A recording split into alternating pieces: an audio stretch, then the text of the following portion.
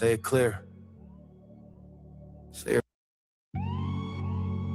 it clear. Say it right. Say our name.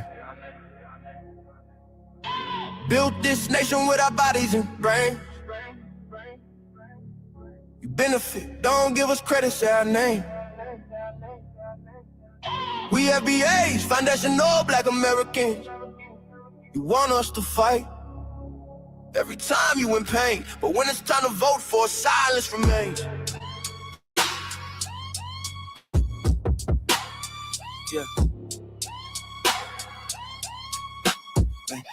They wanna be us, from the style to the hair, from the lips to the hips, body shaped in our glare. They cross borders, profit off the fight, civil rights paid in blood just to stand in this light.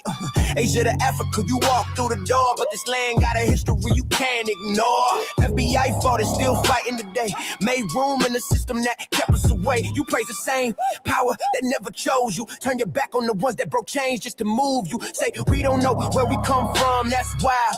North to the south, this land raised my child. Built this nation with our bodies and brains. You benefit, don't give us credit, say our name. Say our name, say our name, say our name. We FBA, foundation law, black American. You want us to fight every time you in pain, but when it's time to vote for, silence remains. We were renowned, check the glow for proof. Streetwear in Japan still mirror our roots. K-pop chase the cadence, study how we move. Rapper world language, everybody fluent. From Atlanta blocks to Mumbai lanes, Hannah McCann spitting bars, connected to the flame. That ain't hate, that's impact, that's reach. Culture travel worldwide when the source run deep. They copy the look, they borrow the sound, but skip the respect when we still hold the ground. Love the rhythm, ignore the pain, celebrate the wave, don't say the name. This was home, before permission, before approval. Say our name. Built this nation with our bodies and brains. Benefit, don't give us credit, say our name. Say our name, say our name, say our name. We FBA, foundational black Americans. You want us to fight every time you in pain, but when it's time to vote for, silence remains. Say our name, say our name, say our name. Say our name. Say our name. Say our name. Say our name. Don't need your respect. Never needed permission. We built everything when we weren't even seen as human. Biting the hand that fed you. Surviving on scraps. FBA stopped begging. We learned to build from scratch. Learn to build from scratch. Learn to build from scratch. Say our name. Say our name.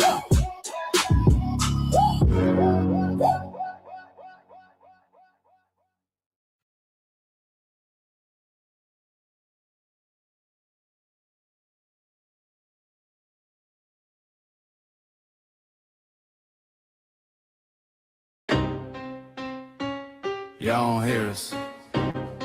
Pull up a seat and motherfucking listen.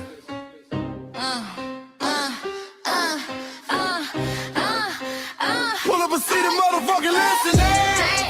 Pack your bag, time to go home. Talking crazy on our soil where our blood and bones grown. This our grind, we outside on it. While y'all fools on the outside looking, y'all show no respect to black America, so leave. Hey. Y'all don't get it, so it's time to go home. Get the hell up out of America, take your digits, make it just fly on. Y'all don't get it, so it's time to go home. Get the hell up out of America, take your digits, make it just fly on. You landed on the tarmac, fresh off the boat. Talking about y'all building nothing, man, you choking on the note. My ancestors the reason that this country even breathes. Picked the cotton, built the White House, planted the seed. Jim Crow laws, redlined the map, we was the target. You think that struggle's a costume, man, you can't mark it. We fought the wars, we bled the blood, we died for our future's chance. And you come here and give our legacy a side eye while throwing shade on the guard. Why you benefit from doors we kicked down with our last breath? Now you spit on the architects who stared down death. This grateful. That's disrespectful, ungrateful, a slap in the face to only people who gave a fuck. So let me show your ungrateful ass to the right place. Whoa, whoa. Pack your bags, time to go home. Talking crazy on our soil where our blood and bones grown. This our ground and we outside on it. Why y'all fools on the outside looking? Y'all show no respect to Black America, so leave. Y'all don't get it, so it's time to go home. Get the hell up out of America, take your duties and just fly home. Y'all don't get it, so it's time to go home. Get the hell up out of America, take your duties and just fly home. Passport, the visa, the privilege to be here. Cause my grandma did march for y'all, so disappear from our land. You cosplaying our pain. Think it's a trend you can borrow, but you ain't inherit the ghosts of our sorrow. We the foundation, the bedrock, the soil, and the root. You not no branch on our tree, and unproductive people always cosplaying me. Talking about we ain't do nothing. You lost your mind. We built this from nothing, time after time. From the beginning to now, we been the backbone and muscle. Why you look down on the struggle and cause a whole tussle? The energy spat with disgusting is whack. So let's make it clear, there's no turning back. This land is paid for in full. In blood, sweat, and tears, and dreams deferred. You don't get to come into a house we built from the dirt and telling Black America y'all ain't worth nothing. That's a violation. Facts. Pack your bags, time to go home. It's our soil on our soil where our blood and bones grown. Show respect, this our ground. Y'all just tenants on a leash. Or get the step. Show no respect to Black America, so leave. Oh, don't get it, so it's time to go home. Get the hell up out of America, taking your business, I can just lay on. Oh, don't get it, so it's time to go home. Get the hell up out of America, taking your business, I can just lay on. Yeah, fly little birdies. Fly on back to where you came from. This ain't for you. The sail is sacred. We said what we said. It's time For y'all to go home. So fly a little birdies fly. So fly a little birdies fly. So fly a little birdies fly. Fly far, far away from here. So fly a little birdies fly. So fly a little birdies fly. So fly a little birdies fly. Fly far, far away from here. So fly a little birdies fly. So fly a little birdies fly. So fly a little birdies fly. Fly far, far away from here. So fly a little birdies fly. So fly a little birdies fly. So fly a little birdies fly. Fly far, far away from here. Bye bye, little birds.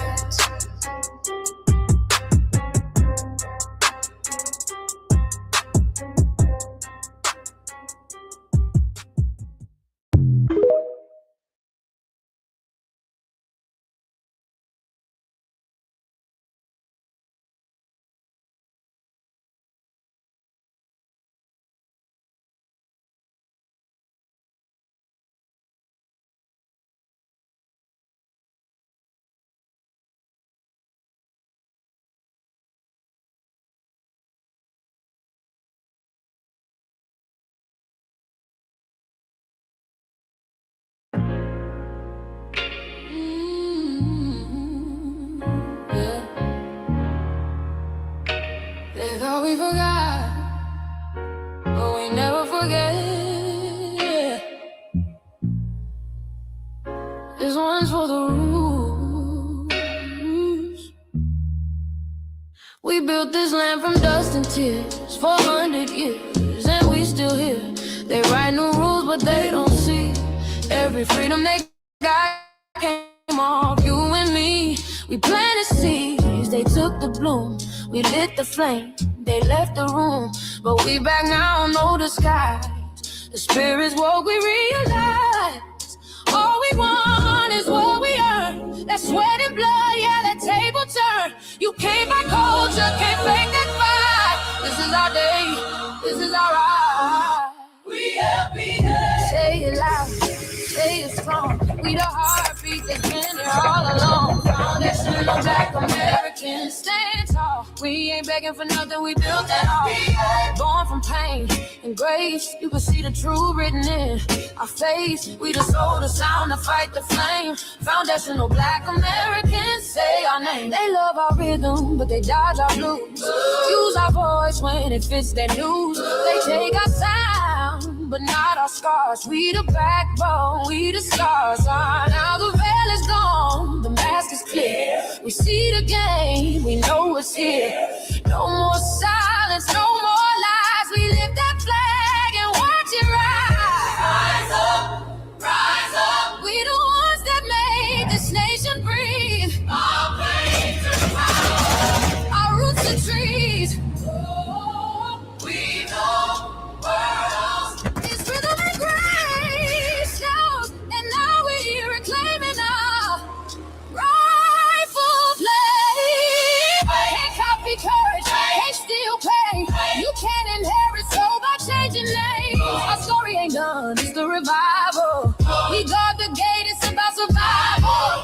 We FBA, say it proud, say it loud. The world dances on what we vow. Foundational Black Americans. Still we stand, still we fight, still we demand. Every block, every song, we've been right here all along. The soul of a people strong and free. Foundational Black Americans.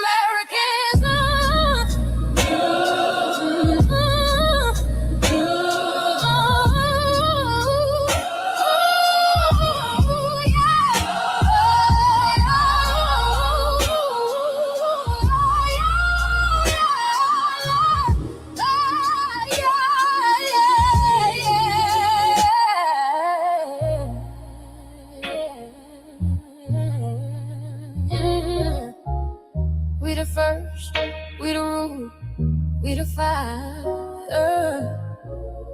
Still rising, still here.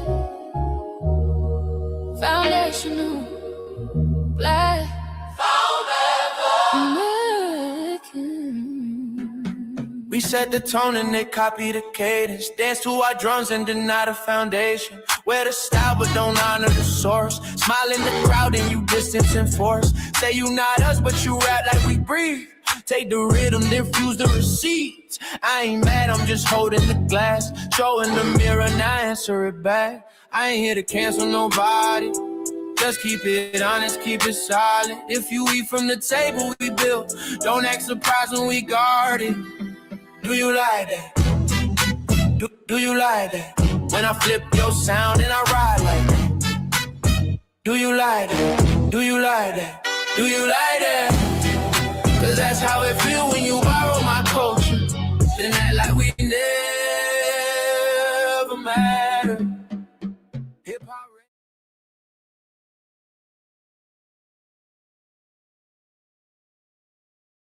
Mike Larry.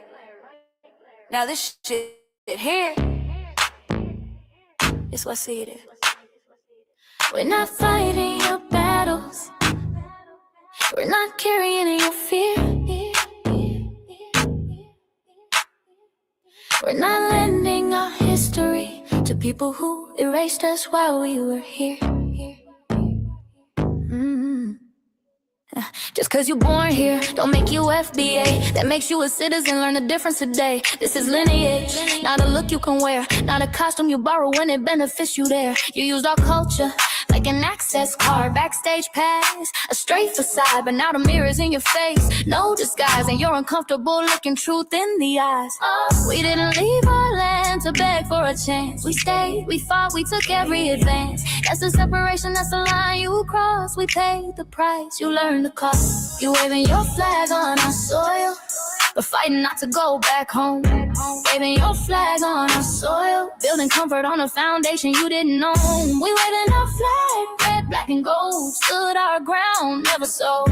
You waving your flag on our soil, but scared to build what you claim you love. Our humor, our style, the way we move, the smoothness, the sound, the things we prove. Music we birth, language we shape, innovation forged under constant escape. Warrior spirit means stay and defend, not flee your land and rewrite the end. You call it success, but don't confuse the two. Ease came after what we went through.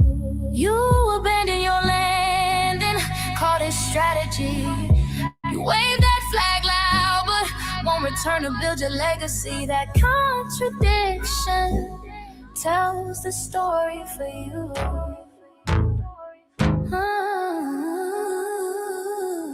You waving your flag on our soil, or fight fighting not to go back home. We waving arms where we were forged, every inch earned, every brick known. We can't be deported, and that truth changes everything. We can't be deported, and that truth changes everything. We know who we are, and now we see who you are too. Just because y'all born here doesn't make you FBA at all. It makes you an American citizen. It's biologically impossible to be us because it's a lineage, not some damn costume you can just put on to look cool. You immigrants and immigrant Americans has used our culture as an access card, a backstage pass to our culture. Now y'all have to look in the mirror. Our sense of humor, the aesthetics, mannerisms, the style of dress, the smoothness, the creativity, our genres of music, innovativeness, our slang, our warrior spirit by staying on our homeland and fighting and not fleeing to somebody else's land to beg for a better life and shit on the very people who fought to have us there. That's who we are. And we know who the hell y'all are waving your flag on our soil and fighting to make sure y'all don't go back.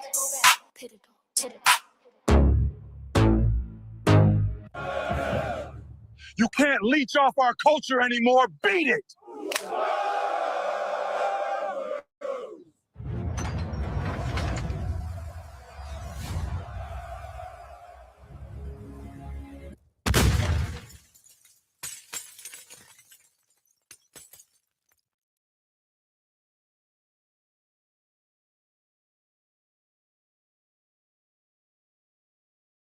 Mike Larry, man. You did it again. We really making history. Let's go. Do you like that? Do you like that? Flip your sound. How you like that? Do you like that? Do you like that? Say it loud, don't walk it back. Do you like that? Do you like that? You grew up mimicking us, now y'all switch it up. Turn the carbon copies, y'all ain't black, what the fuck? It's funny y'all connecting to our culture like it's Wi-Fi. Wi-Fi. Surfing on our waves of our culture, no more agua. Killing my culture for all these years. Look how time flies, all these colonizers in disguise. Y'all hate, y'all still hate us outside. Study doctor, vampires, it's the blood of our guilt. They copy the flavor, sip the juice. Love the results, hate the truth. Who? Do you like that? Do you like that? Do you like that? Flip your sound. How you like that? Do you like that? Democratic shields, talking points, the road they fill. Fish and chips, agent on the mic, judging FBA, but ain't you half white? Talking like you one of us, we need a proof face. The agent type, the prune face, like 50 and Jim. It's a cold game, throwing stones cause we built our own lane. I'm joking, kinda, but I mean, smile calm, pressure intact. Y'all proud where y'all from, where they flag, beat they drum. But when it's us, tone switch fast. Same pride, but it's too much. FBA pride, lineage solid. You can't put this on, can't try it on. Built here, stayed and fought, that's the difference. That's the car. Do you like that? Do you like that? Say it clear, don't twist the facts. Do you like that? Yeah. Do you like that? Do you like that? Point made. No edit. No care.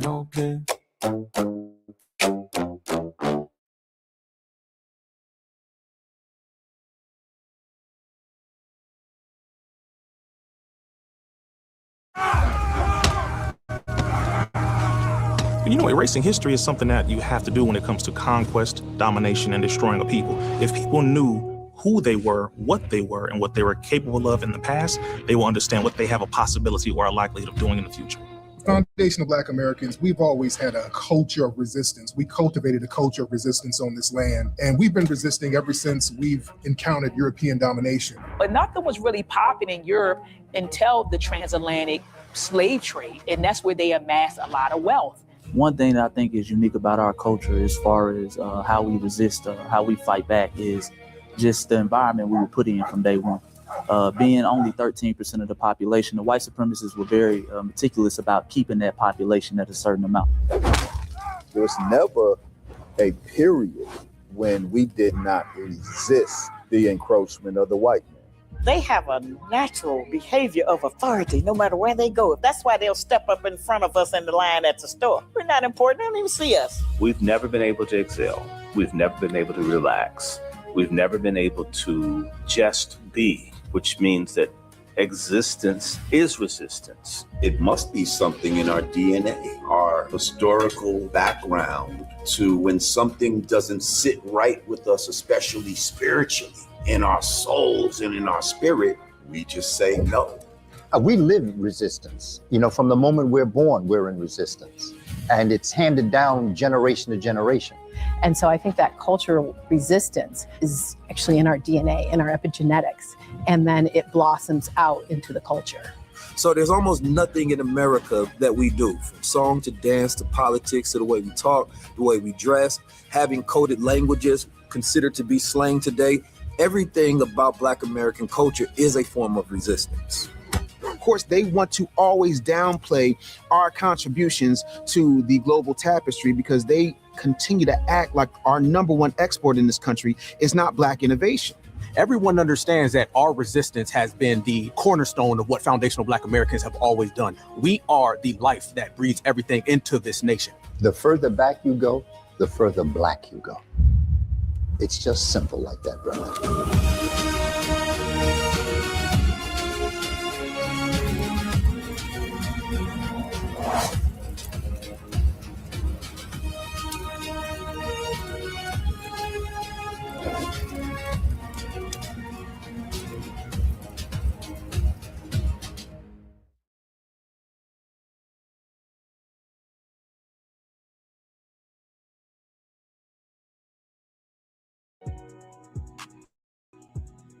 Introducing the B1 Rolodex, the easiest way to search for and support FBA and B1 businesses. Hundreds of entries from the Black grassroots for the Black grassroots. Free to use, free to download, constantly updated. Trouble navigating the document? Try using the map version. Notice a business missing?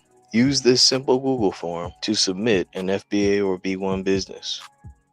Also submit anti-Black businesses, which are now being collected in that last tab. Find resources, contact numbers, and much more using the second tab. All the info you need to start practicing group economics today. Go to blacktruthunited.com. That's blacktruthunited.com. All right, greetings, Black family, greetings, and thank y'all for tuning in to another episode of the Front Line Blacc News. I'm your host, Chan Krumah, and we are also being joined with our West Coast correspondent, Shabaka Sankori. Shabaka Pants. We got our Asian ally, Michael, joining us as well. Greetings from the Mile High incoming illegal migrant flooded city.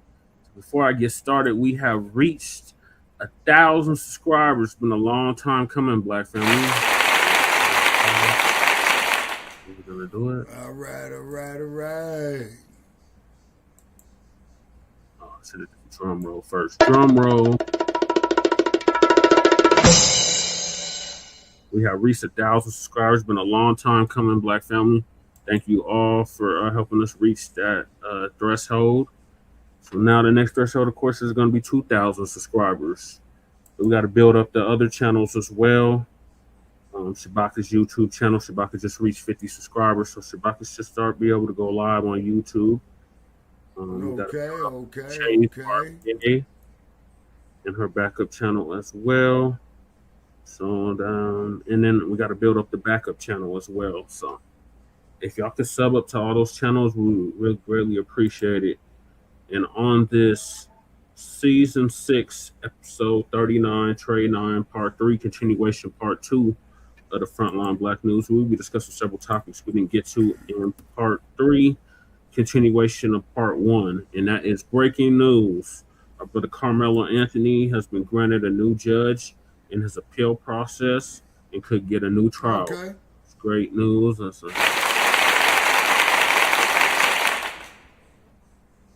Then we got innocent black man spends 42 years behind bars.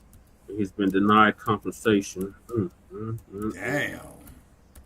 Then we got What state mayor. now?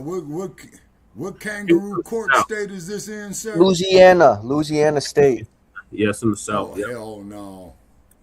And then we got mayor's wife. This is also in the South. Mayor's wife blasts black residents in racist tirade. I believe that was in North Carolina. Then the Earn Your Leisure clowns, Earn Your Leisure or Earn Your L's crash out. Our brother Professor Black Tooth gonna give us an update on that. We did cover that on a previous episode, but we got to hear the good professor's take on it. Then we got Bay Area man reflects on relationship with Tupac Shakur as murder trial begins. Then we got day 3 of the Keefe D. Tupac murder trial. It got heated. Ex-gang member flips in courtroom clash. Mob Jones refused to snitch in the Tupac murder trial. Then we got Tate Reeves appointed Bart's mom. Bart, that's the one that may has something to do with the unaliving of Nolan Wells, allegedly. Their mom got appointed to the Mississippi Board of Health. Then we got Nolan Wells, DA and medical examiner, could be in big trouble if FBI investigation proves this. Great news.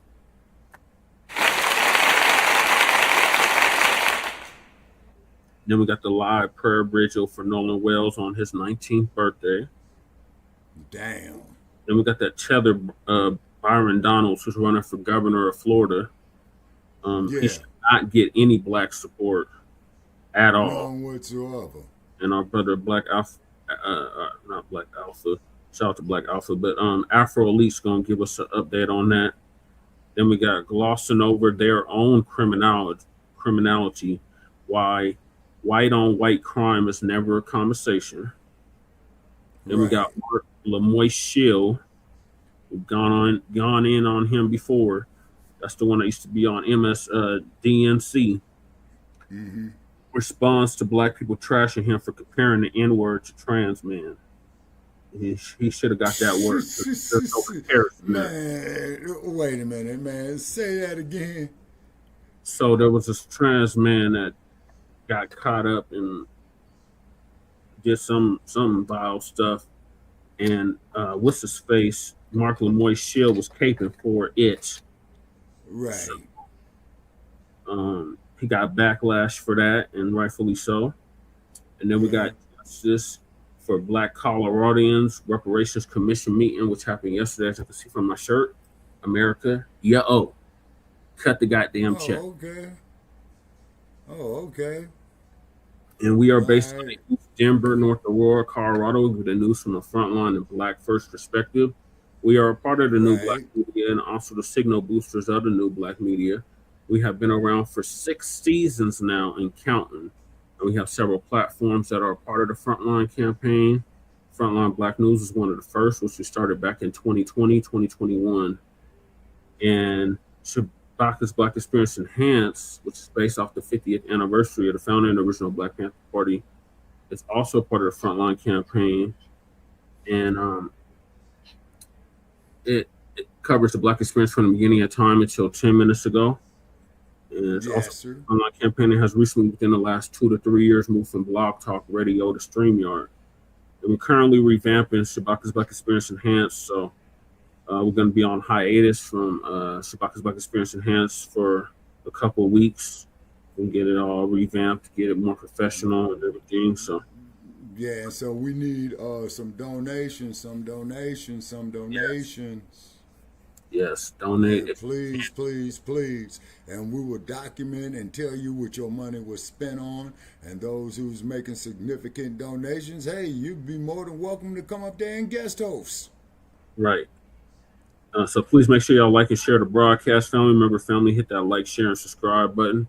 Please join us on StreamYard, YouTube, Frontline Blacc News. The links to all of our channels are in the description, including Frontline Blacc News, which just hit 1,000 subscribers. Thank y'all very much. Then we got the backup channel for Frontline Blacc News. We need y'all to sub up to that as well, just in case they try to take Frontline Blacc News down again. We have backup in that description. And then we have my personal page, Just Parish, aka Nkrumah. That's where we stream all the city council meetings for both Denver and Aurora. The local community events for both Denver and Aurora, Blacc events, and the Sunday morning food bank, which I've been doing for the past 10 years consistently. Salute, Goddess Nabi. Thank you very much, Goddess Nabi. We couldn't have done it without you. Yes, ma'am, Goddess Nabi. So, like I said, I'll be coming up there, you know, on the YouTube channel. And you said, Brother Chad, I got 50 subscribers now. Yeah, so you're gonna have to check the Google Studio and see what requirements they're gonna give you, so you can start going live. You won't be able to start going live at least for 24 hours. So if you met all the criteria, they're gonna let you wait about 24 hours, and then you'll be able to start going live on that YouTube channel. Okay, and then also too, ladies and gentlemen, you know, I had the privilege of going over here to the Nevada boxing. I gotta finish the introduction. Oh, okay. And then we got Lady Chase backup channel, Seduction Doll 5991. Make sure y'all sub it to that. So Lady Chase can start going live on that YouTube channel. She needs 4 more subscribers for Seduction Doll 5991, and she'll be able to start going live on YouTube. Then we got her main channel, the RBA, but she's been real sick lately, so she hasn't been able to do it. But make sure y'all check out her previous episodes. She should be doing the RBA after Frontline Blacc News. So stay tuned. Okay. And the link to her channel's in the description. Then we got Shabaka's YouTube channel. Shabaka just reached 50 subscribers, so thank y'all for making that happen. So hopefully Shabaka can start going live on YouTube as well. Then we got our cousin, our Lokester out the Bay Area, Jay Militant. Oh yeah, shout out to Breeze. He'll do it tomorrow. Okay, I was wondering why he didn't go live today. Okay, thank you for that update, Nabi. Make sure y'all sub to our cousin Jay Militant's channel, What's Cracking TV with Jay Militant. That's our cousin, Lokester out the Bay Area. The link to his channel's in the description. Then we got our brother Kukizi out the Mile High Income City. Make sure y'all sub to his channel. He used to do the intro track for the Frontline Blacc News, and now he's doing the FBA culture reports. So make sure y'all check out our brother 5100 out that Bell side, out that Montbello. Then we got my brother from another mother who Goddess Nabi just mentioned, Breeze Omega. My brother who's originally from Hempstead, Long Island, who's now in Leesburg, Virginia. Make sure y'all sub to his channel as well, Breeze Omega on YouTube. The link to his channel's in the description. Then we got our brother Church, who was live earlier, Brother Church of Black Power. Our brother from Watts, California, who's now in Houston, Texas, who's studying to be a lawyer, Shabaka. He plans to be the next Johnny Cochran. I said the same thing when Okay. More power to him, man, because that there's a mighty, mighty steep hill he's climbing. You know what I'm saying? So salute to Church, and he actually interviewed me a couple weeks back, so make sure y'all check that out. Still on his YouTube channel for the campaign. And then we got our brother Torian Rain Reloaded, who's been around for a decade plus, and actually put Lisa Cabrera on. Shout out to Lisa Cabrera. And brother came up with several series, such as the We Fought Back series. So make sure y'all check out Torian Rain Reloaded on YouTube. The link to his channel's in the description. That's our brother out the DMV. Then we got honorable mentions, Black Alpha Network, who was live yesterday. Afro Elite, who was going in on Byron the Tether Daniels earlier. And that's the fool that's running for governor of Florida, right? Yeah. Thank you, God. And then also, hold on, I got to finish. Okay. Then we got our brother Jay Dizzle out to Seattle, out to Seatown. Make sure y'all check him out. Liberated Minded Media and Naked Cat YouTube. Who else? Oh man, I'll be here naming people all night. Who else? Water God. Shout out to the Water Gang. They shout out to Water God TV. Oh man, I'm losing my train of thought. Professor Black Truth. Definitely make sure y'all sub up to him. Right. Nasheed, Professor, or said Professor, Jason Black, the Black Authority. Make sure y'all sub up to him. Our brother Tim Black. Make sure y'all sub up to him as well. Our sister Vicky Dillard is outside of us. We're the only new Black media out here in Colorado. She's still banging on the table with the hammer. Oh, you know them damn ambulance chasers had the audacity to bring a gavel to city council, trying to. Oh man, they should have been arrested, man.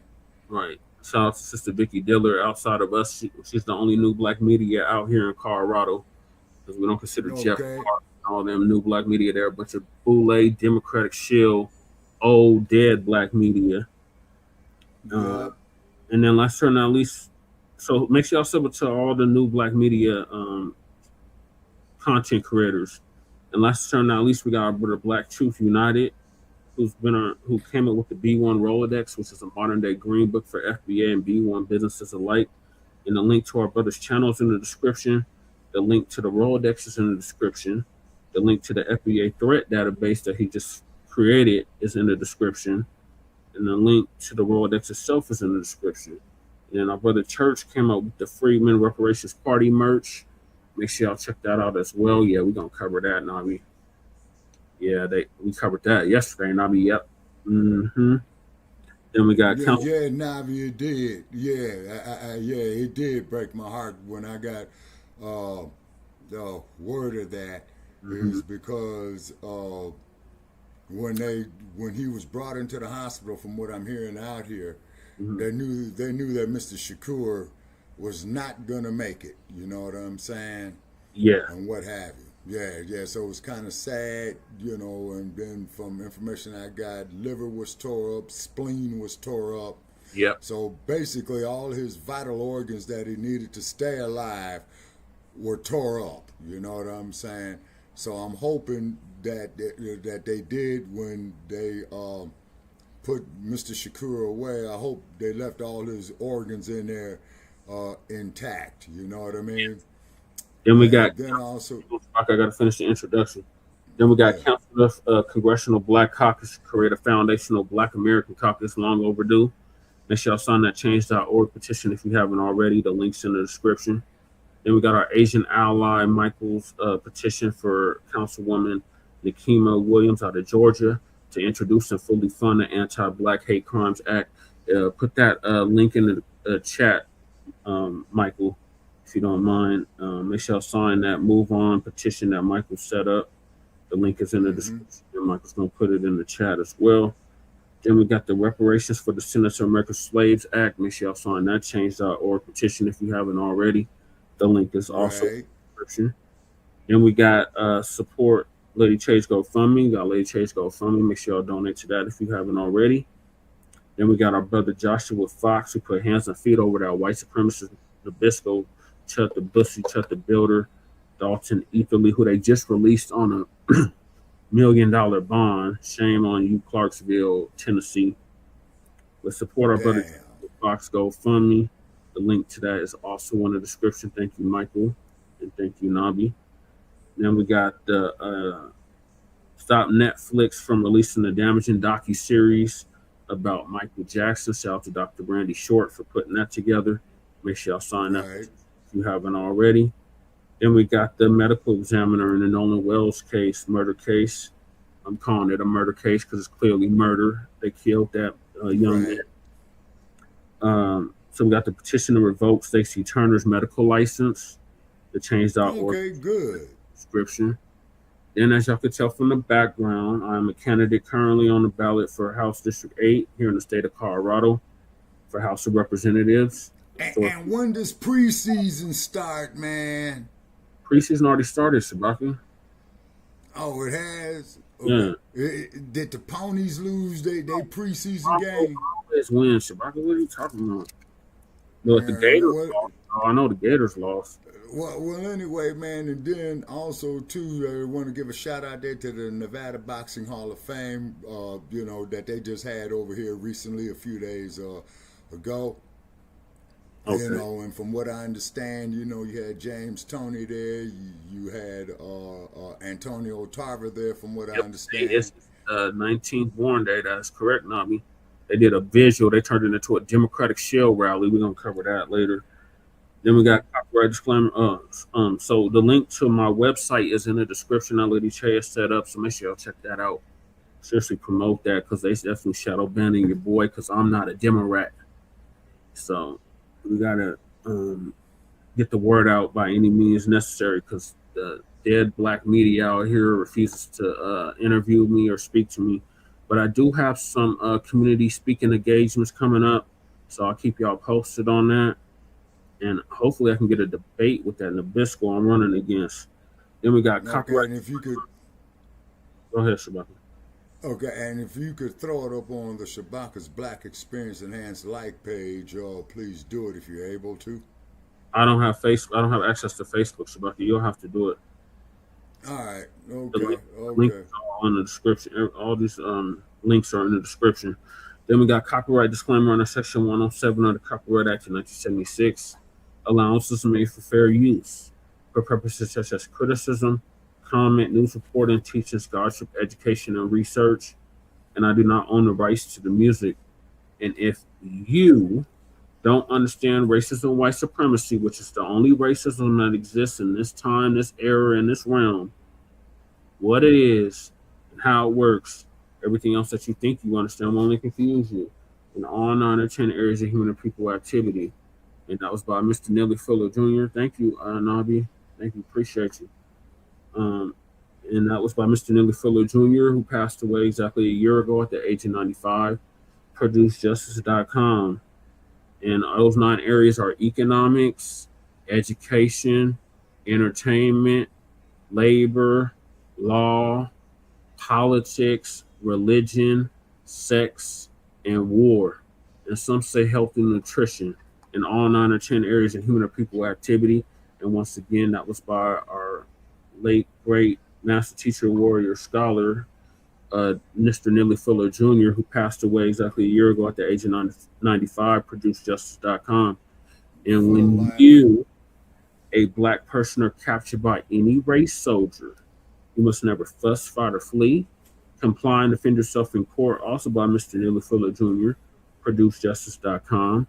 And last but certainly not least, we got racism, white supremacy. It's conscious and subconscious behavior to maintain white genetic survival, to prevent white genetic annihilation.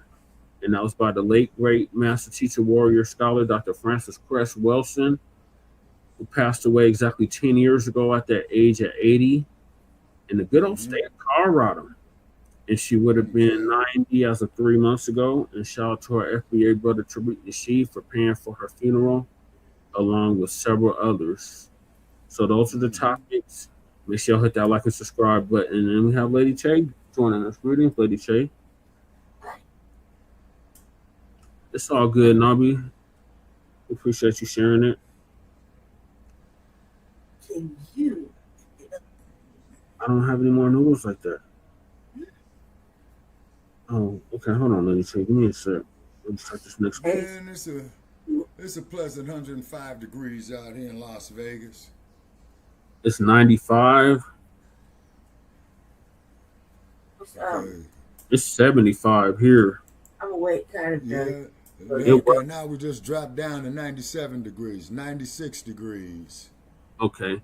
Yeah, it was like 90 degrees here today. Okay. Yes. And I'll be shouting you out. She said, salute, Mama Che, feel better. My big rider hug. I'll feel better after I get this water out. Yeah, Lady Che, feel better as well. You welcome. Hit that lime juice. Hit that lime juice. I would say there's got to be a more holistic format to this diaries. It's got to be a more holistic way. It was 70 degrees in Wagdale. It's 70 degrees in Wagdale, and it's 100. It was 102 earlier. Damn. Yeah. She's by the coast. You know what I'm saying, and what have you. Yeah, because Wagdale. Let's see.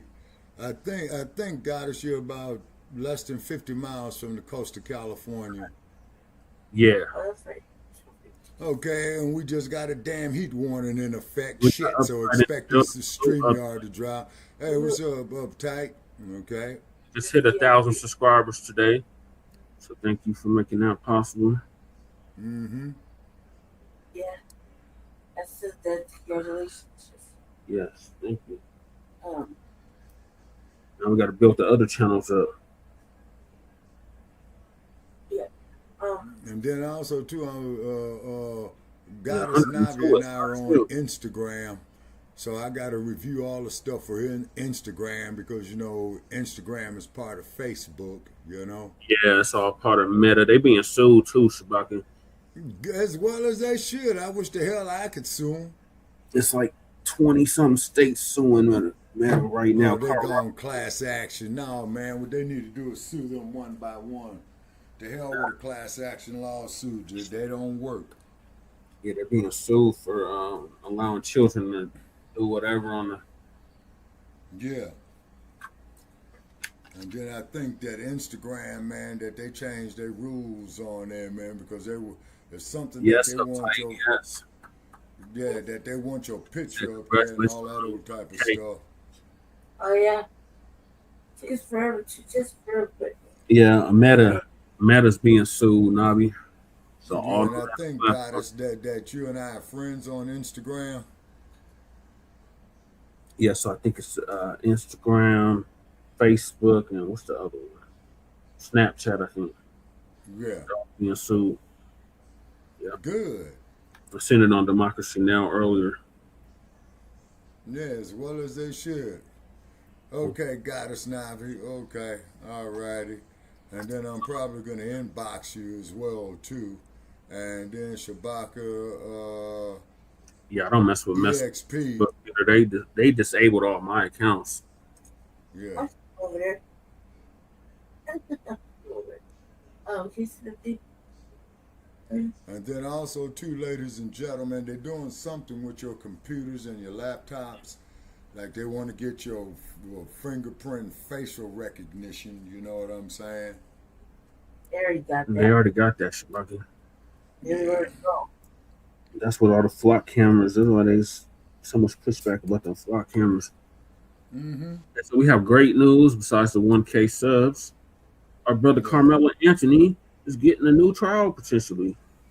So that Judge Roach got kicked off.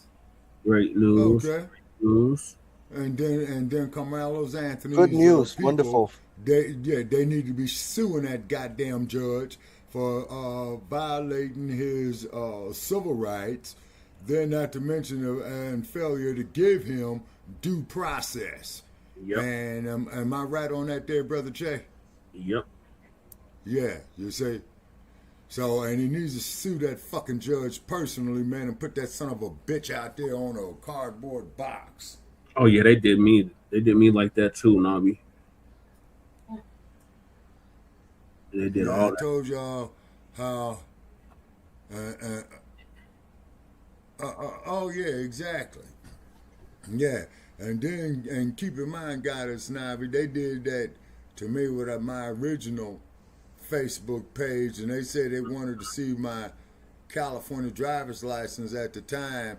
So I put up there for the first name, fuck. I put up there for the last name, you. Yeah, they do. They do need to look at all faces uptight. And then I put a picture of a coon up there. Yeah. You know what I'm saying? and you remember Henry Dessalines, Brother Che? Yeah, man. You know, they must have 86 Henry Dessalines. You can't find him nowhere. They killed Jesse Reborn Paris. They killed Jesse Bachelor Paris. They killed LaShawn Paris. They killed Chain. And they killed my regular page, just Jesse Paris alone. They killed like 5. So what happened? Well, so what happened to this so-called free speech that you had? And then I'm seeing Cluxes up here coming up on my wall with all kind of hateful ass shit. Mm-hmm. Yeah, exactly, Goddess. But however, they know who you is already. just when you go on your cell phone to access, you know, your YouTube account or what have you. See, so they don't need that bullshit. They already know who the hell you is, because when you read the fine print of signing for these computers and signing for these cell phones, they tell you if they come up there with a search warrant for your shit, they're going to give it to them. Exactly. But they let them say whatever, Michael. Yeah, and we get censored to death is because, let me see, I think I've been called a nigger 5 times. Let's see, on my like page. And these is all, you know, the Charlie Kirks, the Dumpsters, the Bidens, you know what I'm saying? Okay, and so far, Joe Biden on his way out. I mean, let me give a clap for that. Oh yeah, and then also too, that's nice. And then also too, I have not confirmed the death of Mr. Steve Land Morris. Steve Land Morris. He's known as Stevie Wonder. Oh yeah, I told you that was fake news about him. Okay, so I'm thinking that Mr. Wonder is with us. Okay, Smokey Robinson is 85. Yep. You know what I'm saying? Soon.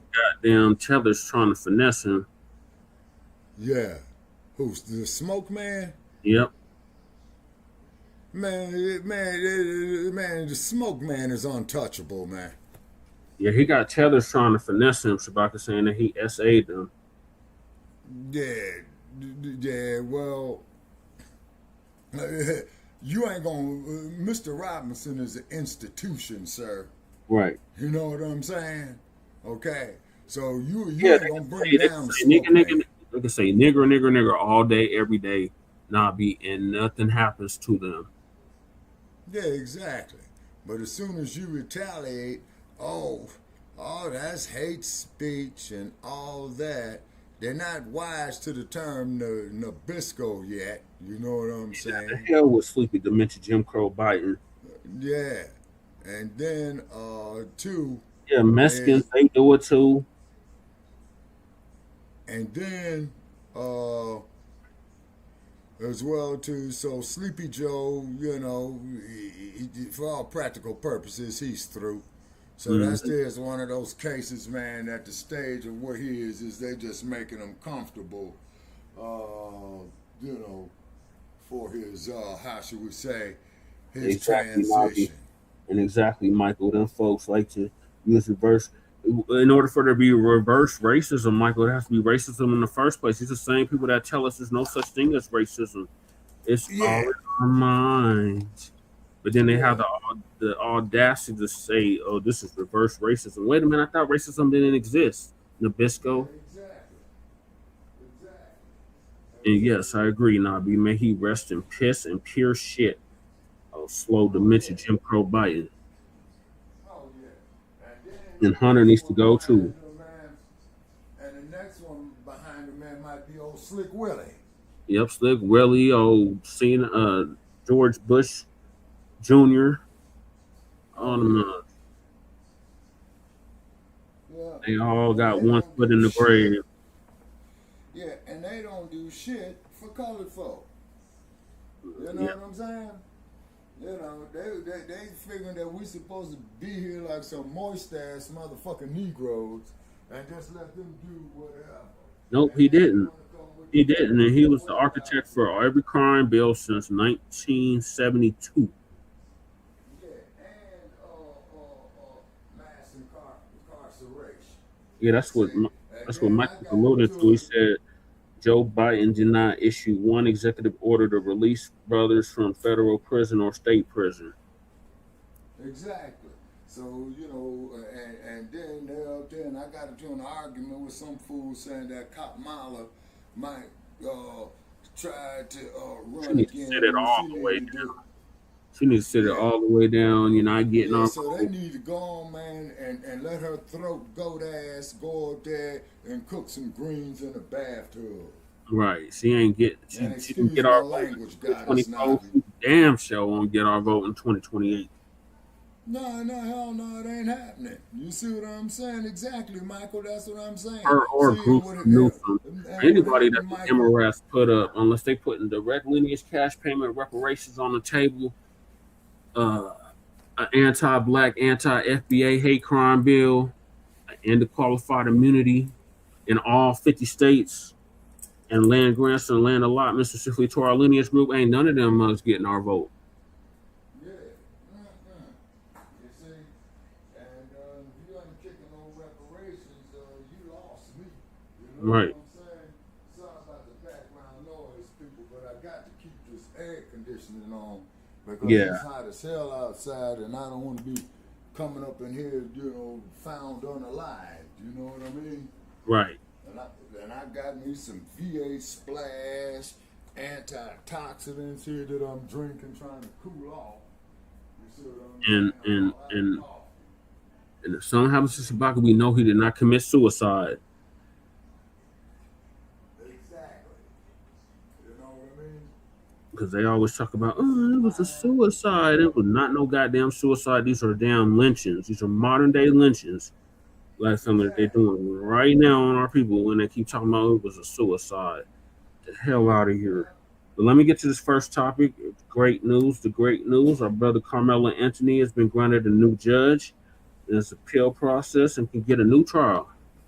So our brother Street Media TV out of Philly is going to give us an update on that. Okay. And speaking of Philadelphia, shout out to Reeves Radio. I've never seen a judge in the aftermath of a trial decide to go public and, basically make a statement that made it out that everything went well, everything was done right. You don't have that authority. You don't have that's not within your purview. And so for me, that was shocking. As a layperson, I am not an attorney, but that was shocking that he would do that and basically pat himself on the back, pat Collin County on the back. You can't do that, especially when, again, there's the hope for a motion for, an appeal. And so I think that he jumped the gun and, that made us question if we could have a fair trial. So we have good news in the Carmelo Anthony's case. We know that since his conviction, June 9th, 2026, where he was sentenced to 35 years for the unalivened of Austin Metcalf on was April the 2nd, 2025, at a track meet in Frisco, Texas. We all remember it exploded all over the country. It went national and international. You had W's on this side that wanted him to do forever in jail. They said that he was a vicious, violent person, right? Then you had us on this side saying, no, we just want a fair trial. We could see the videos. We believe that he was bullied. There was a lot of things that was left out in this case. We found out that the lawyer that he had made backdoor deals with the DA, right, on certain things that wasn't going to be talked about, that needed to be talked about in order to paint these boys in a light that, man, this whole case was just a dog and pony show. It was crazy, man, and everybody knew it. So now they was fighting to get this judge recused because after the verdict, he start going on a press tour, telling everybody how he felt about the case. Remember, he was the judge, and it would show that he had a preconceived notion already. I told you. Let me stay calm because we don't deal with the emotions, right? We don't deal with the emotions. So you had pastors and former powerful black people down there in Texas that was already questioning the credibility of this judge, and they was going to the media to call this stuff out. So then they brought in a dream team right down there in Texas to go in and uncover some things, right? And this is what they was trying to get done. Are arguing to remove the original judge from his case, claiming he cannot be impartial after giving an interview defending the verdict reached with no black jurors. Anthony's team also argues public access restrictions violated his civil rights. He has spent the past 2 months serving his 35-year prison sentence after being found guilty of Austin Metcalf during a Texas track meet last year. Anthony claims he acted in self-defense. Tomorrow, the judge who is appointed to the case, will rule on his motion for a new trial. So we already know that he was going to be found guilty down there in Texas, in that county where those people were from. Now, there was all kinds of rumors that the father, Jeff Metcalf, allegedly knew the judge, and we found out that that wasn't true, and the DA. But we remember Jeff Metcalf went on his racist tirade, right? Calling them all kinds of names, saying a whole bunch of stuff, right? Now, I showed video of boys that was locked up for maybe similar cases where one received probation, none of them received more than 12 years, right? None of them received more than 12 years. Even the case in Allison case where there was a fist fight and there was a 24 hours in between where he went into the bathroom with a weapon and used that weapon as an instrument of crime to unalive somebody. He only got 10 years, and now he's appealing to 10 years. But yet and still, when it came to the one black boy, he ended up getting 35 years. And the judge went on a press tour, and it was unethical, very unethical for a judge. You are not an attorney. You are a judge. You have to be in the middle, right? So the team, they saw that, and they went after it, right? So now Fox News is very upset. They're incensed, they're livid, they're upset, they're reluctantly reporting this. A major decision in the case of convicted murderer Carmelo Anthony and his fight to get a new trial. A judge today ruled in favor of a defense motion to recuse the trial judge. Like, I can't believe this. Convicted murderer gets a new trial. Yeah, you know they go ahead. Faulkner, fuck you, Faulkner. Yeah, Faulkner. Judge John Roach Jr. from overseeing the appeals process. The defense accused Judge Roach of not being impartial during Carmelo Anthony's trial. They point to an interview in which Roach said he believed the trial was fair despite having no black jurors and agreed the jury reached the correct verdict. Anthony was convicted of Austin Metcalf by him with a pocket knife during a track meet in April of last year. And the jury did have 2 Asian members and 1 of Native American descent as well on there. So when you talk about was there diversity, yes, there was. But this issue, Josh, with the judge being, forced to say he'd recuse himself by another judge, what does this mean?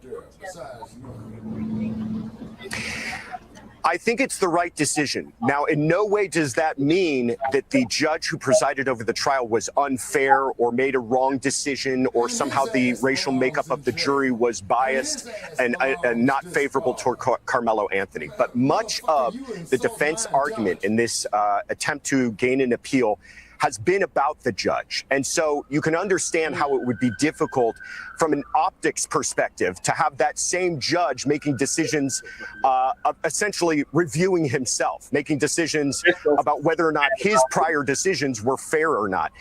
I wouldn't read too much into this as far as this being somehow favorable to Carmelo Anthony. I think it's just the right decision to make sure that everything moving forward is treated in a proper way, and there could be no accusations later on down the line that that trial judge was simply backing his own prior decision. So then we get here. Texas judge who presided over Carmelo Anthony's unenlivened trial removed from the case over got it right comments. Attorney Russell Wilson II argues Judge Roach's post-verdict comments created an appearance of bias against his client, right? A Texas judge granted Carmelo Anthony's request Wednesday to remove the judge who presided over his unenlivened trial from the post-trial case, finding that a reasonable outside observer could question whether the judge appeared impartial. Judge John Roach, who presided over Anthony's June murder trial, unenlivened trial, was removed after Anthony's attorney played Roach post-trial WFAA interview in court and argued his remarks show he had already prejudged the defense request for a new trial. Harley said Wednesday, "We did not know Roach and described recusal as a high bar." He said he did not find that Roach violated judicial conduct rules and believed Roach could be fair, right? But Harley said the question was not whether Roach could be fair. He found that a third party looking at Roach's public comments could question the judge's impartiality and granted the recusal motion. The recusal hearing started around 9 a.m. Wednesday. Court records identified Judge Sid Harley as the presiding judge. Look at them clothes they put on that boy, man. Anthony attended Wednesday's hearing after a bench warrant had been issued in the case, right? He was convicted in June of unaliving 17-year-old Austin Metcalf, who prosecutors said he was fatally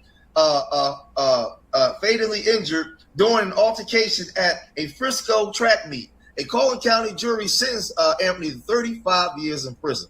Wilson lead attorney legal team, which filed 2 motions on July 7th, one to recuse Roach and the other to seeking a new trial. The new trial hearing is scheduled for 9 a.m. Thursday. Oh, man. The defense argues Roach cannot fairly rule on the post-trial motion because of remarks he made to reporters after the verdict, right? The filing cites comments in which Roach said the jury got it right and defended several trial rulings, including his handling of court access and the dismissal of 3 black prospective jurors. Man, this is crazy. And Anthony's attorneys contend those comments had created the appearance that Roach prejudged the defense claims. The filing does not directly challenge Anthony's guilt or innocence. Instead, it alleges constitutional and legal errors that the defense says deprived him of a fair trial. The motion argues Anthony's trial was not open to the public, cameras were barred from the courtroom, and only 27 seats were available for members of the public. Anthony's lawyers also accused prosecutors of breaking an off-the-record agreement. Here we go. About character evidence and other alleged acts unrelated to the unaliving charge. They argued the dispute forced Anthony to decide whether to testify while risking the introduction of evidence that could say that evidence they say could unfairly prejudice jurors. Man, this is crazy. Man. This whole thing is insane. The defense also challenges the jury instructions, arguing they limited jurors' ability to fully consider Anthony's claim of self-defense. Roach referred the recusal request to another judge under Texas procedure. Wednesday's ruling means another judge will handle Anthony's remaining trial court proceedings, including his request for a new trial. So this whole thing is what we thought it was, right? Now, this is the thing, what I'm inclined to believe, because they found that he did some unethical things, right? And they had a backdoor deal with the DA, 90% more than likely he's going to get a new trial. I don't know what the outcome would be, but I'm seeing that he will receive a new trial because he wasn't able to they wasn't able to properly present a self-defense claim because of the backdoor deal that his lawyer made with the district attorney, right? That we read about a month ago. We talked about that, right? And then the judge already had a preconceived notion. So he didn't have a fair trial from the start. And he said that he didn't want social media to sway the minds of the jurors, but he already went with this one side that social media was, and that was those radicals on the right. Y'all remember when they appointed that black judge at first, right? And she gave him that bell. Y'all know what they was doing. So he was on their side from the start. He wasn't in the middle. Y'all gotta let me know what y'all think about this, man. If you made it this far in the video, hit that like button. Subscribe to Street Media TV. Leave your comments in the comment section. Remember, I love y'all. To the next time. Peace. That's right, Shabbat. Now, what I'm saying on this here, it was a damn kangaroo court. It was a you got to get close, Shabbat. We can barely hear you. Oh, I'm on the Bluetooth. Okay, wait a minute. Hold on. Now y'all making me turn sideways in the bed, man. Oh yeah, it's definitely gonna be something if he gets released. Nabi, them the Biscos, y'all. Okay, how do I sound better? How do I sound now? About the same. Yeah, it's time to get me some new internet gear, man. Okay, hold on. All right, what about now? That's better. Okay. All right, so therefore what it is, man, really what I'm looking at is that goddamn judge should be disbarred, man, because that's false imprisonment. Mm-hmm. That's exactly what it is, Shabaki. And Michael said that's it's very false much imprisonment. that's the case. Yeah. Now, with the difference between our man Carmelo and OJ, OJ was a fucking idiot. This man here, was a straight A student. Right. To hell with it. I'm not black, I'm OJ. Yeah, yeah, they showed your black my ass how black man. you was. My goodness, and then turn around, man, and then gonna come on to the urging of the black community, you know what I'm saying? Yeah. And then had Johnny Cochran get him off, and Johnny Cochran done a whole lot, for black people in Los Angeles, because during the Watts riot, man, up to about 1971 or 72, he took a whole lot of cases pro bono. Yes, he did. Yeah, so our hearts go out there to to Mr. Cochran and I think he means the publicity behind it is similar to OJ. Yeah, exactly. And then of course, Michael, you can unmute and tell us what you mean by that. Yeah, so when I say similar, okay, similar and different, yeah. So when I say similar, meaning like how before O.J. Simpson's case happened, a majority of American freedmen who were trying to get off, were trying to clear their names. Never happened, before, right?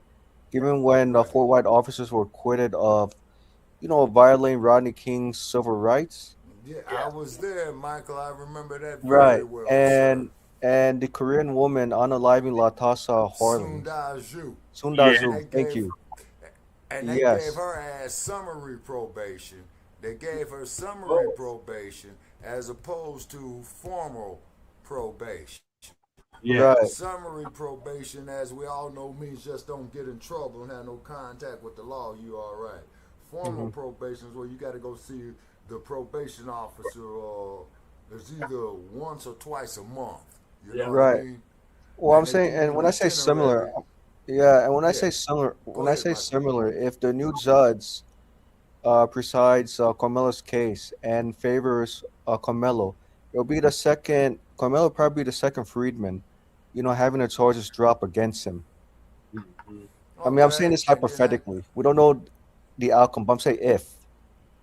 Yeah, okay, now, but what it is, though, Michael, that's a safe bet of what you said. And then, if that happens, then what Mr. Anthony could do, he should need to sue the goddamn judge personally and the fucking district attorney personally, but he could sue the goddamn state of Texas, man, for false imprisonment. Yep. Now, on top of that, why should the damn taxpayers have to pay to settle that suit? You see what I'm saying? Yeah, you see what I mean? Okay, and so therefore what they need to do is go sue. Permanently ran out of Cali. Yeah, oh yeah. And then what they need to do is sue that damn prosecutor, that damn judge, and the jurors too. Don't forget the jurors as well. And the jurors to sue them for all their personal assets and put all the motherfuckers in cardboard boxes out there on the side of the damn expressway, freeway, highway, street, back alley. Oh, I'll work for food. Right. How much do you think Carmelo Anthony should sue the entire system? At least trillions of dollars, right? Oh yeah, but that's just it though, Michael. See, what happens is when he does sue the state, it is charging the taxpayers. It's not charging that judge and that hokey ass prosecutor. The general fund. Right. Yeah, exactly. What they need to be doing is slapping liens on all them damn lawyers' mansions, their damn porn videotapes. You know what I'm saying? Sue them for their damn prostitution and hooker money. You see what I mean? They need to everything. What Lady Chase's favorite thing, asset forfeiture. Yeah, exactly. Asset forfeiture. Yeah. Yeah, asset forfeiture. And then what it is though too, get all their real estate, get all their car titles, motorhomes, speedboats, all that shit, all their bank accounts. Seize them motherfuckers' credit cards and put them motherfuckers on the side of the goddamn expressway with a sign saying that they'll work for food. Hey, I got a question for you guys. Yeah. This might sound a little bit. It might sound a little bit insensitive. Oh, go Do ahead. you guys think that white people should be on the plantation, whereas freedmen should be the slave masters? Oh, I would love that. Stable. Oh, I would love that. I would do all kind of horrible and terrible things to them, Leopold. With my warped imagination could conjure up. I'll even come with some outer space Mr. Spock torture type of shit. Remember that show called Cracker? It was only around for like one couple episodes. One but season, it was, I think. Oh, that's what I showed you up. yeah. Yeah, they were the white. I mean, man, sue them for their damn draws. Sue them for their inflatable dolls. Sue those damn prosecuting women for their dildos and vibrators and all that old shit. And me no disrespect, ladies. You know what I'm saying? And also, too, sue their damn fuck boys as well, too. And put that motherfucker out there to be homeless like they had to do on the streets of Los Angeles. With the rats, with the roaches, you see what I'm saying? With the disease. Oh yeah, uptight, that'll really fuck them up. You know, sue them for all that shit. Tell them motherfuckers that they banned for all the sex shops in Las Vegas and Hollywood and Texas and all that shit. I'm talking about people. I'm talking about total, absolute humiliation and degradation. That's what they put us through. See? 500 plus years. Yeah, that's what I'm talking about. Man, I bet too, like one of Bill Clinton's staffers who were FBAs or people with FBAs suffered a lot of abuse from him. Yeah, he's a racist. What I mean, behind the Goddess scenes. said, Old Town Pasadena sex shop too. Oh, by the way, Goddess Navi, what's the latest, if you know, on that woman by the name of Michelle Holden? I don't know. Okay, do you know the case of Michelle Holden? It sounds familiar. I will tell you. She was the wife, I would imagine, of the former mayor of Pasadena by the name of Chris Holden, who was the son of a Los Angeles City councilman by the name of Nate Holden. She's like about 32 years old. She had a 15-year-old boy that she took some, how should we say, adult liberties on. Oh, that one. Yeah. Words starting with the letter M, MJ, you know what I'm saying? Then various other things that she did, and the cold part about it was that this was supposed to be her homegirl's son. Yeah. Now, the thing is, people, is that the human mind is unlimited as space itself, okay? And I would love to have any psychological individual up here, you know, talking about an expert opinion, like Dr. Phil. You don't know what's on nobody's mind, Bobby man. said last she checked, they were divorced, Shabaka. She hasn't had much more since 1999. Okay, all righty. Okay, so Chris Holden did right to divorce her. You see what I'm saying? Because that's still adultery. You see what I mean? Yep. You say, now, me personally, this is just me personally. Mm-hmm. If young Uh-oh, you're breaking up, Shabaka. well, okay, what about Shabaka, you're breaking up. okay, break up. Yes. And man. Okay, so this, yeah, I got to get some new gear, you guys. Yeah, that's why I need these donations to upgrade the Bluetooths and the microphones. Okay, Right. people, bear with me. Okay, I'm going on mute for a second. Okay, you sound better With now. some Whatever you technical did. adjustments here. Okay. All right. Cool. All right. Oh, Move. okay. I just moved closer. Oh, okay. Only thing I did was move closer to the computer because I was trying to lay down. Yeah, you got to stay I close want to to the make sure I computer. got my bed. Yeah, It's I very got to simple. make sure I got my bed right so I don't knock over my computer. Okay. Am I still coming in loud and clear? Yes. Okay. All righty. So therefore, the thing is this. As it was explained to me by a woman older than me. She says, do you know Scared to what Tina. she said? Scared to Tina too. They still letting that red tape keep folks from rebuilding Yeah, their that's homes. Oh yeah. bullshit. Yeah. We need to do an update on that scandal right there too. in Remember that Pasadena. meeting I attended, Mike Shabaka, and they had the damn Biscos in there pouring bombing the damn Zoom and making monkey noises and shit. Oh yeah, well, you know what I'm saying. Let them make monkey noises because they're the true monkeys. Right. They're the true Neanderthals. You know what Right. I'm saying? I mean, And what have you? Yeah, and Altadena is scandalous too. Fuck the city of Pasadena and fuck the county of Los Angeles is because Altadena is in county territory as Yep. opposed to its own municipality. Yeah, uptight. Yeah, I'm quite sure. You know what they probably going to do with Altadena people? Because all those black they don't professionals bulldoze lost all that all. shit to the ground. Yeah, they're gonna bulldoze all that shit to the ground, and I'm gonna tell you what they're gonna do. Keep in mind, people, the Olympics will be happening in Los Angeles in 2 years.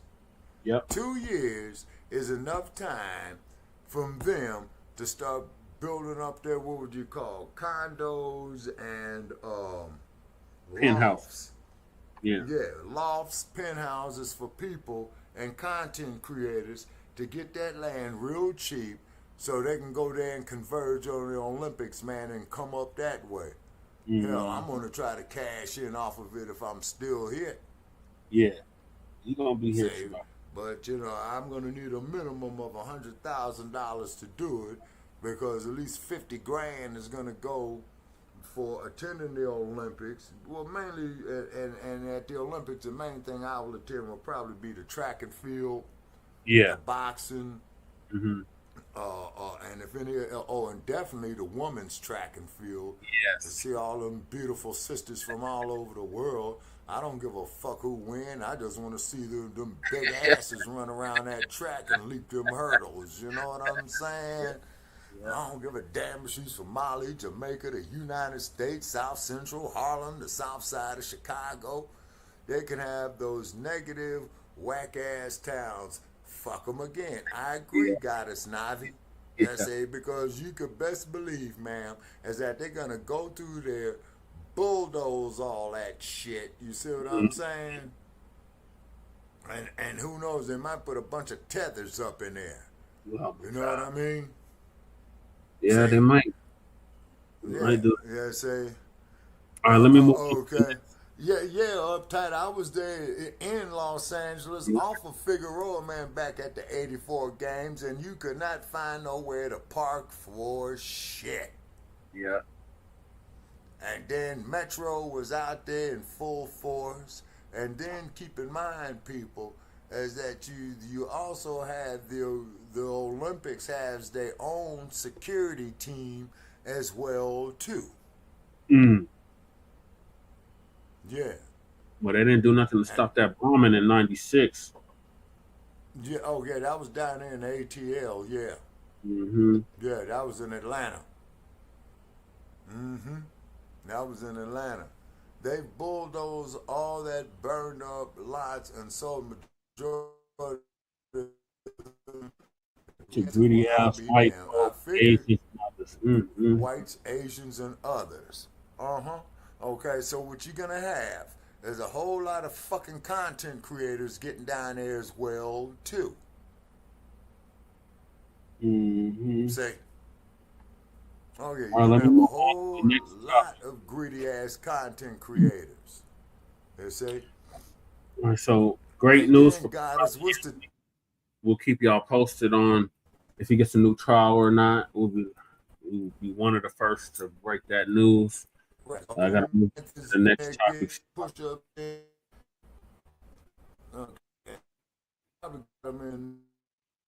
You're breaking up again, Shabaki. I think it's the Bluetooth acting up. So while you're getting that together, I'm gonna move on to the next topic, and that is innocent black man spends 42 years behind bars and was denied compensation.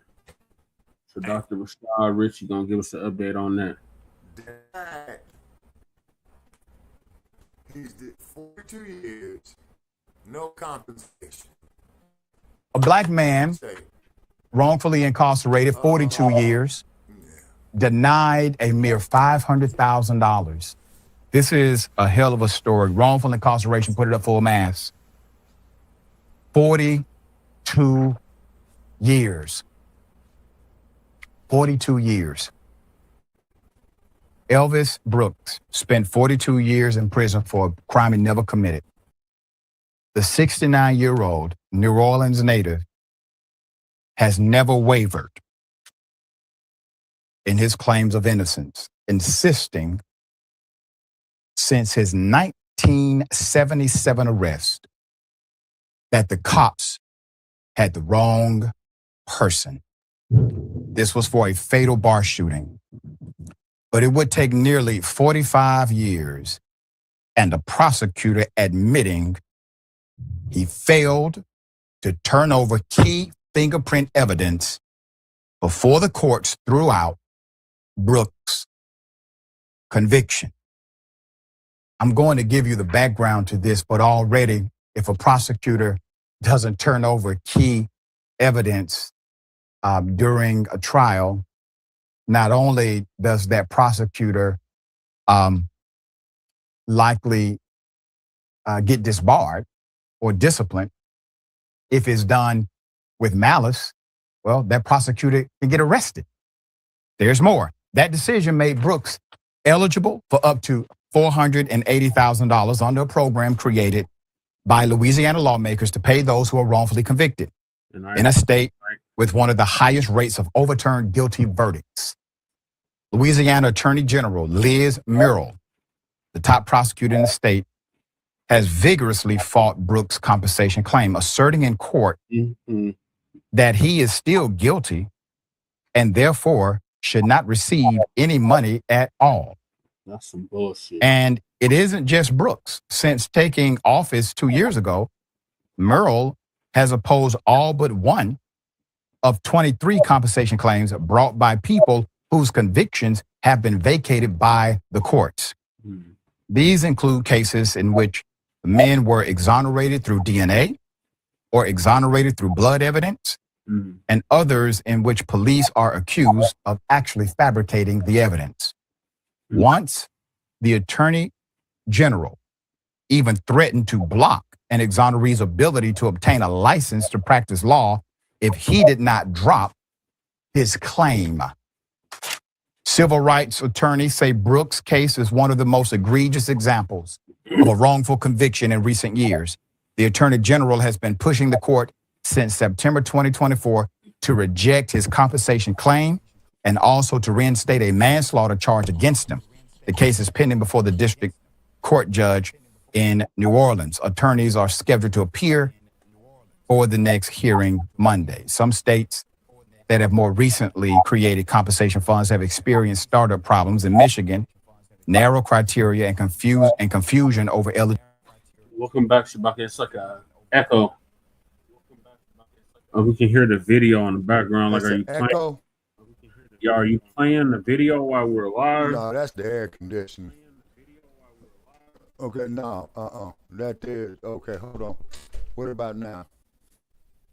Might check 1 2 1 2. That better? Yeah, it's gone. Wait, I can still sound great, huh? Okay, that there's the air conditioning.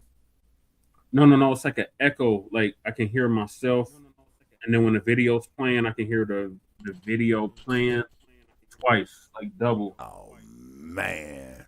Okay, because it kicked me out the studio, man, and I had to sign back in. Hold on, gone on mute. Okay. I'm gonna eat that. Okay. Don't move that. Eligibility have prevented exonerees from getting paid. But in Louisiana, conservative politicians who oppose the very existence of a compensation fund and therefore fight nearly every claim have been proven to be the biggest obstacle. Now, we all champion fair compensation when a person's life has been taken away by the government. That's simple. Everybody should be for that. Nobody should be against that because the individual did nothing wrong. And so you have states that will pass these laws in order to create basically a general fund. Yeah, it is. That's the fake out.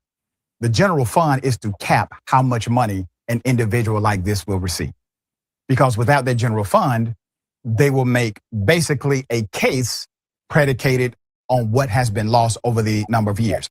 All of us looked at that number and said, well, 42 years and a little less than $500,000, that seems quite low. Well, it is low. And it's low by design. It's low by legislation. To add insult to injury or injury to insult, you then have elected officials who oppose even giving them that after a court has vacated a guilty conviction. There's more. Murrell's opposition doesn't necessarily mean that Brooks and other exonerees won't eventually be compensated. The claims are ultimately decided by one of a number of district court judges whose approach to the issue may vary, but it ensures that a process the law says should take no more than 5 months could instead drag on for years, exacting financial hardship and emotional pain on people who have already endured decades of both, said Herbert Larson, an attorney representing exonerees and a senior professor at a local university at the law school. Brooks filed this application in 2024, but more than 2 years later, his case has yet to be heard by a district court judge after having 42 years of his life stolen, missing his son's child. Welcome back, Shabak. It's still echoing. I don't know what it is. Are you on the headset or the Bluetooth? Still echoing? Yeah, like I can hear it playing. Oh, man. Okay, so which means his headset is frying out. Oh, yeah, boy. Okay, let me try something else. Okay. Childhood, losing his parents and 3 siblings while he was behind bars. Brooks says he should not continue to suffer at the hands of the state. Quote, it's miserable and it's frustrating, the games they play. End quote, he said.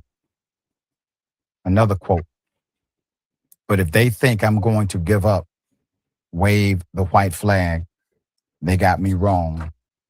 End quote. In July 1977, a man named Cecil Lloyd was seated at the bar in a local dive when he was shot to death during an armed robbery. Less than 3 weeks later, police arrested a 19-year-old, Mr. Brooks. There was no physical evidence tying him to the killing. And a dozen people testified that Brooks was at a family party at the time of the shooting. That's your alibi. Exactly. But 3 white witnesses said they saw the perpetrators in the dimly lit room and picked Brooks, who was black, out of a photographic lineup. Now, lineup testimony where people say, okay, well, that's the person out of these 5 or 10 individuals. Sometimes the cops say, hey, which one of these did it, and point to the person they want you to pick. Okay.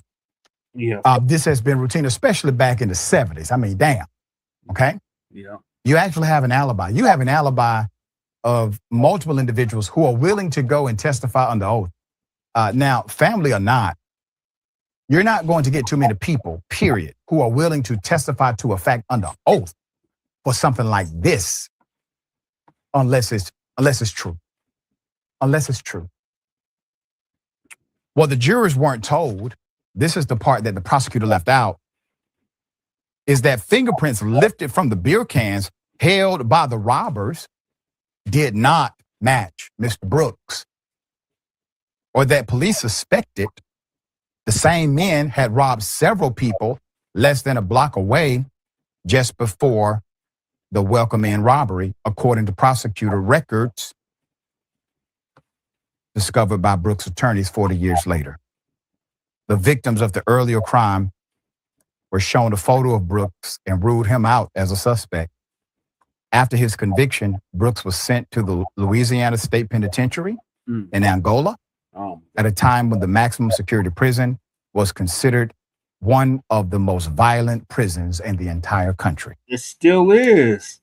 While Brooks served his life sentence, the criminal justice system was being revolutionized through the introduction of DNA evidence. And with it, proof that innocent people had been convicted. As a result, the number of exonerations nationwide increased from 25 in 1989 to 259 in 2022. That's according to the National Registry of Exonerations, a project operated by universities in Michigan and California. By 2025, Orleans Parish, where Brooks was convicted, had the highest rate of exonerations among U.S. counties, with more than 300,000 residents, according to the registry. It is sad that this man has to fight the politics of exoneration. There should be no politics in exoneration. But there are some who disagree with compensation for men like him. Compensate him? Even though he did nothing wrong in the state, they erred in how they prosecuted this case. And you have a prosecutor who now admits did not turn over information that would have been, that would have allowed for reasonable doubt to reign supreme. You have an alibi from multiple individuals for this person, and he still spent 42 years in prison. And I will say this, there's one statement that rings true more so than anything else. When this man said if he thinks that if they think he's going to wave the white flag and give up, you got another thing coming. This man survived Angola. This man spent 42 years in prison. This man had to watch his mama and daddy die while he was behind bars for something he never did. Giving up is not in his DNA. Man, they better put that man. It's ridiculous. Jesus Christ. 42 years, a whole damn lifetime just taken away from him. For him, right. For crime he did not even commit, and even evidence was concealed. And now they don't want to compensate him? Like, what kind of shit is that? Oh, God. Yeah. So Jesse, yeah, my thoughts are, if I were the victim, I would definitely sue the entire state of Louisiana for not receiving compensation, also for many years of lost wages, and also the time he can't never ever get back with his family. Right. Okay, and then what he should be able to do is that kangaroo court that he was in, sue that goddamn judge and sue that prosecutor personally, because that's straight dereliction of duty. Right. How do I sound now? Radio check. You sound clear, but it's still doing it. But we just have to grim and bear it. Okay, hold on a second. Wait a minute. Okay, what about now? Mic check 1 2 1 2. It's gone. Yeah, I hear you. Okay, all right. Yeah, that's the air conditioner in the other room. I had to close the door.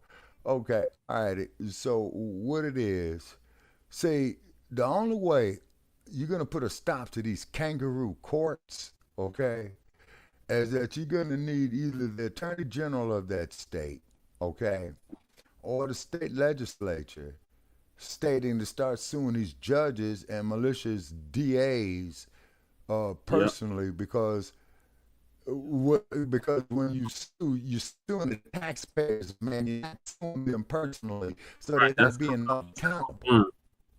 Right, it's coming out the general fund. It's not Yeah, coming no, out. that's what I'm saying. Right, that's the taxpayers. It's not coming out their pocket. It's no slap or lean on their real estate or on their Rolls Royces or their fancy ass cars. You see what I'm saying? Not on their jewelry, not on their Rolex watches, not on their the highly priced tailored clothes, you say. And the only way that shit is going to change, brother Paris, you see what I'm saying, is for them to get hit with it, man. You might can introduce that into the state assembly and the Colorado state legislature and make an example out these motherfuckers, man, and let it go across nationwide. And I So in bet other you words, will be seeing a right? whole So lot of falsely accused. Yeah. I was gonna say. So in other words, In about other what you're words, saying. So in Michael, other it's words, like about. this.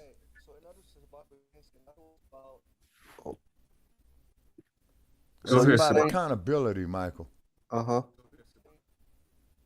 Yeah. Yeah. It's okay. In other words, Michael, is this: you're a prosecutor, right? I'm a Right. judge. We went to the same law school together, right? Okay. So we throwing this dude in jail. You say on false on false imprisonment False and imprisonment. kidnapping. Okay. Yeah. And Oh, we lost Yep. Sabaka. Oh damn. But Yeah. yeah, what's I was. saying like that's false imprisonment and kidnapping. Mm-hmm. So in other words, to really to regain the brother's life or to have a total transfer of the system is sometimes you got to issue sanctions against corporations, wealthy elites, and the entire racist system to crumble.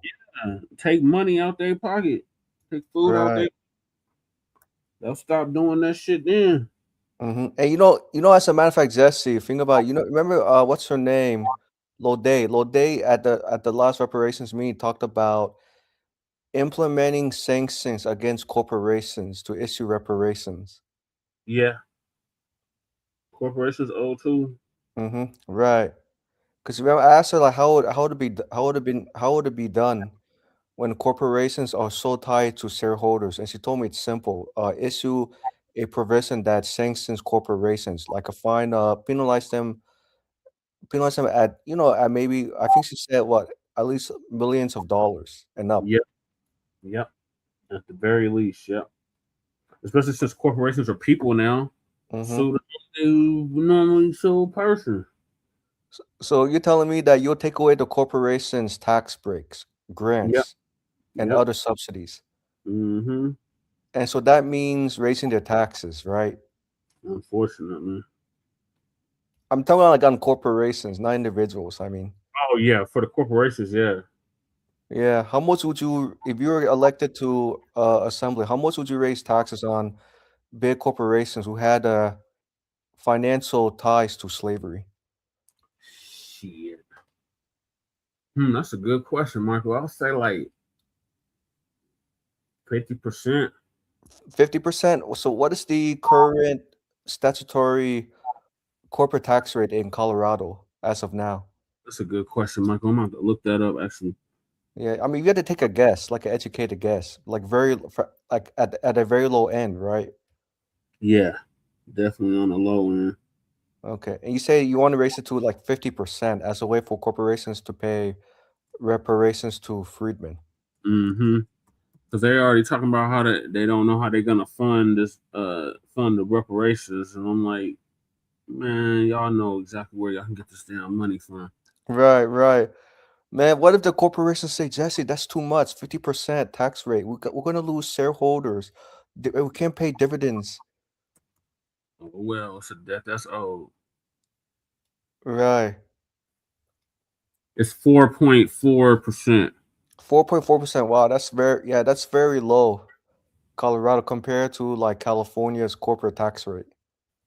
Yeah, that's for the C corporations assessed flat state corporate income tax rate of 4.4% on Carl net income passed through entry entities, LLCs, S corps, and sole proprietorships income passes through the owner's personal tax returns and is taxed at the Colorado's flat individual tax rate of 4.4%. And then the sales tax is 2.9%. And it looks like the average combined sales tax rate is around 7.89%. Right. So does that mean that some FBA businesses are going to be exempt from paying the taxes to fund reparations, right? Yes. And Nabi said, I'm not gonna say on here where I'd relocate to next. Oh, she's talking to Michael. Yeah, she's talking to me. Yeah, I know, because I understand her frustration. Living in California with a lot of foreigners. Giving her a lot of stress. Not only stress to her, but to several FBAs. Mm-hmm. Yeah, Yes. so tax the hell out of them. It looks like assessed locally on the assessment rate of 27.9% of actual value for most commercial property and equipment.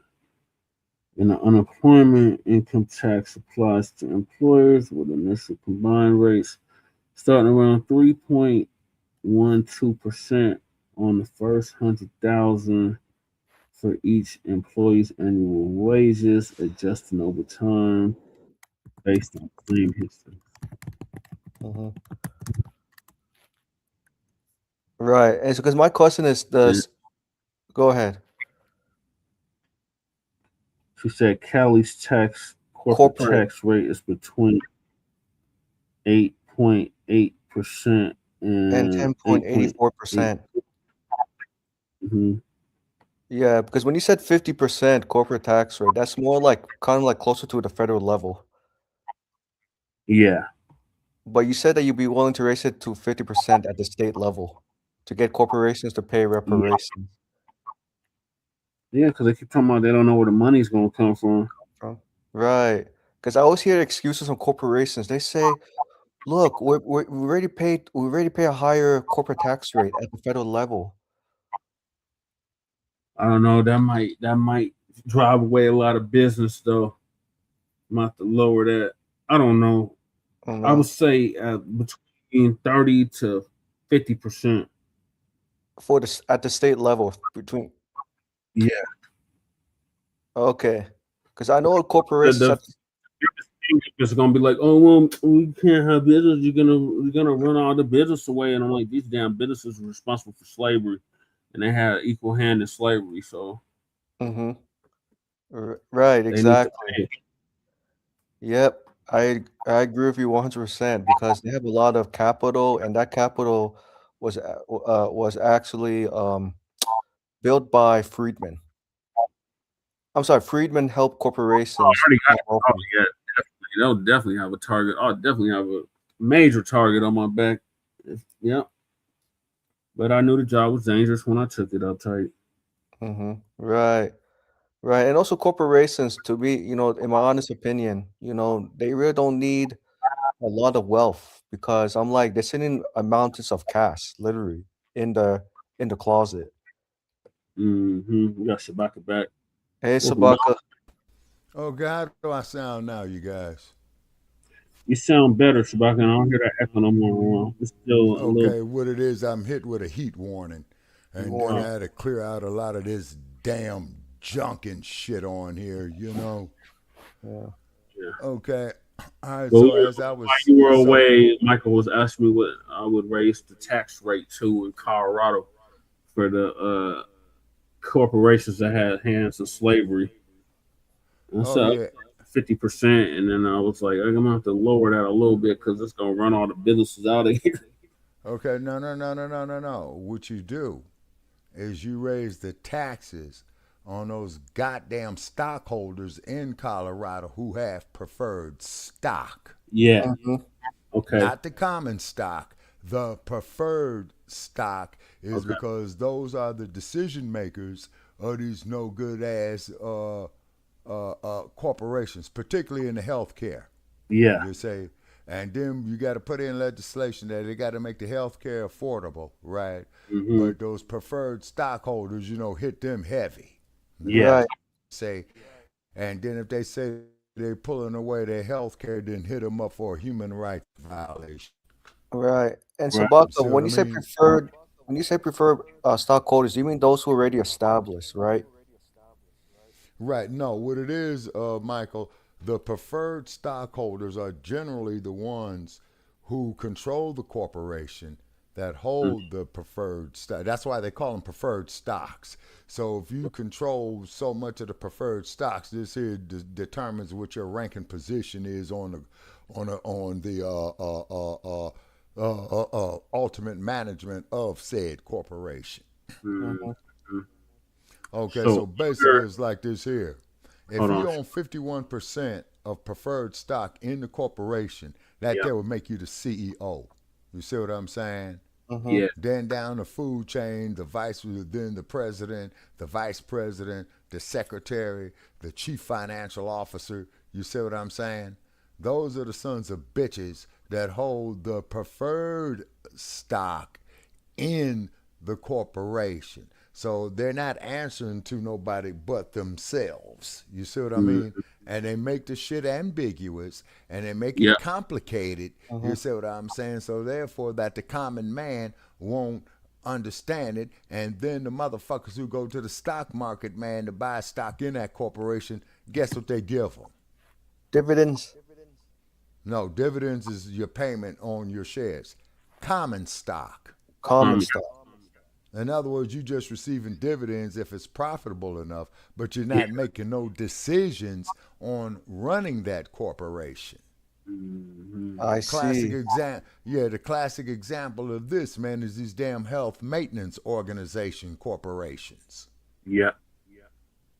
Yeah. So here in the state of Colorado, there's legal protections under Colorado law. Inspection rights. Preferred stockholders have statutory rights to inspect for corporate records, financial statements, and shareholder lists. Right. That's what your chief financial officer has. That's what's in his office, in his files, on his computers. You say, then you got this AI shit. You see what I'm saying? That's fucking it up too. Yeah. Okay. And just like these damn AI drive boxes they got all up and down Las Vegas Boulevard.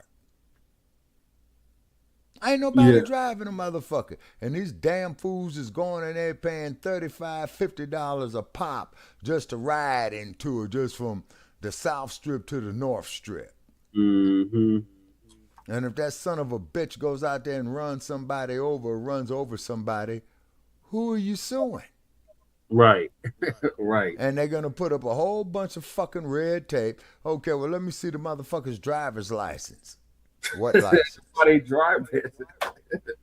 It's a driver. Yeah. You feel me? Now, hold on. It's got goddamn license plates on it, right?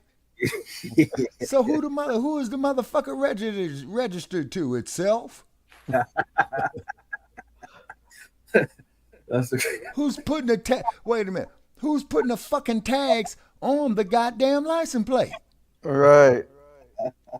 You see what I'm saying? Like a setup. Yeah, that's exactly what it is. So therefore, they saying, oh, well, we got it because of all you drunk motherfuckers out there losing your hedge funds, your retirement packages, the kids' colleges, education. You see what I'm saying? Man, I could tell who gets jealous the most of wealthy people, police officers, the racist ones. Well, you see, Michael, here's what you have to understand. To quote the words of George Orwell in a book called 1984 that he wrote in 1949, police guard, you are chosen for superior brawn and lack of intelligence. Intelligence, right. Need I say more? You said it perfectly. You said it perfectly well, Sabaka. Because the white police officers know that they can get a lot of education if they want to, but you're right. They're about pursuing power. So even they have to take a lower salary, but they have a lot of superiority and power to exercise against citizens. Okay, now what's getting ready to happen, Michael? Like how they got these goddamn Google cars. You know what the fuck you getting ready to have next, man? I'm gonna say, Jesse, RoboCop. Yeah. You're gonna have Google cops. Google cops. Oh Lord. Oh man, Google cops. And I definitely can imagine police unions protesting against RoboCops or Google cops. Michael.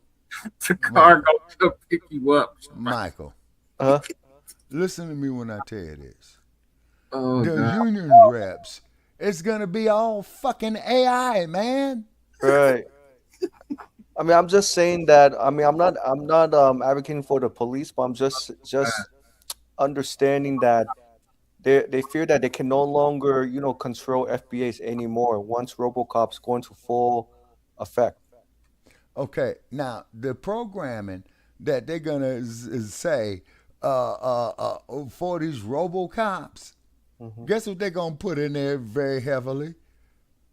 2 motherfuckers. Perhaps one of the biggest brain dead and racist bastards there ever was. J. Edgar Hoover. Gay Edgar Hoover. Yeah. Him and Clyde Tolson. Yeah. They probably have their robots up there, man, fucking each other in the ass. I mean, and I hate to put it like this, people. Jesus. Yeah, no, uptight for real, man. I mean, come on, man. You can't make this shit up. And it's like happening in California, right? With Google cops. Yeah. They're going to have them. First place is going to be San Francisco. Okay, that's going to be the crash dump. They're the Robo Dogs. Exactly. The next group is going to have it is the most asinine, most brainless, okay, superior brawn, and lack of intelligence, okay? Oh, wait a minute. Now, uptight. You got me on that one. The Siri sissies. Okay, we all know about the case of the fool that fell in love with a damn computer or one of the Siri sissies. Yeah. Oh, God, Lord. Yeah. Now, that is an individual, people, that is in need of some severe psychological counseling very badly. Like that fool we had that called that just Black Conspiracy head said he had that sex doll. Yeah, exactly. This kind of sexual deviant ass shit. You know what I'm saying? Lord. What is this shit? We going in the Terminator and the Matrix and all Sir, that. you're going into the Matrix, the Terminator, and the Pervinator all in one. And I guess the Terminator was ahead of us back then. Oh, yeah. You see what I'm saying? You know. Goddess Navi, you can't make this shit up. I mean, look at this bullshit. Okay? All up and down Las Vegas, they got these porno broads up here. You know what I'm saying? They webcams and all that shit. There's probably a goddamn man who's up there doing that shit for these damn fools to come up there and pay their money to participate in this bullshit. Chad the Bussy. Oh my God, Lord. So they don't do the naked pictures no more on the streets. They probably do. You know what I'm saying? Because I remember Cass being on the corner like, hey, some pictures? You want some pictures? They'll pass them out like hotcakes. Yeah. And then I'm up here riding down the motherfucking street, make a wrong turn on the street. Some raggedy ass, high mileage ass, bra. Let me get it right, lady. If you don't get the fuck away from my goddamn car, I'm gonna treat it as an attempted robbery. Oh my God. I'm sure you had your tours ready, Sabaka, at that time. See, the damn courtship is gone between man and woman. It's all about money, some sex toy, some sex sites. You know what I'm saying? Oh yeah. And Goddess Navi, if she's high mileage, We lost your back now. It's like chasing a woman that was not there in the first place to begin Right. with. Right. This shit is getting out of hand. Lord, I want to get Shabaka stops on this brother at least to get paid for being locked up for 42 years. Yeah. Like I said, the brother definitely should get paid trillions of dollars, you know what I mean? And even like 10 trillion. At the very minimum, millions. We've Mm. covered stories of brothers that have done even more time than him for crimes they didn't commit. And they got millions of dollars, but about time they got out, it was too late. Like, Yeah. So dying as soon as they got out. yeah. So let me ask you this, Jesse. Do you think $1 million for that brother to be compensated, is that enough for retirement? I mean, yeah. Yeah, you know. Okay, I'm back. Sorry, folks. As you can see, the computer shut me off once the fuck again. Okay. Yeah, stream up. Keywords that I'm saying is you got these industries of perversion. You see what I'm saying? Yeah, so what are your thoughts on the brother that did the 42 years for a crime he didn't commit and they refused to compensate him? You know what? They need to have a special session of that state's legislature, Brother Che. Yeah. To compensate that man. To go get the damn warden of that jail that held him there falsely. Mm-hmm. To go get that kangaroo court ass judge. Okay? Yeah, Black Magic. The district attorney himself, including his assistant district attorney that fabricated that prepackaged bullshit in that kangaroo court, right? Mm-hmm. Strip them motherfuckers ass naked of everything, draws included. Throw their asses in a cardboard box on Skid Row, ass naked, and lock their perverted asses up for indecent exposure. Right. Right. The Black Panther kitty says hi, Shabba. Ow. Hi, Black Panther. Hi. Ow. Ow. Black Magic. Black Magic. Yeah, I like. Hey Jesse, I like the Black Panther cat. It looks very similar to the Black Panthers. Yeah, it does. Well, you see, what it is you have to remember is that the cat, the domestic house cat, is still in the cat family. You see what I'm saying? It can still leap a single bound, still has agility, tenacity, grace. You see what I'm saying? Yep. And then when you back a panther into a corner, it will annihilate its enemy. Yep. Absolutely, completely, yes, and unconditionally. Yes. Dr. Huey Percy Newton. Yeah. Now, getting back to this high-tech perversion. No. Okay, Alexa. Oh, no. I got Alexa disengaged on this computer. Alexa, I ain't asking you shit. Why, Alexa? Because it's going to be some asshole somewhere in some warped part of this galaxy with his brain-dead ass. Okay, where's Shabaka Sankari? We need to terminate Shabaka Sankari. Oh yeah, Jesse, your cat looks very similar. Looks like a puma. Looks very similar to a puma. Yeah. A puma is a panther. I got a T-shirt that says Puma on it, and you got the pretty kitty up there doing his leap, just like you had on the banner for the BPP. Mm-hmm. Yep. All right, so switching gears to another racist white supremacist.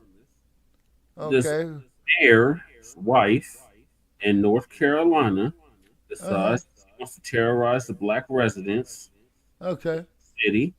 And she does a whole racist tirade. So Dr. Richie gonna give us an update on that as well. I think I saw this stinking ass broad. Yeah, pull it up.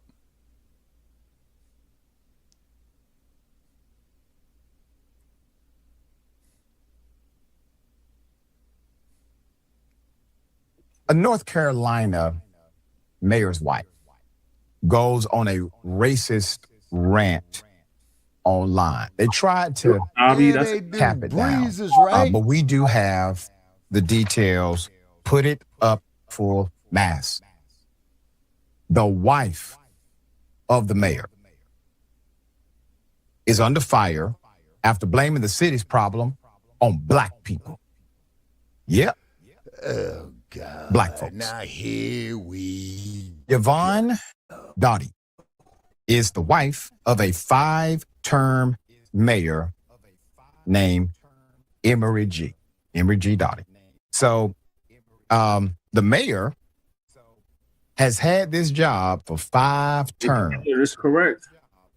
The wife posted a lengthy rant on her Facebook, ripping into the black residents in the city. While it has now been deleted that means that from her she's account, sexually frustrated and we she actually wants have to the get fucked screenshot. by a black man. That's all that means. Okay. No Put it up. disrespect, ladies. The comment came from a Facebook discussion started by local renter property owner Jim Garrett. And Jim said that there is more poverty and greater dependence on government assistance on the west side. Exactly, The uptight. wife replied, They even had a restaurant describing called her Cracker Barrel. old neighborhood as a place full of hardworking middle-class families. Quote, the people that lived in Shaolina Park were businessmen and women, lawyers, teachers, principals, police officers, nurses, bookkeepers, truck drivers, gas station owners, etc., she wrote.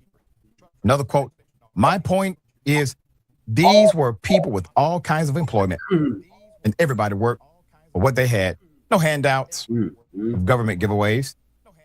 She also said the, quote, backbone of the city is gone and today's residents, quote, just do not care and are not willing to work, end quote. Another quote, another problem I have observed is the black citizens have moved into the city of Roanoke Rapids and RRHS, and there has been a lot of problems with their housing area and in the school. Now, here's the next quote. I am not saying all black citizens, but a lot of them. Exactly. Just don't take care of their houses, especially if they are Come rented. on, Dr. Rashidi. We You have know better than what that I call a lot damn of self, slumlord man. rental people that do not keep their properties fixed. End quote. Put the picture back up, Jordan. Yeah, put that Nabisco back up. This man been the mayor for 5 perverse as terms, hell. and we don't have a racial incident publicly on record. But now we have one of his wives. And sir, I'm going to assume this is how you all talk to each other. I don't know. I assume so. When you, if her political affiliation is not clear enough. Well, you know, she's a Republican. This is what our Facebook investigation revealed. Look, she got a picture. She's a Trumpite. Oh gosh, she's MAGA. MAGA.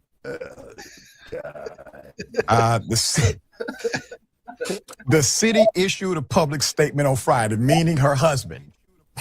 North Carolina uptight. Yeah, North Carolina uptight. The city is Where aware of Bugsy Malone lives comments in. posted on social media, circulating online that appear to have originated from an account bearing the name of Virginia, the spouse of an elected Roanoke is official. in Virginia. No, The individual is a private citizen and does not speak on behalf of the city. The city rejects attributing community challenges related to racial, political, and other social economic stereotypes and remains committed to serving every resident fairly, respectfully, and without discrimination. End quote. Lord. He still has to go home to her. So. All right, that we'll man bring you got updates my as they sympathy. come. Hey, Jesse. You probably got to get drunk to fuck that broad. Hey, Jesse, it's so funny, Richie. I never heard Richie, Dr. Richie, laughing. Yeah. Did he laugh because the racist white lady made a big deal out of nothing? Yep. You know, when she smiled, I kept thinking she was a liberal at first. Surprise, a MAGA. Usually MAGAs don't smile. What did they got to smile for, Michael? Because they are having a mental, psychological crisis. Right. Of realizing that they got their heads bumped. Yeah. Dude pissed on them and told them it was rain, shitted on them and told them it was snow. Believe that bullshit. That's how you spell it with 3 A's. I feel sorry in the long run, really. Yeah, I don't feel sorry for these dumb bastards. It's because they should have known better. Right. Right. I guess because North Triple K Oralina. You see? Yeah. I mean, look at the history of the place, people. You know what I'm saying? Look at the history of the place. Yeah, let's look at Wilmington, Delaware. Look what they North Carolina. Look what they did to Wilmington, North Carolina. That's what I was just about to say, right, Brother they Che. struck some Black Wall Street. Yeah. Yeah. They just had a You know what I lynching. mean? Yeah. Okay, now. See, they weaponize the music industry, people, as I'm finding out here more and more in depth with the Keefe D case going on here in Las Vegas. That's what I'm really looking at it was, because Keefe D is washed up. Oh yeah, we about to get to They him. know it. He knows it. Okay, because when you look at Keefe D, man been in the county jail, what's that, going on 3 years now? Yeah. He's on a fucking no bail hold. He's facing 30 years. Now, me being an old bastard, if I was in Keefe D's position, you know what I tell the state of Nevada? I'm going to say, you all going to fuck around, keep fucking around, dragging this shit out, because you young up attorneys want to make a name for yourself. You want to boost the ratings. You see what I'm saying of your show. Look, just slam me with some of the best shit you got. You see what I'm saying? And let me up out of here. You see what I'm saying? Keefe D ain't gonna see Las Vegas Boulevard no more. Keefe D ain't gonna see the MGM Grand anymore. Nope. The only thing Keefe D is gonna see is the inside of that goddamn courthouse and the inside of that Clark County jail and that damn bus or van, that chain gang that's transferred from point A to point B. That's it. And they ain't It's an nothing old out. evil demonic fuck boy shitty D. Yeah. Yeah. Ask me how I Keefe know. D ain't gonna see the Keefe D is not gonna see the goddamn light of day no more. Yep. Seriously. You're right. Michael. You see what I'm saying? All right, we When gotta those get folks are forced to reveal their anti-black racism, they are likely to ensure lineage-based cash payment reparations to AF of U.S. chattel slavery. Yeah, I mean, less likely, meaning that like This they're is gonna be what's fucking. Oh yeah, and this is why, Michael, not cutting you off, okay, but to give you cannon fodder of what you're saying to prove, meaning to prove your point even more so, right? I argue with these bastards, man, on my like page, right? That was so long ago. You guys need to get over it. And I told one dude, just like what Franklin told Charlie Brown, if I was to bust all your motherfucking teeth out, man, are you gonna forgive that? Nope. Nope, definitely not. You see what I'm saying? Mm-hmm. As well as you should not. You see, people. These motherfuckers has got these sex toys, these Google cars, they transistors in their brains. You see what I'm saying? Glorifying the crack of a man's funky, nasty, stinking ass over a woman's womb. Nelly Fuller Jr. said it. You see what I'm saying? He said the new black And And It was- Dr. Welsing had said, yeah. And Dr. Francis Go Chris ahead, Wilson Jay. back in the 70s. Exactly. You see, remember Dr. Francis Welsing's analogy? Why Mhm. is it that these white men got this small ball with this little stick trying to sink this small white ball in the Mother Earth? Yep. Why is it that you have these white cheerleaders cheering for black men to take this brown ball and sink it in this white net? Then why is it that everybody wants to go out there to watch these football players kick this brown ball through these white goal posts? Yeah, because it's a superiority complex that the FA brothers have that Brad does not have, and Brad feels like he has to Okay. compete. Okay, now the thing is, now maybe God, maybe with you being a black woman, you could put some light on this. But why are all of our women I'm seeing out here on social media want to bed wench to these white guys? A lot of those are tethered, Shabaki. A lot of them black Yeah, women. exactly. But it all boils down. But people, it all boils down to the world's oldest profession. What is that? Just his mustache. He's crooked, bumping yeah. his head and playing him for a damn trick. Come on, people. Tricking. It's still tricking if you got it. Yeah, he's out there straight tricking. Still out here Hey. straight tricking. Hey Jesse, do you think Richie should shave his mustache? I don't trust nobody that don't have no facial hair. I don't trust no man with no facial hair. Yeah. So What what do you you think got to have a mustache, man? Yeah. Damn, I saw a picture of me 40 years ago, man. I didn't even recognize the cat.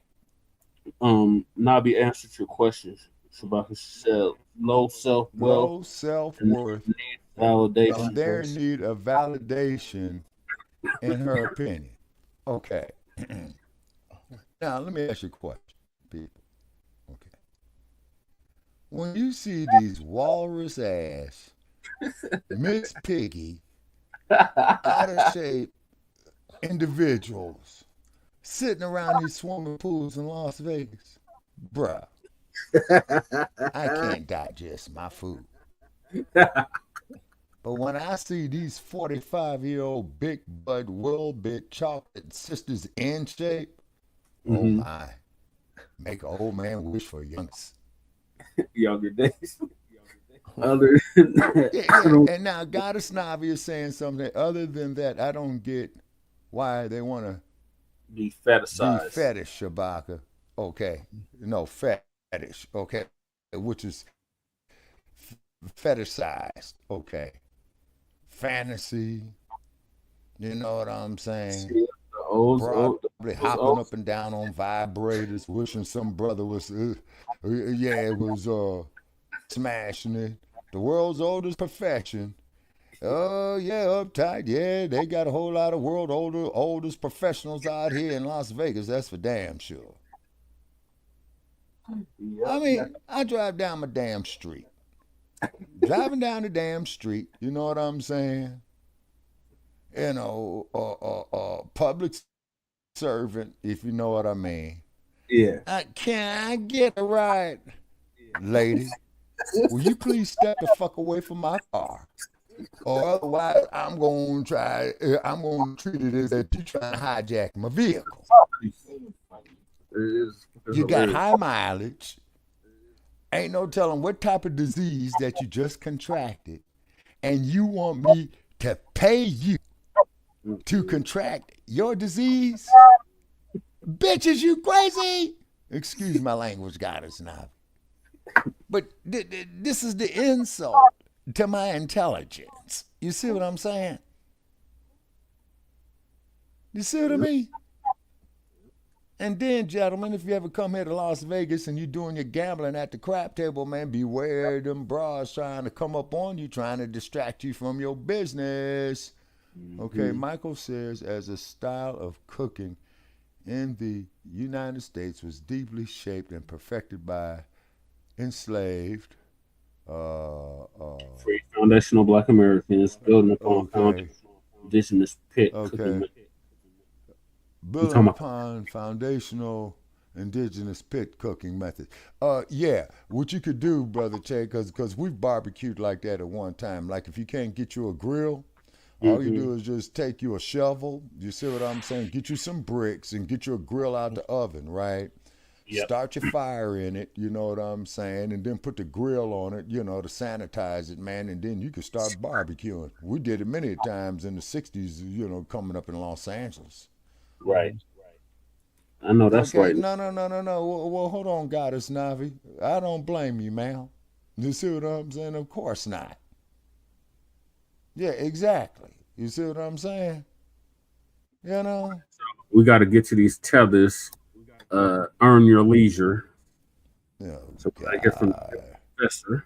What happened at Wrigley Field, man, in the Shy? What happened at Wrigley Field in the Shy?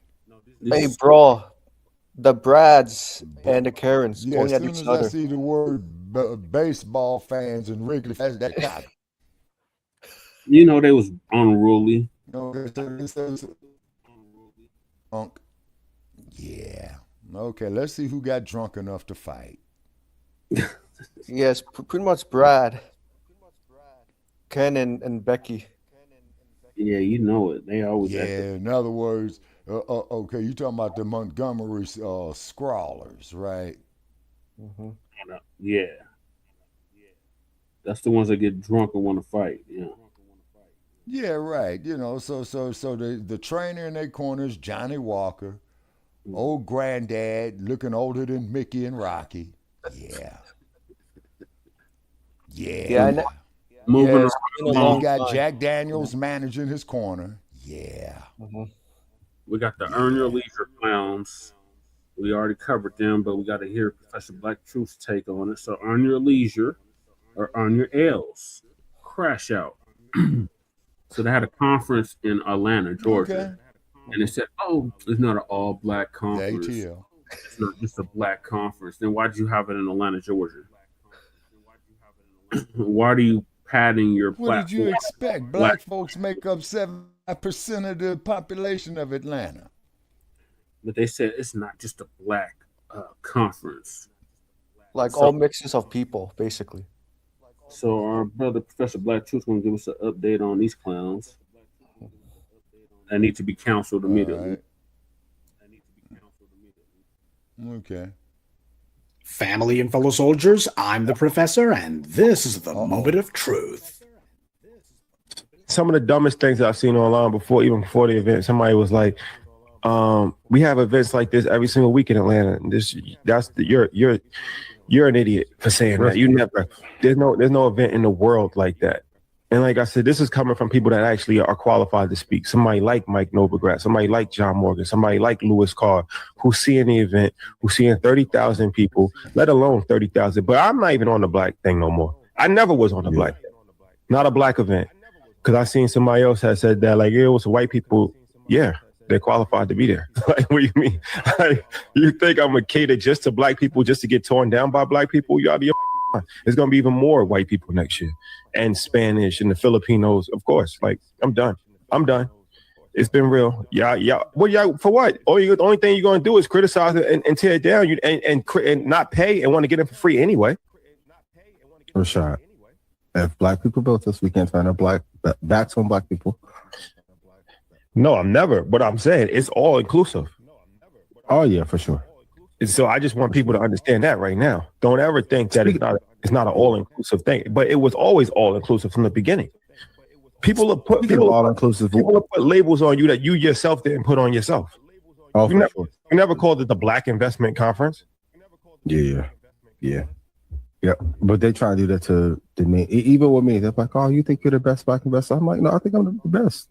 Period. Exactly. Exactly. It's not a black financial literacy conference. It's a business conference. It's one of the biggest business conferences in the world. Because that's how they minimize you also. Oh, this is one of the biggest This is one of the biggest black finance. No, what are you talking about? It's not a financial literacy conference. It's a business investing conference. It's not a black financial literacy investment community-based organization. No, compare it to Davos. That's it. Compare it to Milken. Don't compare it to any. No disrespect. It's not the NAACP community give back charity for. No, it's not. Before we go any further, I have to give the obligatory disclaimer. I don't know who these two guys are. I never heard of them before this. And you know what? As far as I'm concerned, are just some randos on the internet who are trending because they said some predictably stupid stuff. And yet I get people sending me messages about this or that person's celebrity, internet personality, or whomever. And I have to tell you, 90% of the folks that you guys send me messages about, I wouldn't know them from a can of paint. I think too many people spend way too much time online, to be honest. These two apparently are part of that whole finance brosphere. These are the guys who basically claim that they make a lot of money and they can tell you how to make a lot of money too if you buy their book, go to their seminar, attend their convention, pay them between $300 and up to $500 That's to get how in. they're making their money. You know, it sounds to me like selling tickets is how these guys make their money. These chumps, however, are crashing out. Something is going on with them and it's not good, whatever it is. But you can't tell me the warning signs weren't there. Nothing about these two says wealthy or even intelligent to me. As black people, we keep choosing the wrong heroes, and we've been down this road more than enough times that there's simply no excuse for not having seen right through these two. I guess for some black folks, these two seem to be too dumb to be dirtbags, but here you are.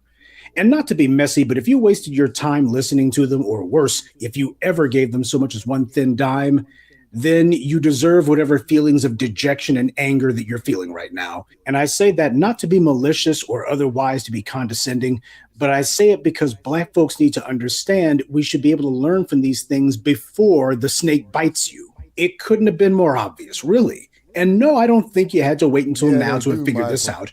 I'm willing to bet that there were plenty of warning signs before now, but people just chose to ignore them. I mean, for two individuals who are supposed to be so business savvy, they've gone out of their way to attack not only the city of Atlanta's government, but to attack the very black customer base that they rely on, or rather who they didn't rely on to hear them tell it.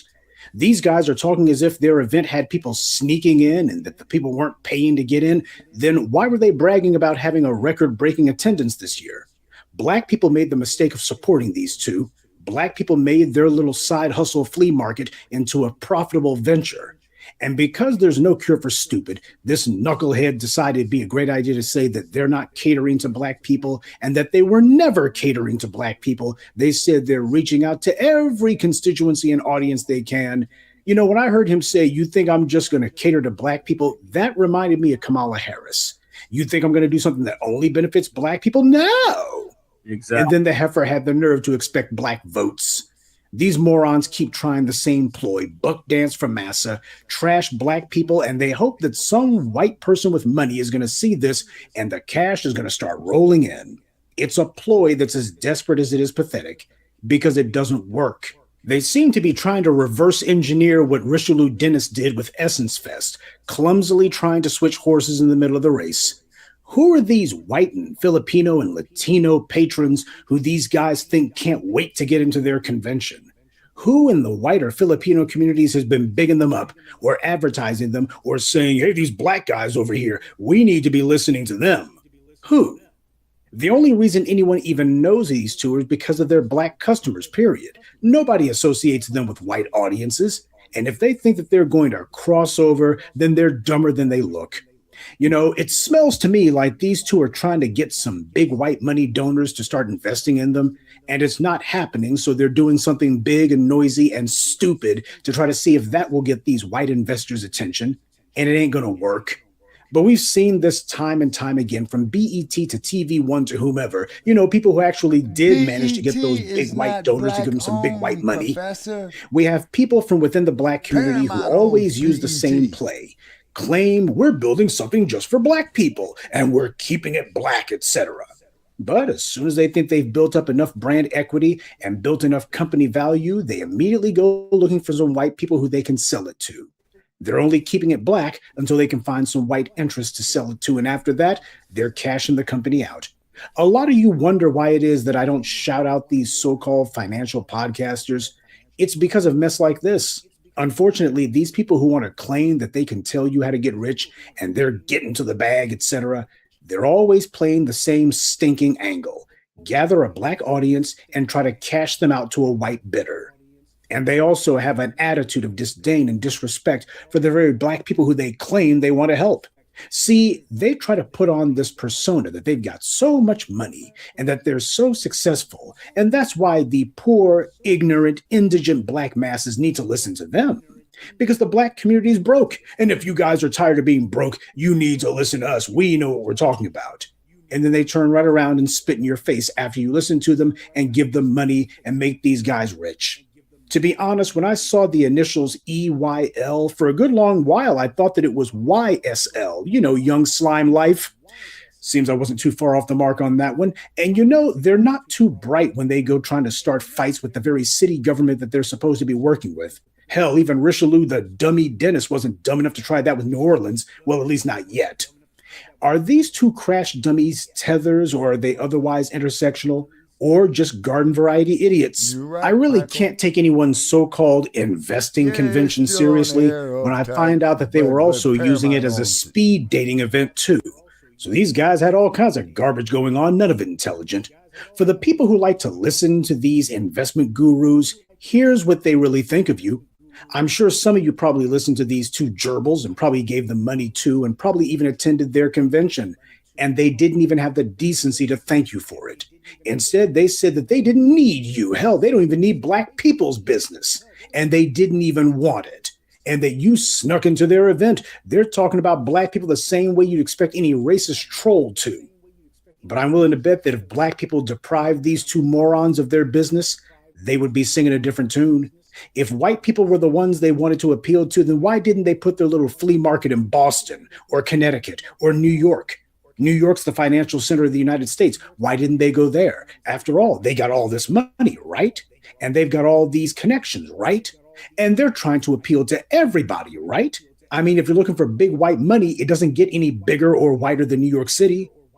Tell them to take their musty rumps to New York and show that they got the ability to do it big. And let's see how many of these white donors they want the attention from actually show up to support them. This is how stupid talks. Is this the first time that they've shot their mouths off like this, or just the first time they got caught shooting their mouths off? I don't know. Again, I've never listened to these two, and from what I've seen, I'm not missing anything. These two talk like reform school dropouts. Let me guess, these two probably claim to have made money in real estate, right? I don't know, but that seems to be the go-to claim that these financial gurus always make about themselves.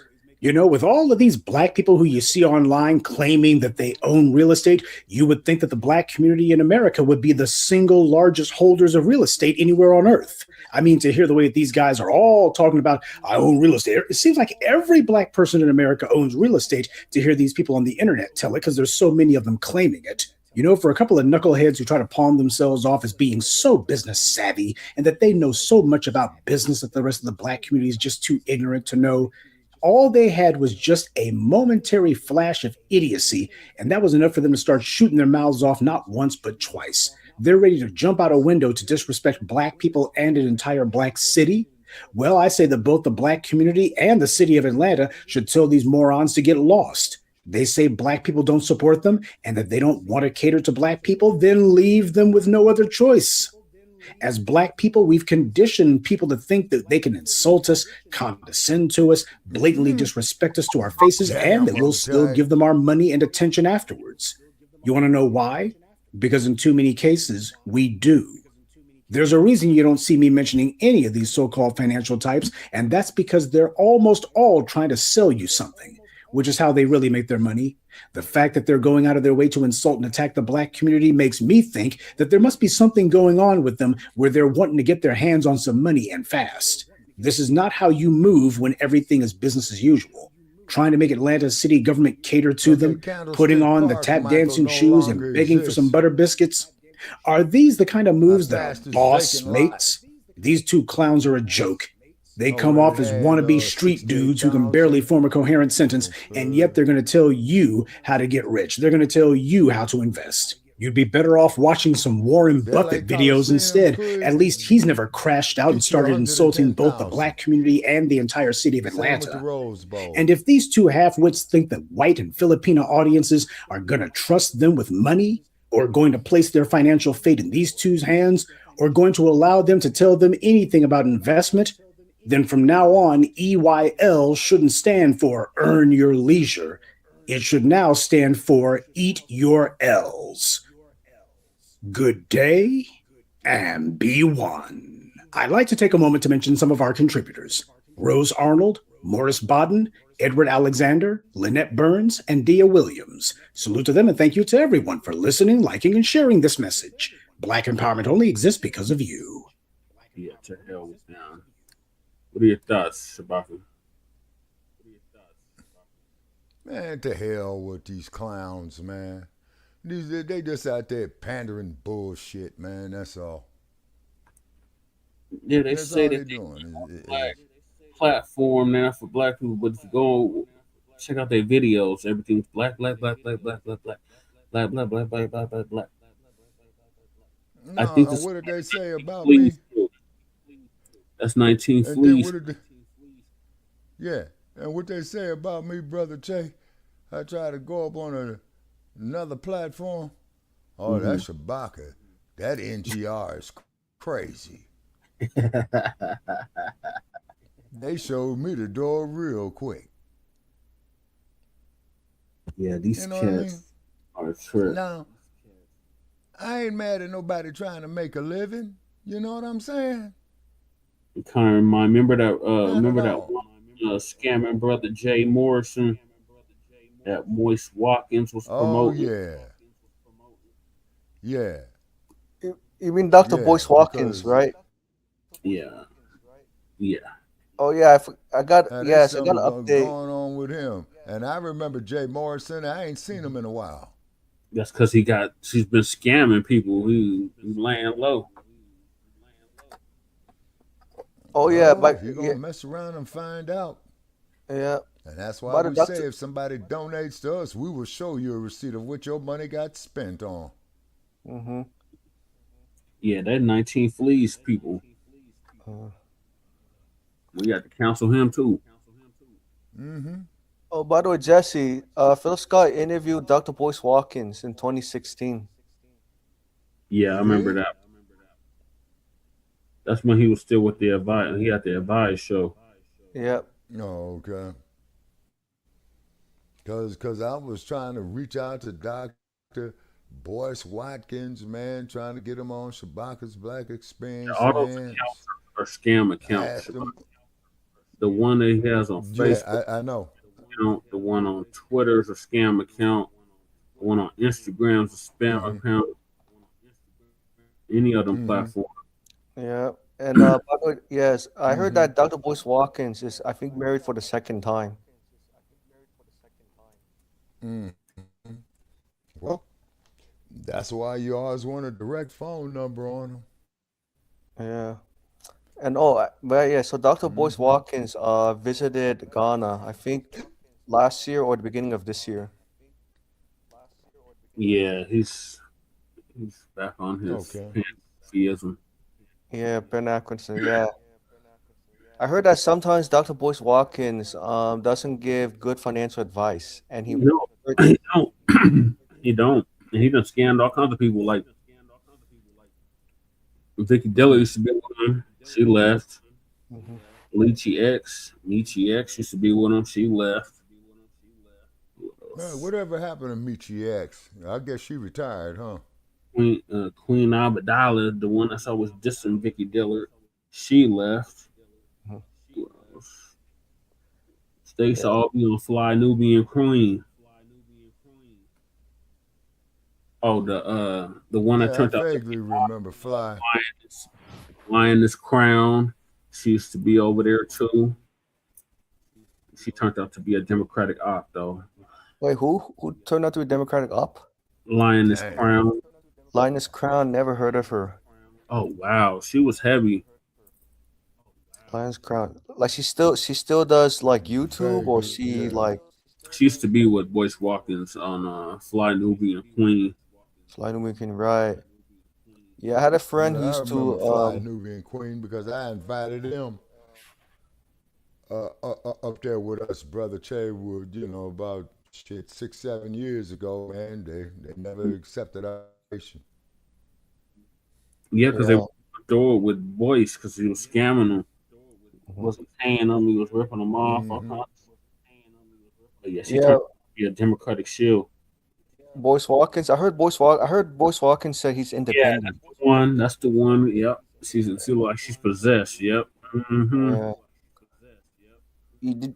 Yeah, I found out. Maybe I'm not sure just you're Goddess aware. says Dr. she Boyce has mental Watkins. issues. Yeah, Dr. Boyce Watkins interviewed Cornel West two, Yep. 3 years ago. Because remember, Nobby, when they had to rally for reparations, Linus Crown was supposed to speak, Hmm. and she mysteriously got kicked off, and we didn't know why at the time, and then we found out later that she was a Democratic op. Right. Yeah, I remember Dr. Boyce Watkins interviewed Dr. Claude Anderson. Yeah, Boyce Walker spoke at the first rally for reparations. Yeah. So what do you think has changed with Boyce Watkins not to That's been so long ago. You don't need reparation. And then here come these diversionary motherfuckers. What about the Irish? See, diversionary shit. See, this is why they don't dig a cat like me. Oh yeah, he did have Miguel Nunez working with him too. That's right, Nobby. Miguel Miguel Nunez, Nunez, the actor, wait a minute. right? Whoa. The actor, right? Yep. Yeah, he's the one. He was in Fridays when Debo went up there and took his chain and said, "This is my bike, punk." Mm-hmm. And he was that was Miguel Nunez. Yeah, That I was- remember him. I remember him in Joanna Man. That was DJ Pooh. And then, but I also remember Miguel Nunez on a TV series. It was short-lived, called Tour of Duty. Mm-hmm. Yeah, about the cats in Vietnam. Say, and Nicole, but not getting off subject here, but Vietnam was so unpopular, man. They barely even speak about it 65, damn near 70 years later. Yeah, he played on Martin Shabaki, not Farter.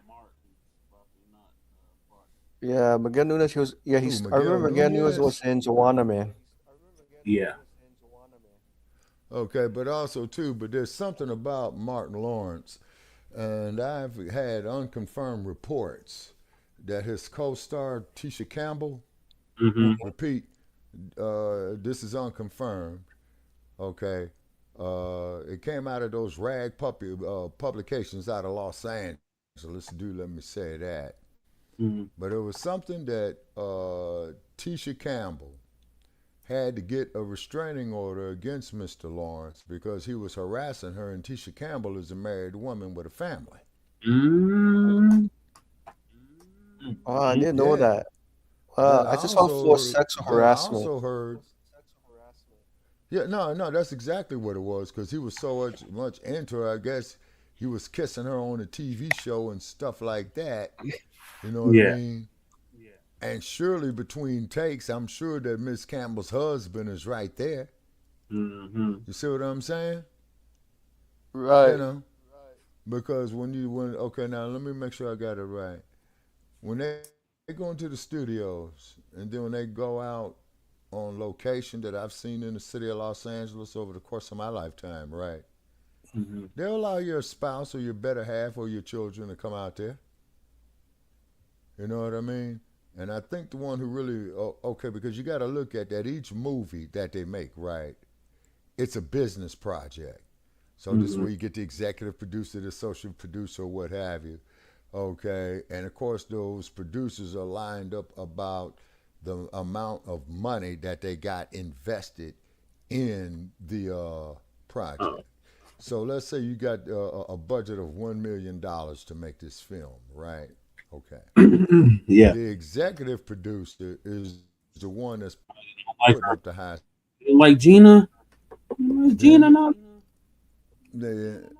Okay, Goddess says that she does not like Tisha Campbell. Tisha Campbell. Okay. All righty. Yeah, that played. Yeah, she was Gina Martin's wife. Okay, she was also in a movie called School Days too. Yeah, she was in I School think Days. yeah, I think that's where she, what got her catapulted her career. Mm-hmm. Yeah.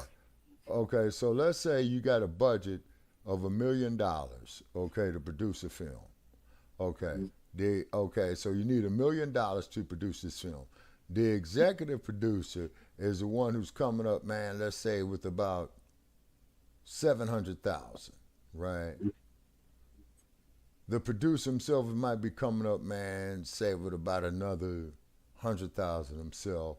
The assistant producer and associate producers, those are the ones that's coming up there with the remainder of the chicken fee they need, 20,000, 40,000, to get the total amount. And then one of the big wigs, you'll just see executive producer, but you ain't gonna see no other producer up there. She does. Tisha Campbell has her own YouTube channel. She's also on Twitter. Oh, she did work with Kevin Hart. Okay, I'll probably try to. Okay, but when these public figures have these Twitter handles, that's basically to promote, of how they're making their living. Very, very few of them, particularly in these days, are gonna fringe you. Yeah. That's why they just say follow, just follow me, just follow me, just follow me. Yeah.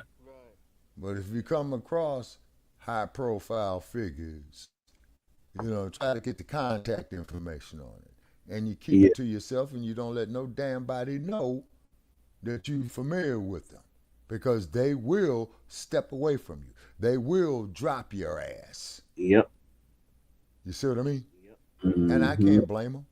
Because it takes a lot of work. I mean, a hard lot of work to get off into those positions. They're not no Angela Bassett. If you happen to come across one, okay, no, hold on, no, hold on. Okay, yeah, Angela Bassett, I'm a big fan of hers, and Lynn Whitfield. Now, I'm going to tell you something. When Lynn Whitfield made that movie, what was the name of that damn movie? Between Love and Hate. She scared the shit out of me. Yeah, Brandy was no joke. She sure did. Yeah, and then of course Miss Angela Bassett, the Queen Mother of Wakanda, Boys in the Hood, Tina Turner. You know what I'm saying? Yeah. So I respect Miss Angela Bassett. Kathleen in the Jackson Story too. Yeah. By the way, Sabaka, do you think Morton should have? Yeah, she played the Jackson. Do I think who? Oh, I was going to ask, do you think Morton should have married to Tisha Campbell? Tisha Campbell didn't want to marry that fool, man. Tisha Campbell's already a married woman when she was doing the series. Right. I'm just saying, what if she filed for divorce from Dwayne Morton and married to Morton Lawrence?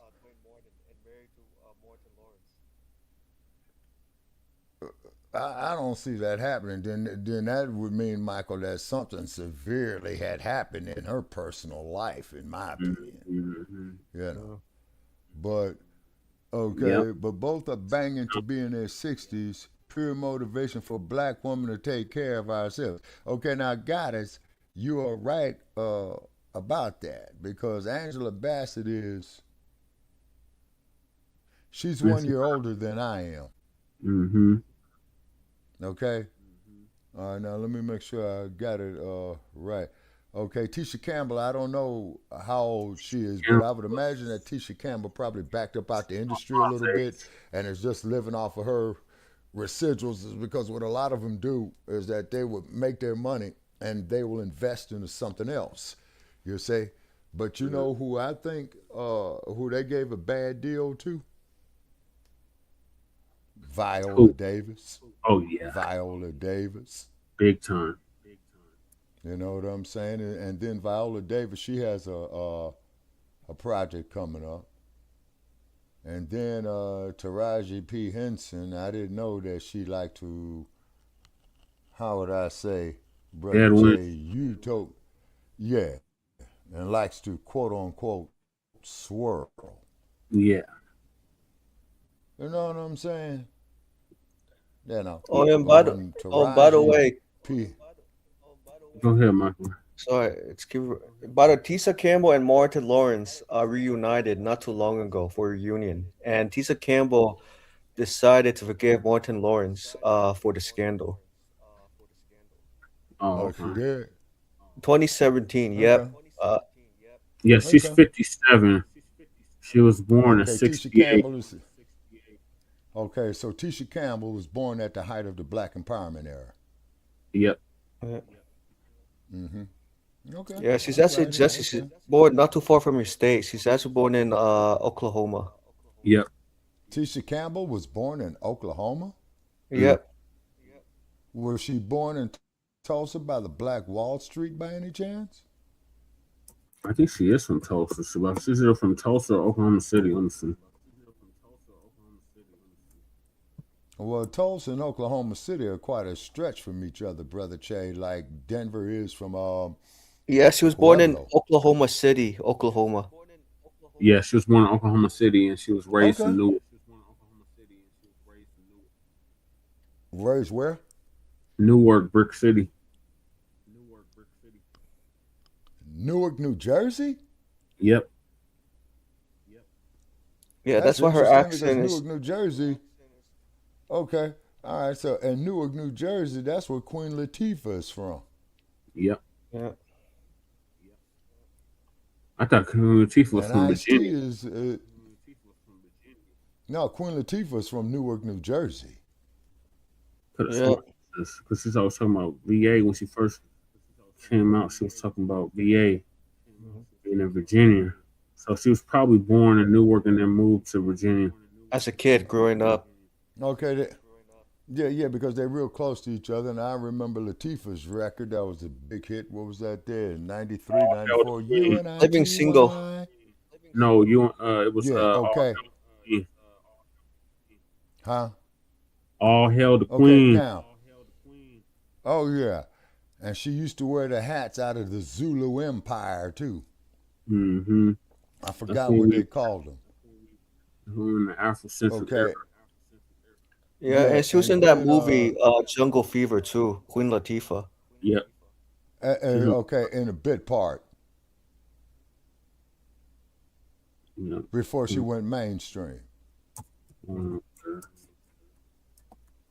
you talking about the movie that Spike Lee made called Jungle Fever, correct? Yep. Yep. Yeah, she was born in Newark, but I think she moved to Virginia later. Yeah, you remember Living Single had many guest stars like such as Grant Hill. Yep. Yep. I remember. TLC. I think they had Salt and Pepper on there one time too. Yep. Yeah. And then Erica Alexander, the one that played Max. Yeah, Max's girlfriend. Yeah, Max. Yeah, from what I understand, that she's going to be doing some directing as well. Yeah. That I heard out here on the West Coast. And then, of course, there was Kim Coles. Now, Kim Coles, to me, was funny as hell. She was a very, very talented actress. And I would like to see her do some dramatic work. These fools are fighting on my flow. Well, man, just as long as you ain't involved, man, and if you're any gunfire, duck, you know? Right. Shit, that's all what the fuck I do out here when they start they bullshit out here, you know? And then, now, another woman who I would like to see an autobiography on, of course, would be Tupac Shakur's auntie. Yes. Asada. Asada. But they won't do her no justice. Nobby said Tisha Campbell is broke, Shabaka. What? Yeah, that's why she's doing. Why she's doing YouTube and Twitter to make a living. Oh, without her makeup, she looks terrible. Tisha invested in what? Oh man! Oh my God! So she made investments out there in the San Fernando Valley, huh? Okay, all right. No, that's where they got all that shit at. She's C-list actress in Pam Too Whack. You talking about Pamela Alexander's Too Whack? Okay. Now, what about Kim Coles? She was on the Living Single too.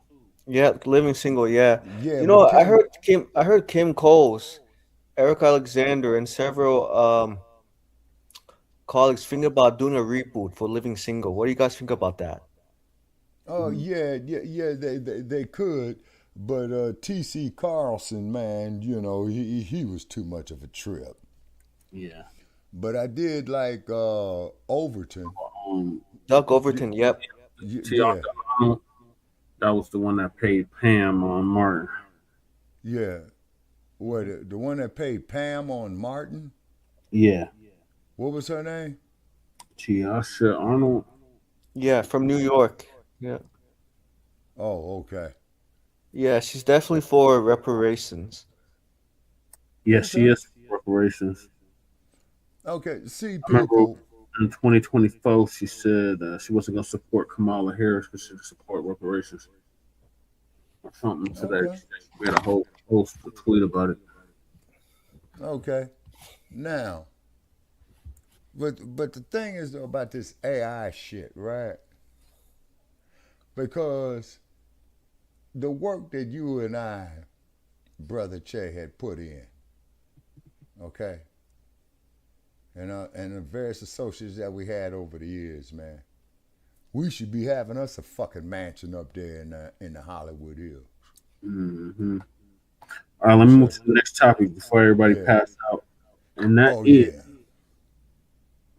So before we get to Keefe D, we got our brother who was friends with Tupac from the Bay Area, and he reflects on his friendship with Tupac as the murder trial begins. Okay, and then after we do Keefe D, that's going to be it for me. You see his hat, Shabaka? Marin County. Mm-hmm. Guess what's in Marin County, you guys? What? I'll give you one letter, and you ought to be able to figure it out. Okay, what's the letter? San Quentin. Oh, San Quentin, yeah. Yeah, that's in Marin County. Marin County is on the north side of the Golden Gate Bridge. Oh, okay, yep. And then when you go a little bit further north and over, then you're going up there into the wine country. Yep. Napa County. Friend who told me never sell drugs or do stupid stuff, and so I'll wait till it's all said and done. I'm not part of the trial. You know, I can't affect it in any way. Demetrius Striplin is describing his late friend Tupac Shakur, who he grew up with in Marin City. He'd DJ and Tupac freestyle just about anywhere. Nearly 30 years after Shakur was shot to death in Las Vegas, and now Dwayne Keefe D. Davis is on trial for his alleged role in orchestrating Tupac's killing. Striplin, who still lives in Marin County and who I sat down with Monday, says he's aware of the trial now underway, but not closely watching. I have my own experiences and memories of Tupac, so I don't like to see people dragging through the mud. Demetrius tells me that Tupac lived with him here in Marin City in apartment number 20. What do you think when you think Tupac? I think the guy that lived in my apartment, we used to hang out and listen to music all day. I think the friend who made it, and all I can do is just be proud of what he did and who he was. Striplin says he still remembers the Tupac who he used to recite Shakespeare with in the living room. It pains him that Shakur was never able to win an Oscar. Demetrius may not be glued to the trial, but he's well aware of why it's happening. People want closure, man. Everybody wants to know. It's one of the greatest murder mysteries there is. Who did it? Right. Everybody want to know. I want to know. And his family deserves real closure. That's right. Not a bunch of open-ended I agree with accusations. him on that. Come on, man. Somebody did it. Somebody killed him, so the evidence is there somewhere. J.R. Stone, ABC 7 Eyewitness News. Well, all right, what do you got on that? Okay, well, my thoughts is on that, Brother Chair. I will wait for the chips to play. I mean, to fall into place as the trial goes on. This here is August. They said it is going to last 5 weeks. Me personally, I think it's going to last a hell of a lot longer. Right. Because of all the motions and reconsiderations and what have you. He was only 25 years old, okay? Mm-hmm. He was a Renaissance man, okay? Yep. The Outlaws, you know what I'm saying? California dreaming. Mm-hmm. You know, and it's a trip living here, out here in the West, in a state of where he was, Black Panther Party, Kamala, and Lord knows that old senile bastard Ronald Reagan. Yeah. You know, and no, it's gonna last more than 5 weeks. It's gonna last. No, Goddess, it's gonna last more than 5 weeks. Okay, it's because they got all the evidence that they're gonna have to examine. Then you're gonna have mild motions to suppress this, re-examination of the evidence, rebuttals. They're probably gonna kick off about 5 jurors and bring up alternates on it. Mm-hmm. And I do not know if they got the jury sequestered or not, but in a high-profile case like this, I would imagine that they would have the juror sequestered. And hopefully, man, they got the juror sequestered up in one of these fancy-ass hotels out here, you know. Yeah, Tupac was a writer, you know, of course, you know, his lineage to Black Panther Party. Yep. You know what I mean? And they tried their best to kill the legacy of the party, of what it meant. But yep, he was a Black Panther Club too. Yeah. Yeah, he was a Panther Club, yeah, because Afeni, his mother, Afeni, got caught up in a Panther 21 trial in New York, saying they were trying to blow up the zoo or blow up Central Park or some fabricated bullshit, man. You know what I'm saying? Yeah. You know, and they were acquitted, just like what they tried to do with Bobby Seale in Chicago. Yep. Like what they tried to do to Huey Newton, man, in Oakland. Yep. Like what the fuck they tried to do to Geronimo Pratt in Los Angeles. Yeah. That's Cali for you, though. Yeah. Oh, yeah. I hate that he got into gang shit, though. He was better than that bullshit. Okay, now see, but Goddess Navi, the gangs, when they originally started, were the security of the black community. Yep. But what had happened is they came out to them with them white powders. Mm-hmm. You know what I'm saying? Malcolm got caught up in that shit, got off of it. Yep. You know what I mean? Mm-hmm. Mm-hmm. See, being black in America, people, all right, it's a very, very unique experience, and this is why we do Shabaka's Black Experience Enhanced, okay? We do welcome, you know, all people to come on the platform and whatnot, but you must be respectful, okay? Mm-hmm. Now, with me being the host of that platform, and I've welcomed many of co-hosts, as you know, Che. Yep. But one damn thing that's going to be, when I sit off in that command chair, I will not be contradicted. You can cuss me out in the chat. You can send me hate mail. But if you're going to drop some bread on it, you can come up and guest host. You'll be responsible for your own comments. You see, in other words, we're trying to upgrade it to make it be like mainstream. What is this video, Mike? Okay, but they video wrote it. This is the Keefe D trial right here, brother Chad. I think this is part of today's. Oh, Jesse, yeah, the video the video I posted. It's about how these police officers are so naive. They're thinking that by knocking on someone's door They didn't realize their body camera was on, or someone was watching them. Idiots.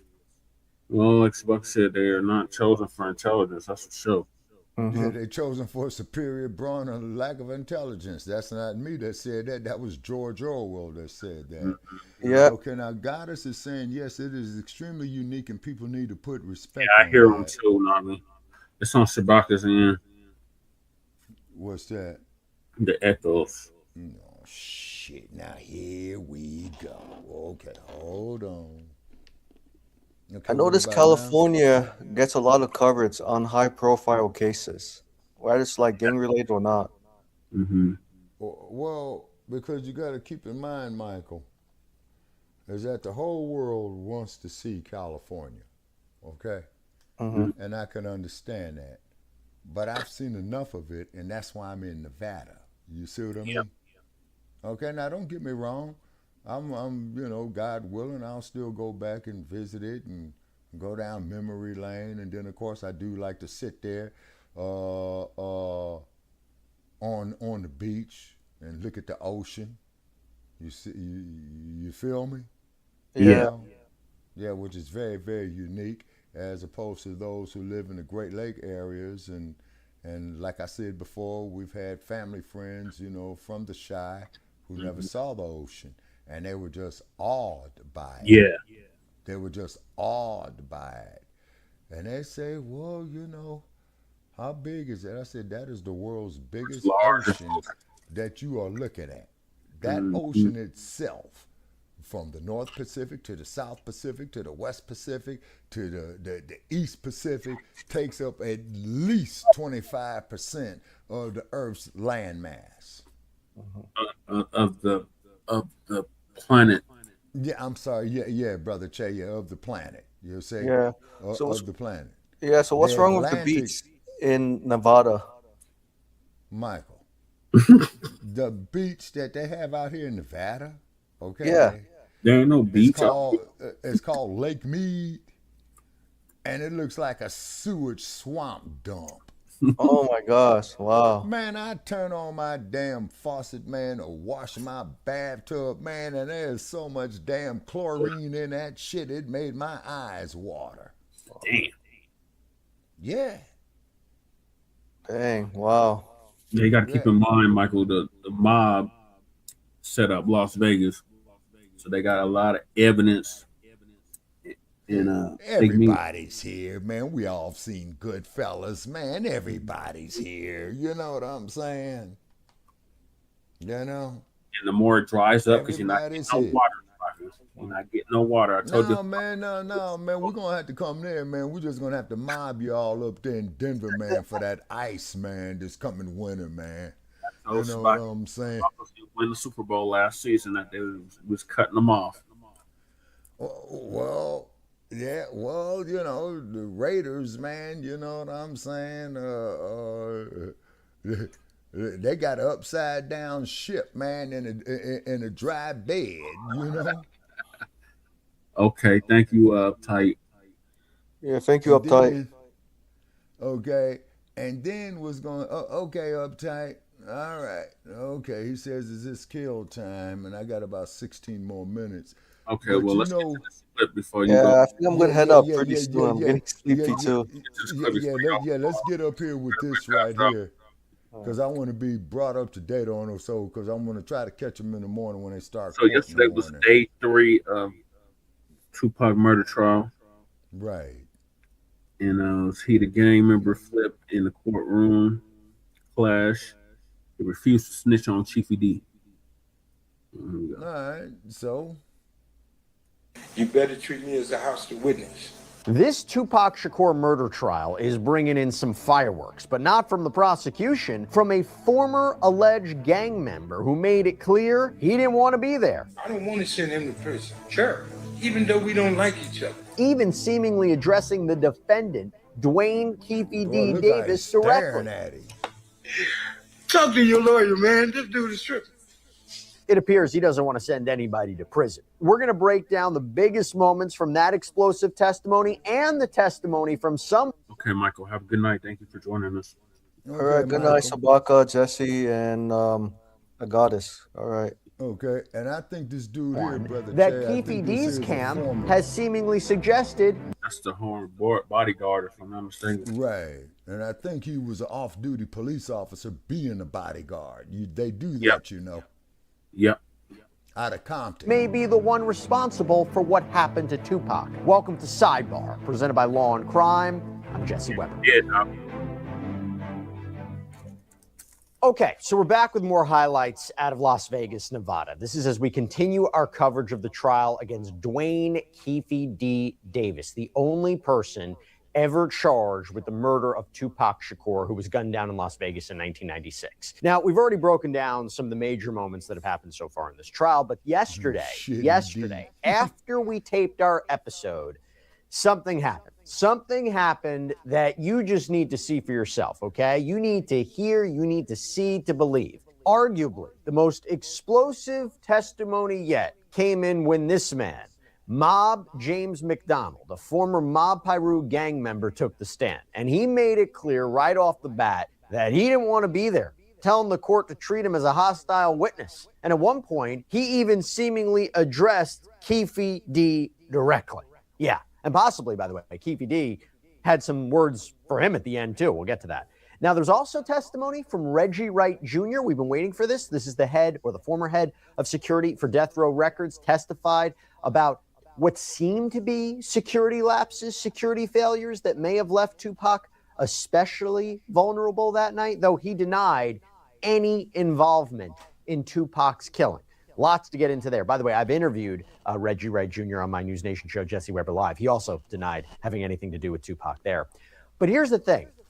There has been this theory floating around for a while now. It's seemingly part of the defense's case that Reggie Wright Jr. was somehow involved, somehow helped orchestrate Tupac's killing. And the prosecution, knowing this, they needed to shut down that theory immediately. So what do? They call in Mob James McDonald. Now, before we even get to that, I just want to let you know, this is a big case that we've been following here on Sidebar. We follow a lot of big trials, a lot of big cases. We're sometimes limited in how much we can show you of all the information out there. That is why, if you don't know about it, we have the case file section on the Law and Crime Plus app set up. So we're opening up the evidence vault so you can inspect like raw body cam footage, the 911 calls, the crime scene photos, the full trial tapes, the documents, all of that for yourself firsthand. And also, by the way, you get ad-free streaming of all your favorite law and crime and court TV shows. So you can see the full picture for an entire month free. You head over to longcrimeplus.com, enter promo code Sidebar, start exploring today.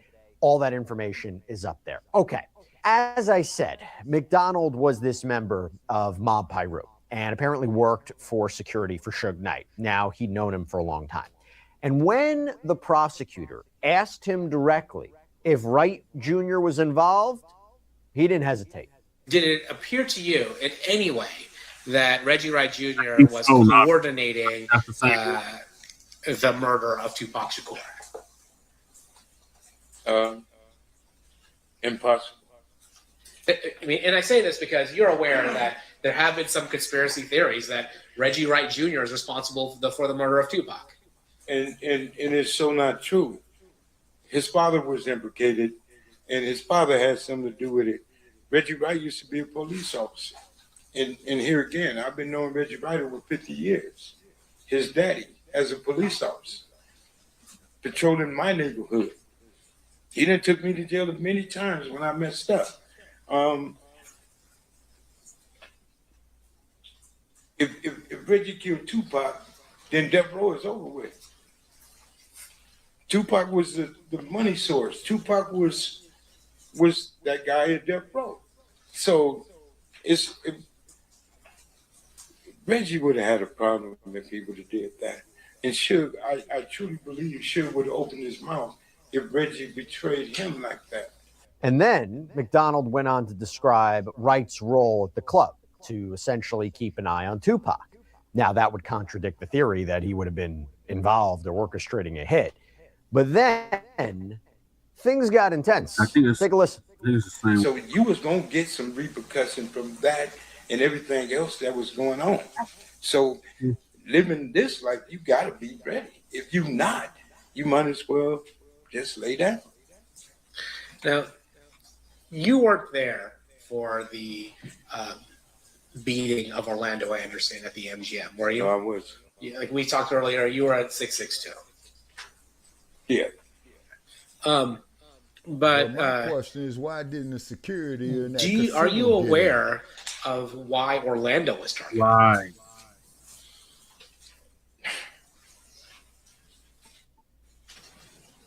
I'm aware of a lot of things. Things that was going on. People ain't talked about it in 30 years. Today ain't one of them. I don't mean to be funny, but here's the thing. A lot of things happened that night. A lot of things happened weeks and weeks after that night. Me or anybody else bringing up the dead is wrong. A lot of people got hurt behind this situation in itself.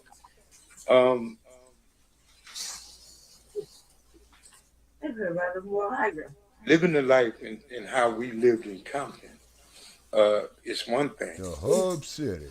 You bring back all of the guys that made it, like me, I'm 61 years old now, to rehash and relive this situation again. I told every attorney in here that tried to get me to come here, than that you better motherfucker. He treat me looks as a older house than me. witness. Yep. And I think that's where I'm about to go now, because you're asking me questions. Yeah, I can't answer those questions. Okay, well, let me ask you this. Then I'm not going to speak on Orlando. Let me ask you something about yourself. There was a rumor that Tupac had knocked you out one time. I'd have killed him. That would have been your response. Should to have that pleaded the Fifth Amendment, you Being stupid honest with bastard. you and everybody else. I said it on my podcast. I know this is a 180. I get it, but I just got to call out this amazing But you sponsor. I heard think what you he guys are just going to said, love though, it. right, I think Jay? you need to upgrade your closet, right? Reset. Autumn's here. Got to tell you about Quince. I would have okay? knocked him out. Quince's everyday staples, like their ultra soft cotton tees Even or if their you feel premium that way, Mongolian man, you don't cashmere say sweaters, they are shit like so that in these kangaroo versatile courts. and timeless that honestly, I don't think you're ever going to want to take them off. Upgrade the things you love in your closet with Quince, and you're going to get high quality fabrics that you would expect from designer brands, but Man, without we the ain't price trying tag. to Because market Quince your is priced goddamn 50 to shit. 80% Trick less than pay similar us. brands, meaning you're paying for quality and 365-day returns. Now available in Canada. Tell you, Hey, it motherfucker, why got don't you sit up even there and more donate intense. $365 So to intense, Shabazz Black actually, Experience that and answer McDonald's Frontline Blacc News. even had words for Why Keefe don't you D. sit up there listening to your Was there? double-speaking Can you bitch describe ass? that for us when you went back in terms of what kind of tension we're talking about? You sure you want me to answer that? Yeah, goddess, that demonic Is it going to be graphic? No, I ain't gonna. I got to raise the word in it, but you asking me a question. I don't. Do like and Trump. what I explained Plead to the Fifth them, Amendment. I don't want to send You them wanna to ask prison. the next question? Even Same though we don't answer. like each other. Question after that. I don't same want to answer. send you to Question prison. after that. Same So answer. that's why I'm here where I'm at and where I am. Boy, you Because see, boy, his eyes is blazing at him. I've changed my life. I'm raising my grandkids, teaching them never to be like their papa. And here I am explaining to people what I used to be. And I'm not proud of that. I'm not proud of that at all. And you asking me questions that can hurt him. And like I told them, I'm trying to avoid to answer the questions that they might look at me and say something is wrong. Well, let me put it this way. Let me help you out with this. Okay. So these people right here. Next question. What Same they want answer. to know from you Next is did question. you Same see answer. who shot Tupac? I told you no. Correct. So outside of that question, right? The next question I'm asking you is, when you went back to Compton, was it like a Southside Crip that shoots a Pyru Blood, and then a Pyru Blood shoots a Southside Crip? Is that the tension that we're talking about? Do I answer this? That's a straightforward question. It's a yes or no answer. The Fifth Amendment, you stupid motherfucker. I was a part of that life. I was a part of that. And I was, no, because you asking something that's going to hurt this dude. And when okay, let me stop. And once again, I want to emphasize.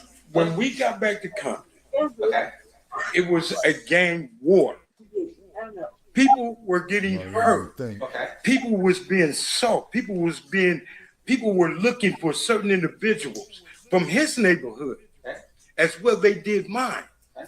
but Orlando, him, and certain other people were being salted because people wanted to kill them. Sure.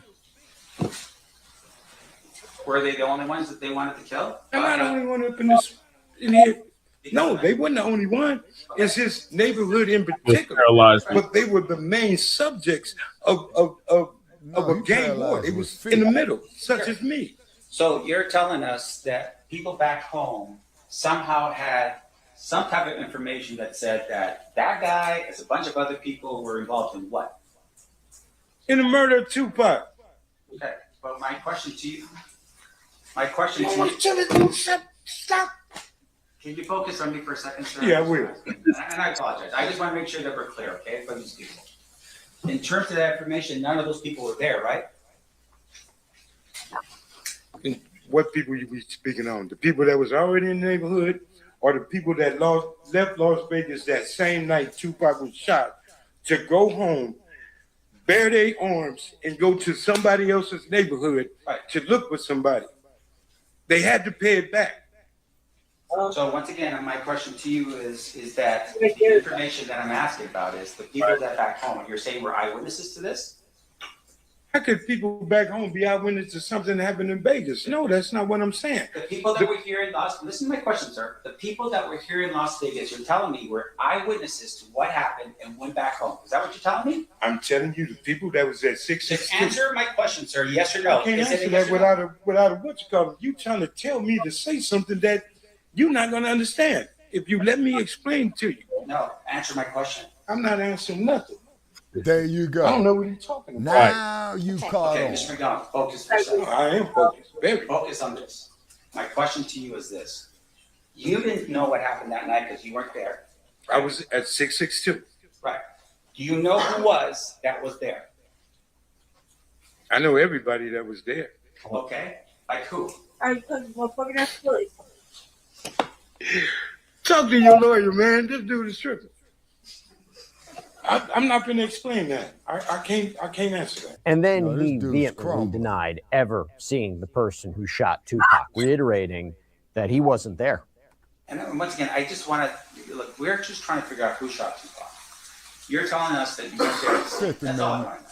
At the end of the day, that's it, right? Was I in the entourage when Tupac got shot? No. Okay. Nothing else, right? I was at 662. I mean, that ain't hard. That's easy math. No further questions, John.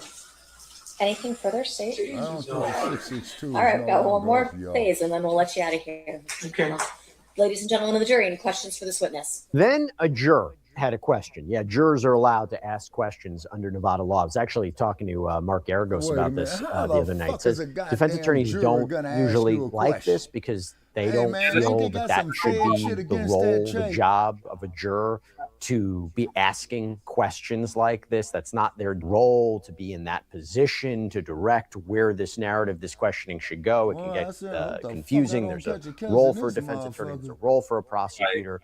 Now, prosecutors might like it because it kind of gives them an idea of what the jury may be thinking. But point is, jurors get to ask questions, and you'll see what this question was here. And after all the tension, all the fireworks, there were his parting words to the court as well, Mr. McDonald. All right, I have a question for you from one of our jurors, if you can answer it. Good question. Did Reggie Wright Jr. instruct security to not have firearms the night of the fight? To be honest, I don't know if Reggie Wright told his people or the police officers not to have guns, and I don't know why. He showed didn't tell us because we had ours. And that's the honest truth. Right. All right. Any follow-up based on that? No recollection of that incident. I just want to clarify what the witnesses said. You're telling us that you had guns that night. Yeah. I just want to know. But you had guns that night. Right? Yes, we did. All right. Thank you. All right. I know you didn't want to be here, but thank you for coming. Just confess to another goddamn I want to felony. apologize to Nigga, everybody. is you crazy? I find this kind of funny, and truthfully, what you're going through, brother, is what you're going through. I didn't want to be a part of that, and I'm not a part of that. So I appreciate everything, and I apologize to all of you guys. Okay, thank you, Mr. McDonald. You are free to go. Boy, So that he was is McDonald. mad as Then the hell. prosecution called somebody we've been talking a lot about so far. Reggie Wright Jr., right, the former head of security for Death Row Records.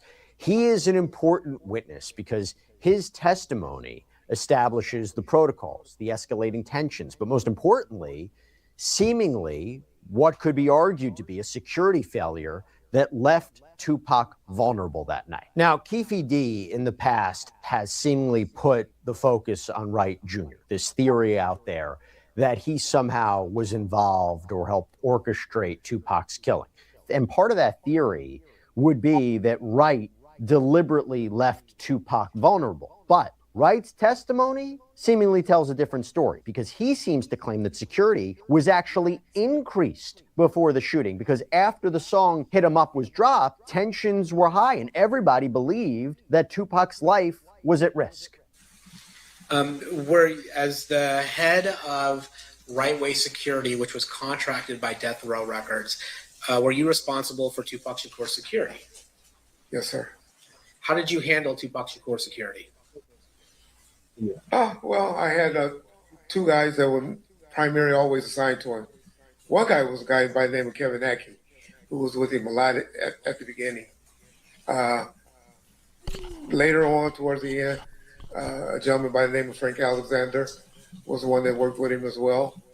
And then I'll always have additional guys, like Al Giddings is one of them, fill in for him when those guys wasn't available.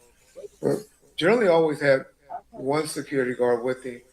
After this particular song came out, about May or June, we upped it to 2 security officers. Now, you mentioned a particular song came out that changed how you handled Tupac Shakur's security. What song are you talking about? It was a song called Hit 'Em Up. And is it fair to say that in that song, Tupac is aggressively expressing his dislike for the members of Bad Boy Entertainment as well as other artists? And as a result of that, you decided to change security for Tupac or increase it? Well, I was a part of the discussion and ultimately had to prove it, but you want to be down Mr. with Bad Knight, Boy, possibly Mr. Shakur, and maybe the security officer that was primarily with them, we all agreed that he probably needed another guy with him. Yeah, it seems Wright himself wasn't with Tupac that night. He testified that he went to the club instead of the Tyson fight. So when he heard news of the shooting, he says he was blindsided. Well, we all know that on September 7th, 1996, Tupac Shakur was shot and Mr. Knight was at least grazed in the head by a bullet. Did you find out about that? Yes, sir. How did you find out about that? 2 gentlemen, Buntry, true name was Alton McDonald, and a gentleman by the name of Neckbone. Well, his true name is Roger Williams, and his moniker is Neckbone. They came inside the club. They came straight to me. It was like, Reggie, Suge and Pop just got shot down the street. I thought they were messing with me because they like, where Reggie at, because I wasn't there with him. But then Mr. Khaleesi, who was standing near me, I guess he talked to some of the officers that was working out front, and he kind of verified to me that something happened. And then by that time, I see about 4 or 5 other units that were working at the club. They started taking out heading that way. Now, we have this infamous MGM security footage that we've played before, right? Appears to show Tupac, Suge, others allegedly attacking Orlando Anderson. Remember, that would be the motive for why all this went down. That Anderson, Keefe D's nephew, was upset about this and retaliated against Tupac. Keefe D has said that his nephew was humiliated. So again, that's what allegedly sparked the shooting. But when the fight was brought up at Suge's probation hearing, Anderson apparently testified that Suge was trying to stop the fight. And according to Wright, Anderson was paid a stack of cash to allegedly lie under oath. Is it fair to say that Mr. Knight was on probation at the time of the beating at the MGM, right? He was. Can you tell us people who are involved in this? That gentleman right there in the white is Buntry, Alton McDonald. There appears to be somebody in a gold shirt. Who was that? That appeared to be Mr. Shakur. Well, that's Mr. Knight. And then that's Mr. Williams. And then, so you see Mr. Williams, Mr. Knight, Mr. Shakur. Those are the people that are evident to you in this portion of the video. Is that That's right? correct, sir. And then after you guys got back from Las Vegas back to the Southern California area, did Mr. Knight have a legal problem as a result of his alleged participation in that beating? That's correct, sir. And can you explain that to us? They've already met. Initially, they've already met. They said for a 30 test for that he did with his probation officer. But while he was still in custody, they then added the charge of he violated his probation for assaulting Mr. Anderson. He's on probation. He's on video, at least what appears to be participating in the beating of Mr. Anderson. And so he is charged with violating his probation. That's correct, sir. Do you participate in any of the preparation for Mr. Knight's hearing on his probation violation? With his attorney, Mr. Kenner, I attended several meetings, yes. And then are you aware of a meeting with Mr. Anderson? That's correct. Can you tell us about that? So we met him at his attorney office, Mr. Edie Fall. Was in Seal Beach, I believe, where his office was. And we met with him. The attorneys had an agreement where I guess they will make a settlement or something for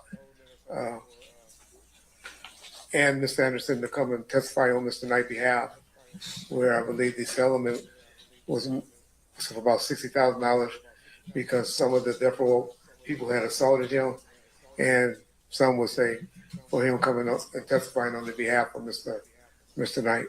Okay, so just to be clear, prior to Mr. Knight's revocation hearing, there was a meeting with Orlando Anderson, the person who was beaten in that video. Is that right? That's correct. And then there was an agreement that $60,000 would change hands between Suge Knight or Death Row or some aspect of that side to Mr. Anderson. Is that correct? That's correct, but that was made between the attorneys, Mr. Kenner, who was also present, and Mr. Fall. Okay. I'm not saying that you're the person that did that. I'm just saying you were that. I was at the meeting, myself and Norris Anderson, who was the general manager of the company at the time. Okay. And then at that probation hearing, is it fair to say that Mr. Anderson said that Mr. Knight was just trying to stop the fight and not participate in the fight at all? That was his testimony, yes. Okay. And that was after he received the $60,000. That part I don't know. That was after the agreement for the $60,000. It was an agreement in place, though. Okay. And then is it fair to say that the judge disregarded Mr. Anderson's testimony and revoked Mr. Knight's parole? Objection at the meeting. Well, did the judge believe Mr. Anderson's testimony? So Mr. Knight was subsequently violated for his probation and received 9 years sentence. Now, look, even though there's been arguments that the media may have been overstimulating or overhyping this East Coast, West Coast rivalry, it does seem that tensions between rival music labels and opposing gangs were at an all-time high back in the 90s, and security and protection seemingly became top priorities. But in a twist of fate, one of the bodyguards called out from work the night that Tupac was shot and killed. Take a look. And you had mentioned earlier that after the song Hit 'Em Up had come out, and that was probably, 3-4 months before this, you had assigned 2 security officers to Mr. Shakur. That's correct. So where's the other one? Well, that was Mr. Hackey, Kevin Hackey. He was scheduled to also be attending and writing, and that's who I actually thought was going to be with him, coming up with him, because he normally was with him. You know, him and Mr. Alexander, they kind of worked out who would be with Mr. Shakur. And for some reason, he didn't show up. He now telling me he had a late arrest, and he was stuck at the hospital all day dealing with an arrest. Okay, it's almost over. All right, okay. So the fight night arrives. Where are you? It's like 5 minutes left of this You clip. go to the fight? I went to the parking lot of the fight, so it was kind of And when I wake up, I'm turning the hectic idiot box to back get inside, on. but also got a call from Mr. Giddings, Al Giddings, who was my case resumes. supervisor at the club. Okay. And they was having some logistic problems, some problems there, and I elected to go and Camera rule, Nobby. get things in order at the club. And when it came time for cross-examination, the defense pointed out that it wasn't just their client who could potentially profit from talking about the case. What about Wright? In your YouTube channel, you have spoken a little bit about me, for instance, right? That's correct. And you have spoken about me as well. Yeah. So in terms of your podcast or YouTube channel, and once again, I don't think it was anything derogatory. It's more like he's never tried a criminal case, or I think Hollywood-ass attorney. I think you had said something like that, right? Well, you did about 10 interviews that was not in the last 2 months, so I may have said something like that. Camera Fair at this particular point, at some point, you had actually instructed Keith that, hey, he can actually make money doing the YouTube stuff. Remember that? It didn't go quite like that, but I did pass his number to Yeah, he's on this. a few YouTube channels after he and I had this discussion about doing something on my channel, but I refused to pay him. 'Cause I'm not giving someone I believe is Tupac killer money. Sure. You had a interview with a Mr. Mogg. Do you remember that? Detective Mogg, yes, sir. And question was asked by Detective Mogg. So what do you get paid for your interviews? And you respond, oh, I get about $2,500, $3,000 a show. You remember that? That's accurate, so I might have said that. You can make $8,000 to $10,000 off of me. And you just gave me $2,500, $3,000.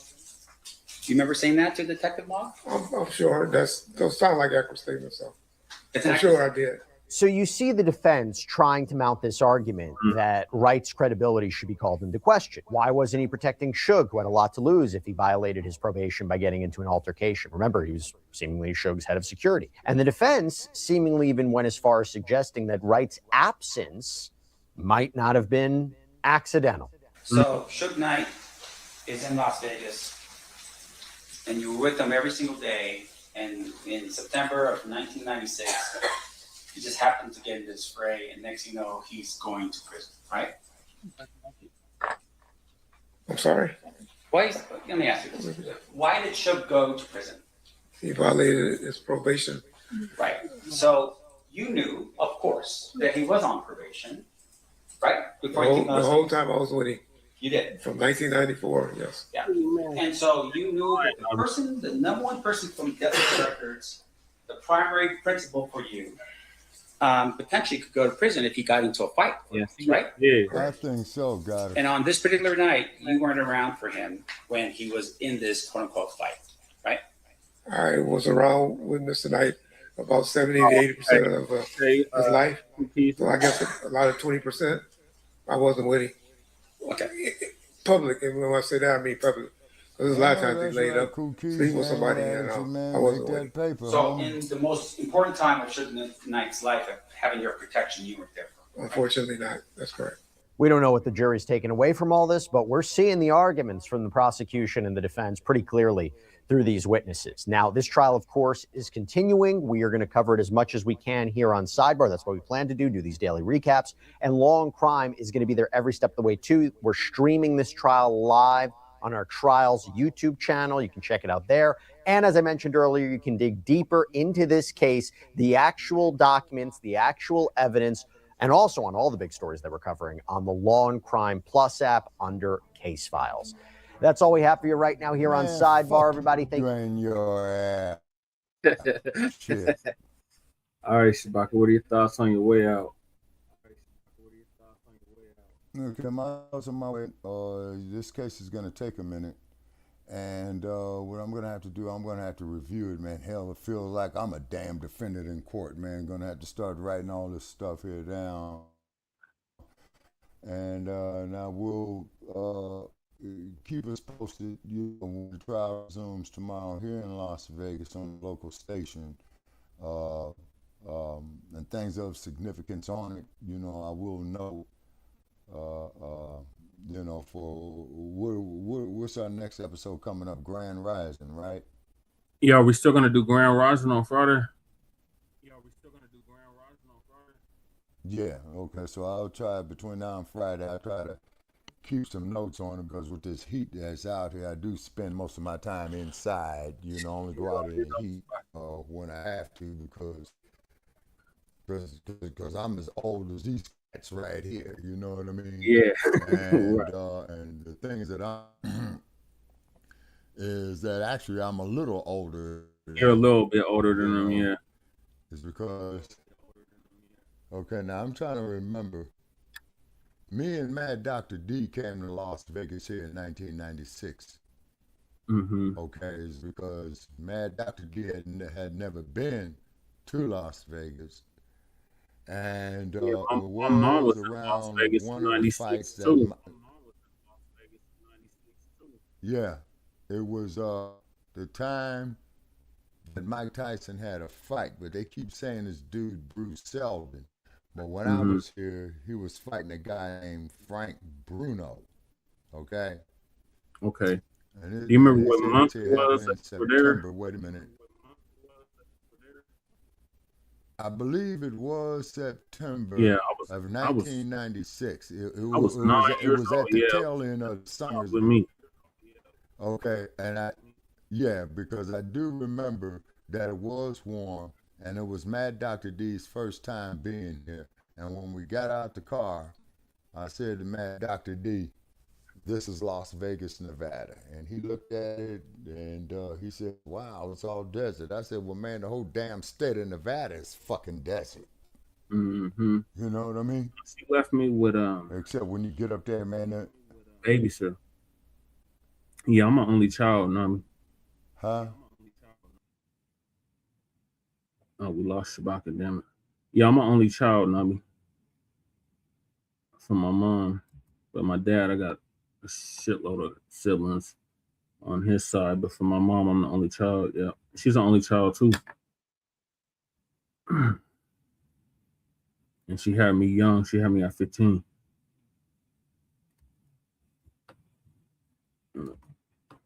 Yeah, hopefully Shabaka come back. I want to get the rest of his thoughts on this, but waiting on Shabaka to come back. I'm gonna play the next clip. It's Tariq's take on this. Tariq said Mob James refused to snitch on Chiefy D in the Tupac murder trial. I'm gonna play that, and that'll probably be the last topic before we all pass out. I don't know, I might have a few more left in me.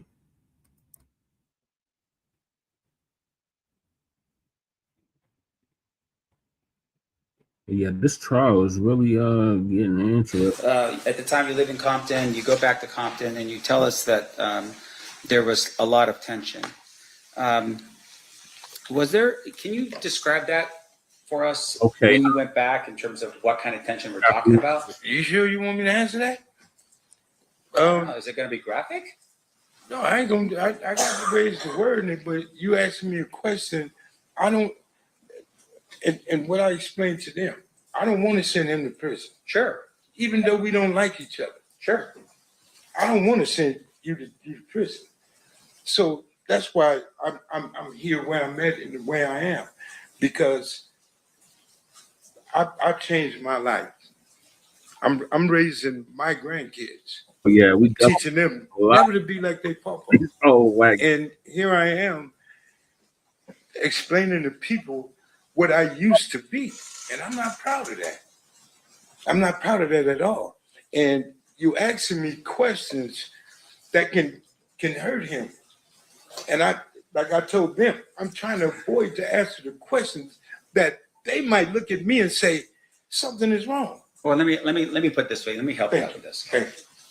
So these people right here, what they want to know from you is, did you see who shot Tupac? I told you no. Correct. So outside of that question, right? The next question I'm asking you is, when you went back to Compton, Was it like a Southside Crip that shoots a Pyro Blood, and then a Pyro Blood shoots a Southside Crip? Is that the tension that we're talking about? Do I answer this? That's a straightforward question. It's a yes or no answer. Okay. Did you see that? When I was a part of that, like I was a part of that. And I was because you asking something that's gonna hurt this dude. And when okay, let me stop. Yeah. And once again, I want to emphasize when we got back to Compton, okay, it was a gang war. Yep. People were getting hurt. Okay. People was being sought. People were looking for certain individuals from his neighborhood, okay, as well they did mine. Okay. But Orlando, him, and certain other people were being sorted because people wanted to kill them. Sure. Were they the only ones that they wanted to kill? Am I the only one up in here? No, they weren't the only one. Okay. It's his neighborhood in particular. That's right. But they were the main subjects of a gang war. They was in the middle, such as me.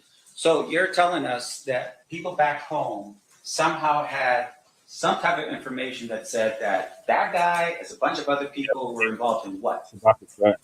In the murder of Tupac. All right, welcome back. Okay. Well, my question to you. Lightning nearby. Can you focus on me for a second? Oh, yeah, I will. And I apologize. I just want to make sure that we're clear, okay? Radar. In terms of that information, none of those people were there, right? Okay, pause that, brother Shay. What people you be speaking on? The people that was already in there? Yeah, finish your thoughts, Shabaka. Okay. Yeah, before, I was so rudely interrupted by StreamYard. Yeah. Me and Mad Dr. D was here. Mm-hmm. Okay. This had to be the time that the fight between Mike Tyson and Evander Holyfield was coming like up. it's storming in Because Phoenix. I distinctively... Okay, so that's just a hop, skip, and a jump from here. Okay, and I distinctively remember walking through the sports book in a casino, and I says, "What's the odds on the fight?" And they said they got Evander Holyfield as a 30-1 underdog, and I was mad in the motherfucker, man. I didn't have me $10, man, because I would have took that for the fucking action. And the cold part about it is, man, I would have won. Okay, Right. now, okay, at the MGM Grand. Okay, they used to have the bridges, Brother Che, if you remember, that would connect the MGM Grand to the Excalibur. Excalibur, yeah. Okay, they were putting the finishing, and they were putting the finishing touches onto the New York. Yep. And I distinctively remember the Las Vegas Police Department is asking me, what do I got for sale? And I told them, buttons for the fight. They said, okay, you got to go to the sidewalk to sell it. Because they used to have areas on the sidewalk, okay, that had a big yellow square, and you had to stand inside that yellow square to sell whatever. People out there selling fuck magazines, prostitutes selling their damn address and all that shit. People out there selling balloons or whatever, but you had... Yeah, okay. But since they built in New York and MGM Grand, okay, had been open for about a year because the original MGM Grand caught on fire. Yeah, that's what I heard. Okay. So, I remember when it happened. They had to bounce the wrecking ball, that motherfucker, and then they had to go rebuild the other MGM Grand. And then I remember that the MGM Grand at that time had the theme of the Wizard of Oz. But I recall that there was the entrance into the MGM Grand was like the Cowardly Lion. If memory serves me correctly, because remember, I'm just about as old as this motherfucker is right here, man, and this was 30 years ago, you see? Yeah. Yeah, it'll be 30 years next month. And it's going to be kind of difficult, in my opinion, get a conviction on Keefe D. You see what because see, this is what they call a cold case, Brother Che. Yep.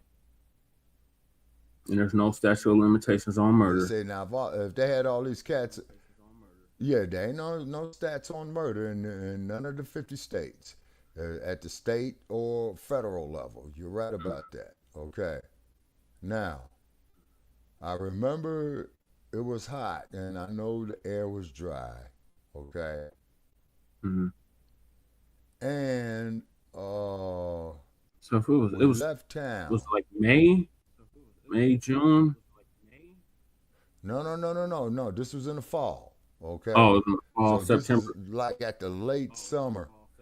Yeah. So that's the late summer, early fall. But keep in mind, man, in the early fall, the temperature don't drop in this place, man, until at least the first week of October. Okay. And then we will see what happens though. That is now the bad karma has hit them all. Yeah. In other words, these dudes really got caught up. Okay. Mm-hmm. But keep in mind is that I've been in Vegas, man, going on 4 years. Mm-hmm. Keefe D's been in jail that I know of at least a year and a half. Yeah. As they gathered the evidence, is because a lot of the evidence was old. Oh, damn it, StreamYard, stop kicking Shabaka out. God damn it. While we waiting on Shabaka to get back, I'm gonna finish this clip. Neighborhood or the people that left Las Vegas that same night Tupac was shot to go home, bare their arms, and go to somebody else's neighborhood to look for somebody. They had to pay it back. Right. No. So once again, my question to you is that the information that I'm asking about is the people that back home, you're saying were eyewitnesses to this? Okay. How could people back home be eyewitnesses to something? Hold on, Shabaka. Let me bring you back in. I know our StreamYard keep kicking you out, Shabaka. We're gonna bring you back on. Bruh, it's the subject matter, and it's mostly cloudy out here. It's 82 degrees, so I don't think the heat is a factor. I believe it's the subject matter. Okay. Now, right. I do recall. Okay, it was warm. Mm-hmm. And me and Mad Dr. D was at this hotel, and we had to walk past the airport to get to where we wanted to sell the Mike Tyson buttons. Okay. Right. So it was about a good mile and a half walk. Okay. So then I remember as soon as we got back to Los Angeles, we heard of the Tupac Shakur case go down. Yeah. Okay, which was September 7th, 1996. September the 7th of 1996. Okay, so wait a minute. Okay, hold on. Okay. So we're selling these buttons. Las Vegas Police Department came up because we was on one of those bridges, and he says, "What do you got to sell?" I said, "We got the buttons." He said, "Okay, you're gonna have to go down there to the sidewalk." But now what's happened is that they changed the laws here on vending since then. So I remember shortly getting back to Los Angeles, then it came across the news that Mr. Shakur had been shot, that he was in the hospital, and he was in the hospital about 3 days before they pronounced him dead, because I do recall distinctively is that they had to remove one of his lungs. Yeah, he was in there for 6 days. You know. Yeah. And they had to remove one of his lungs, and then when they said that, I says, well, you know, I'm sure Finney is all messed up because that was her child. You know what I mean? He died on the 7th day. What happened? It's the 7th. Yeah. The 7th, 1991, correct? 96. 96. Okay, I stand. Wait a minute. Yeah, I stand corrected. Hell, in 1991, I was in Los Angeles. Boy, damn, boy. Okay. All right. Yeah, you're right. Okay. So then they had his funeral and what have you. Then I guess they had released some of his tracks that were not released, you know. And of course, they was playing a lot of the Machiavelli song. You know what I'm saying? Yep. Because you know about Machiavelli, the cat that faked his death, you know what I'm saying, and came back. Yep. You know what I'm saying? And Too Many Tears was a big hit. Yep. What was that? Too Many Tears? So Many And Tears. then, of course, it's California. So Many Tears, right. And then I remember that it's California Dreaming. California Love. I mean, California Love. Yeah, had came out. You know what I'm saying? And then, of course, listening to that song and all those cities that he spoke, I've been through. You know what I'm saying? You know, welcome to the Wild Wild West, back up to the Frisco and Oakland and back down. You know what I'm saying? Stockton, Sacramento. You know, I've been through all them towns. Los Angeles. You know what I'm saying? You know, San Jose. You know what I mean? And what have you. And so then they announced that he was dead, and the case went dormant. You see? Yeah. And the next time after that I came back to Las Vegas. Huh? Nobby said Dre mentioned Pasadena. Dre. Well, who did? Yeah. He did mention Pasadena. California Love came out in '95. Shabaka. I remember because I was in Michigan. I was in Saginaw, Michigan. Okay. So Pac was killed in 1996. Yep. September 14th. Okay. 1996. Okay. Is it the 14th or 13th? And I think it was the 14th. Okay. But the Mike Tyson fight, in fact, was coming up. And it says with a guy named Bruce Seldon. Okay, so it's probably the end of August. Look at that. Yeah, because I do know that the air was warm. Okay. So, and then look at that Bruce Seldon fight, man, and you tell me, man, if dude got hit that hard or not, you know, or what have you. Okay. It was the 13th. September 13th, 1996. Okay, the Bruce Seldon fight. No, that's when Pac was killed. The Bruce Seldon fight was on September 7th. Wait, wouldn't have been the 7th. Let me see. Bruce.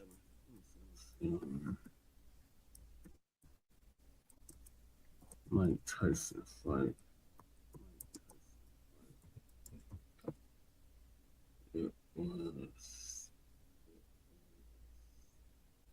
Yeah, it was the same day, September 7th, 1996.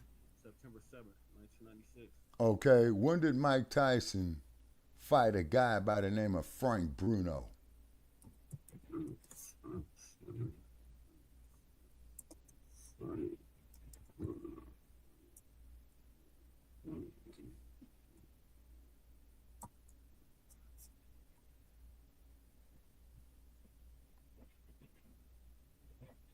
He fought him in February 25th, 1989. Okay. Then it wasn't Frank He Bruno. fought him twice. The first time was in '89, and the second time it was March. Second time. March 16th, 1996. Okay, March 16th, 1996. Okay. Yep, it was 13th. All right. So then that means, okay, so then that means that the air was getting warm, okay, because I do remember I was here for the Frank Bruno fight, okay, then that there would be March of 1996, and yeah, the weather does start getting warm here around the vernal equinox, which is the first day of spring. Okay. Yep. Okay. And then and I remember the street Colville Yep. that I'm not too far from that I passed by, you know, that does take you into Las Vegas Boulevard, you know what I'm saying, off of Flamingo. Yep, off of Flamingo, yep. So they were saying, you know, yeah, so I think what had happened was, and it's right by the MGM Grand, and it is where you will come out of there, you will get on that street Colville, and it does take you up there to Las Vegas Boulevard. Right. Yeah, it does take you up there. And from what I understand, the shooting occurred at Colville and Las Vegas Boulevard. Yep. That's exactly where it took place. Okay. Now, I'm figuring like this, man. When the fights come, they generally have the Las Vegas Police Department, man, like on a high alert because of so many fans. People are going to get drunk, mad because they're losing their fucking money. You know what I mean? Mm-hmm. You know, all the damn prostitutes is out here working these tricks. You know what I'm saying? Yep. Yep. This is Sin City, bruh. Yep. Come on. This is Sin City. You know what I mean? And what have you. So then I think I got back to Los Angeles. Then I heard that Pac was shot, okay? Then 3 days later, they said that he was, deceased. And then, and then the Outlaws, this was all-time high with Tupac on there. You know, he was with the Outlaws. How does it feel coming up in a cash game like in... How do you want it? Yeah, how do you want it? Yeah, and like Tupac says, nigga, tell me how you want it. That was him and Casey and JoJo from Jodeci. Okay. All right, now the hip hop generation, sir, is from your generation. Yep. And obviously by Goddess Navi's generation too, because in 1996 I was in my late 30s. Yeah, you were like my age. You're like a year or two younger than what I am now. Yeah, and then I distinctively remember walking past the sports book where they had the odds or the fight was getting ready to come up between Holyfield and Tyson. Yeah, Navi the first is time they fought. If I'm not mistaken. Okay, and then Gen X. Okay, all right. So then I walked into the sports book, mad the motherfucker because I didn't have no money, and they said they had Holyfield as a 30-1 underdog, and I would have took that damn bet, man, for the fucking action. Yeah. And the cold part about it is, would have won. Right. You know what I'm saying? Mm-hmm. And would have fucking won. Shit, yeah, if I would have had $50, I would have dropped that easily on that, man, for the fucking action. You see what I'm saying? So what's 30 times 50? That's $1,500, right? Yeah. Yeah, motherfucker would have walked away with $1,500. You know what I'm saying? So then, the Tupac Shakur case, everybody was saddened that Tupac was gone. All the radio stations, hip hop stations all across the country were playing all his hits. You know all what I'm saying? And I remember Dear that. Mama. Yeah. Dear Mama playing all his hits. Radio. Dear Mama. Years. Yep. And then they started showing all the because I think he made 3 feature films. Gridlock, Juice, Poetic Justice, Gridlock, and gang related. Yeah, I remember I saw gang related. I didn't see Poetic Justice. That was with him and Janet Jackson. And I might decide to pull it up you know, in memory of Tupac, because they was riding. Something about the plot was that they were riding from Los Angeles to the Bay Area, and the movie Yeah, tells them about it. they 'Cause were it takes dirty cops. Oh damn! I keep losing Shabaka. Streamer, stop kicking Shabaka out. You didn't like Gridlock. I like the soundtrack, but yeah, the movie was alright. I like Game Related. Again, I like the soundtrack better. Both of those soundtracks are really good. Okay, welcome back, Shabaka. Yeah, man, they doing this shit to me on purpose, man, because it's mostly cloudy and it's 82 degrees out here. Might get some rain.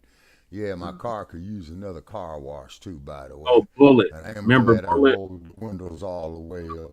What about Bullet and then Above the Rim Bullet. too? Yep. Oh yeah, with Denzel Washington above the rim. Mm-hmm. Yeah. And then let me see. And then there was another motion picture that came out around that time. I think The Usual Suspects had came out around that time with Kevin Spacey. Yeah. Yeah. Okay. Tombstone with Money Talks. Yeah.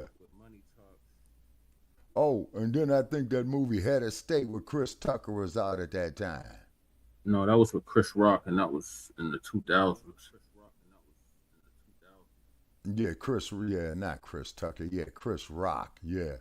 Well, he was going to be the first black president, and then in there, and they had Bernie Mac in there. You know what I'm saying? Yeah. Yeah, that was Head of And State. then That what was that? 2003. Yeah. Yeah. Yeah. And Lynn Whitfield was in it. Yeah, them soundtracks And, was and that's the movie she made before. Yeah. all those And soundtracks. then also too, and that's Poetic Justice, Above the Rim. I don't remember the Bullet soundtrack. I remember Gridlock let's see, soundtrack. another movie there, Jason's Lyric with Bokeem Woodbine. Yeah. Was out. Him and Alan Payne. Then the movie that really came out that I distinctively remember that one there was Panther. Yeah, that was in 95. With Marcus Chong Mm-hmm. and what have you, and I was at Mad Dr. D's house, and then I guess it came on cable, and he says, "Okay, Shabaka, you with all this shit. Let me just see what the fuck with this shit is about." Came out the same year. Friday came out. Bad Boys, the first one, and it was another. Yeah, movie. 95. What's the other movie? Friday. Yeah, the first Friday. Yeah. Yep. With Debo. And so I'm watching, it came on cable TV, and I'm at Mad Dr. D's house. Mm-hmm. He says, "Okay, man, you with all this pro-black shit, so we're going to sit here and look at Panther." I said, "Yeah, okay, turn it on." And the Jackson movie. In the year 1967. The Jacksons, An American Dream. Yep. Where Lawrence Hilton Jacobs played their daddy and Angela Bassett played their mama. And Tales from the Hood too, Shabaka. Oh yeah. This shit. You want the shit? We're going to get the shit. Yep. Oh yeah. The doo-doo. Ooh. Yeah, I remember that old Clarence Williams III, playing Mr. Sims, looking crazy as hell. You know what I mean? Yep. And then, so in the motion picture Panther, Mad Dr. D asked me when they did the scene when they walked up into Sacramento.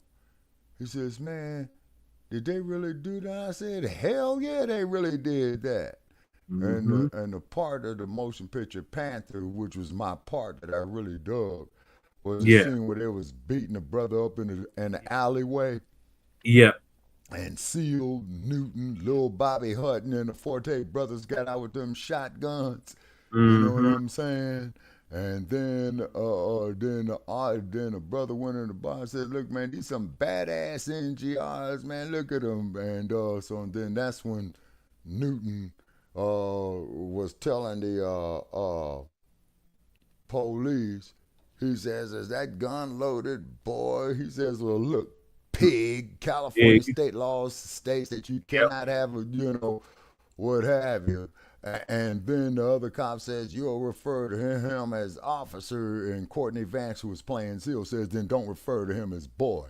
And then he made the statement, "Ladies and gentlemen, you ain't got to go nowhere. This is your business." You know what I'm saying? Because the Oakland PD was trying to disband the crowd. He says, "No, ladies and gentlemen, this is your business. California law subsection whoop, whoop, boom says you have the right to observe the police and operation of their duties as long as that you are 20 feet away." And he says, based on my estimation, you had about 25 to 30 feet away. And then they had their boy, their little Bobby Hutton, handing out the flyers, for the Black Panther Party, and they let the brother go. And April Aaliyah Jones, Mad Dr. D's daughter, she was in her, I would say, mid-teens, and she asked me, she says, "Did they really do that?" And I said, "Hell yeah, they really did that." You know what I'm saying? Yeah, she's older than me. She's a few years older than me. Because I was 8 when that movie came out. Yeah, and then I remember, they had that song that became a big hit. It was a collaboration of, you had Yo-Yo on there, Burlita Woods was on there, Salt and Pepper was on there, Queen Latifah was on there. You know what I'm saying? I think Lil' Kim was, and it's Burlita Woods that sings the lead to that one called, and the name of the song that was a big hit at that time was Black People. Yeah. That's the name of it. You could pull it up. You could Google it. You know what I'm saying?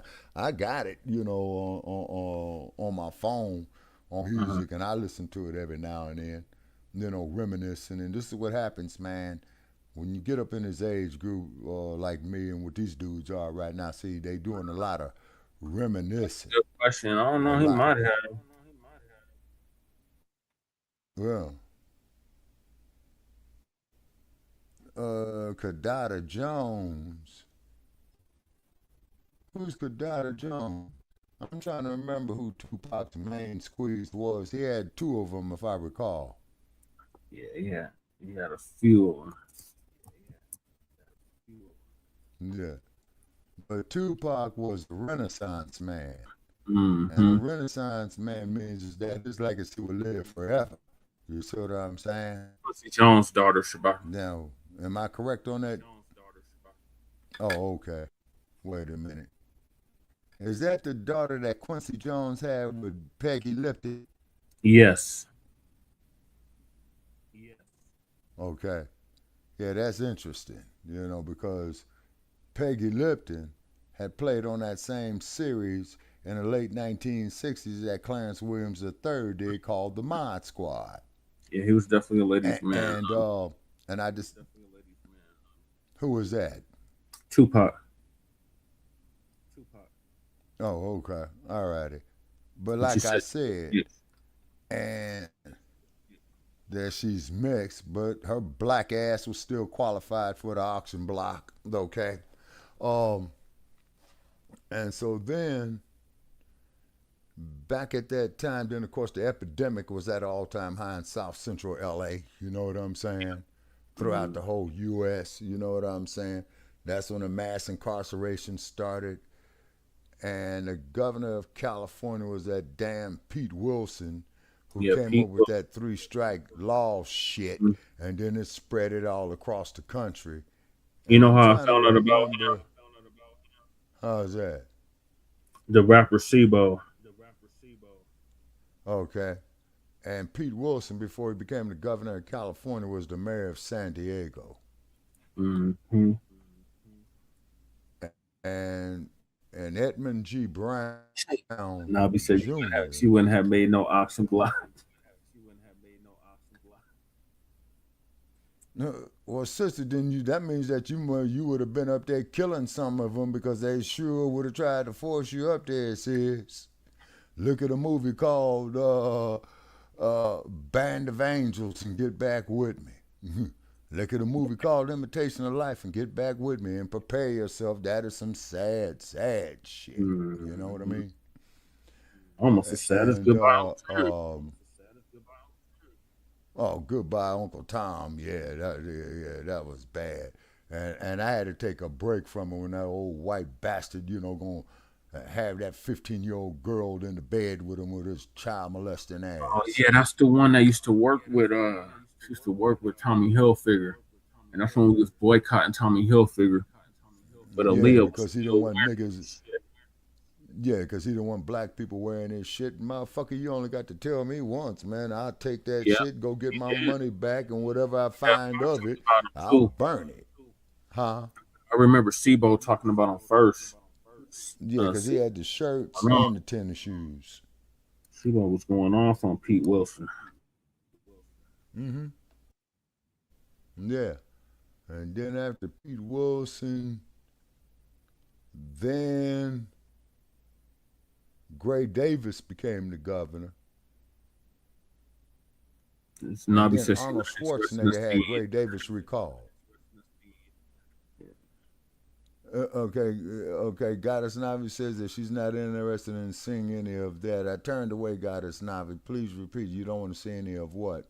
Those movies that you named, Shabaka, Band of Angels, and Band of Angels and Imitation of Life. No, ma'am. I suggest you see it. It's gonna piss you off, because I saw both of them twice. You see what I mean? Yeah. You say. And then definitely got to go see Malcolm X because Malcolm X. What? No, that was 1992. Malcolm X came out after the rebellion. Okay. Yep. It was the same year. Yep. Yeah, because you all got me reminiscing now back to the 1990s. Yep. Okay. Going down memory lane. That's my childhood right there. Yeah, and what have you. But when you have memories of living through decades, they're going to come to you in spurts. And I see why people would write diaries or keep logs as they growing up. No, just like I've never seen Roots, Malcolm X I could do. Oh, you going to love Malcolm X, Goddess Navi. Yeah. Oh, yeah. Because the beginning of the movie starts off where he's giving his speech as they beating the shit out of Rodney King. Oh, you never seen Roots? They used to make us watch it. They used to make us watch it for punishment. Like, hey, keep acting up. Watch, put some Roots on. Yeah, but I can remember when it was Roots when it came on in 19. That was in 1977. Mm-hmm. Then they made Roots the next generations that started from after the Civil War, Brother Che, through Reconstruction. Mm-hmm. Okay. Then there was a part where Lee Chamberlain and James Earl Jones was in the movie going to see Malcolm X speak. You see what I'm saying? Yeah. And Malcolm is giving his speech. You know what I'm saying? And Lee Chamberlain, she just gets it. I wish I could try that shit over. Yeah. Hell no, I wish somebody would try that shit on me. What's that there, Goddess Navi?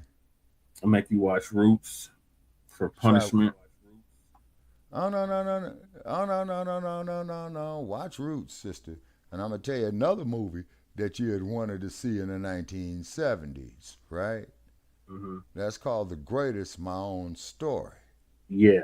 But when Michael Mann made Ali starring Will Smith, yeah, Ali. 1. Was it 1 or 2? Okay. I was in high school. I remember that. No, it was 2. It was 2001. It was Okay, nominated so for the for 9/11. for he was nominated. Let me see.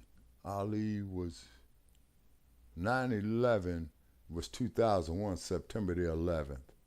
Yeah, it was before. It was released before 9/11. Yeah, Okay. and so then, and Will Smith, he did a pretty good job of Ali. Yeah, he did. He was nominated for and he was nominated for an Oscar for it, but he got beat out by Denzel Washington for playing a rogue cop in Training Day. So you're gonna give a great actor like Denzel for playing a rogue cop, but you ain't gonna give him an Oscar for doing Malcolm X or John Q. Yeah, but it was 2001. He deserved an Oscar for John Q. Yeah, he did. John Q was a good movie too. Yeah, and I like the scene in there where he says, "I will not bury my son will bury me." You know what I mean? Yeah, the greatest was 77. Yeah, that's Ali where he played himself. Well, Will Smith portrayed Ali was in 2001. Yep. The same year that Denzel made Training Day. And Will Smith, in my opinion... No, the next year was Training Day. Okay.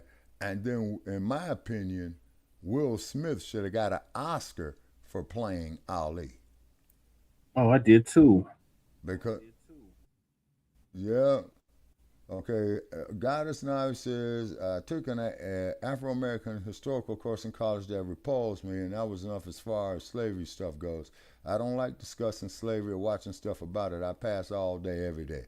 Goddess Navi, now, would you stand right there, ma'am, which, that I respect your point of view on that. But see, I'm that nigga, okay? I'm that arrogant black son of a bitch who will bring that up there to these crackers' faces. Why, you're a black racist, Shabaka. Okay, tell me what banks I control. Okay. Right. What police departments do I control? What kangaroo courts do I control? What major commerce do I control? What major financial markets do I control? So therefore, I am in no position to be a racist. Right. Because All right, I cannot go. This clip. Yeah, let's go on there and finish this up. I didn't mean to go off on a tangent. But looking at all this, man, you always see when you get older, when you look at today's current events, when you get around my age after I'm gone and turn into worm food, you're going to say, oh, now I see what Shabaka was saying way back there in 2026. You know what I'm saying? You all be my age like around 2046. I won't be here with you. You know what I'm saying? Yeah, I won't be, or if I am, I'll be so damn out of my wits and pissing and shitting on myself and needing happened in Vegas. You know that's diapers and all that. Yeah, but go on, yeah. That's not what I'm saying. The people that were here in listen to my question, sir. The people that were here in Las Vegas, you're telling me were eyewitnesses to what happened and went back home. Is that what you're telling me? I'm telling you, the people that was at 662. Just answer my question, sir. Yes or no? I can't Is answer it a that yes or no? without a what you call it. You trying to tell me to say something that you're not going to understand. If you let me explain to you. No, answer my question. I'm not answering nothing. I don't know what you're talking about. Exactly, that's your legal right. Fifth Amendment. Oh, I am focused. Very focused on this. My question to you is this: you didn't know what happened that night because you weren't there. I was at 662. Right. Do you know who was there? I know everybody that was there. Okay. Like who? Talk to your lawyer, man. This dude is tripping. Man, I'm not plead going to the fifth, explain cat. that. You got to twist I can't it. answer. You're on the like right I path, explained but to you ain't everybody in using the here. right You language. ask me something, I'm going to be honest about. You ask me something I don't want to talk about, you're going to have a problem. Yes, we do. Treat not. me as a hostile witness. We'll have good discussion. You're not going to talk to me and tell me as a grown man what I have to do up here. I'm not finna send him to Sir, prison. it's called pleading the Fifth You are. Amendment, sir. And keep So you the mad accusation as now is hell. because of the fact that we're trying to ask you questions. Like you're that. blaming it on me. You asking me questions. If I just like answer your questions, we gonna have a problem in here, a misunderstanding. And you're asking me something that Sir. Wouldn't be sir, good for him. You plead the Right. Fifth And once again, Amendment. I just want to look. We're just trying to figure out who And you shot ain't the got to say all that other You're shit. telling us that you were there to see. That's all I want to know. At the end of the day, that's it. Right? Was I in the entourage when Tupac got shot? No. Okay. Nothing else, right? I was at 62. I mean, that ain't hard. That's easy math. No further questions, John. Anything further, State? All right, we got one more phase and then we'll let you out of here. Have y'all been watching the Tupac murder trial?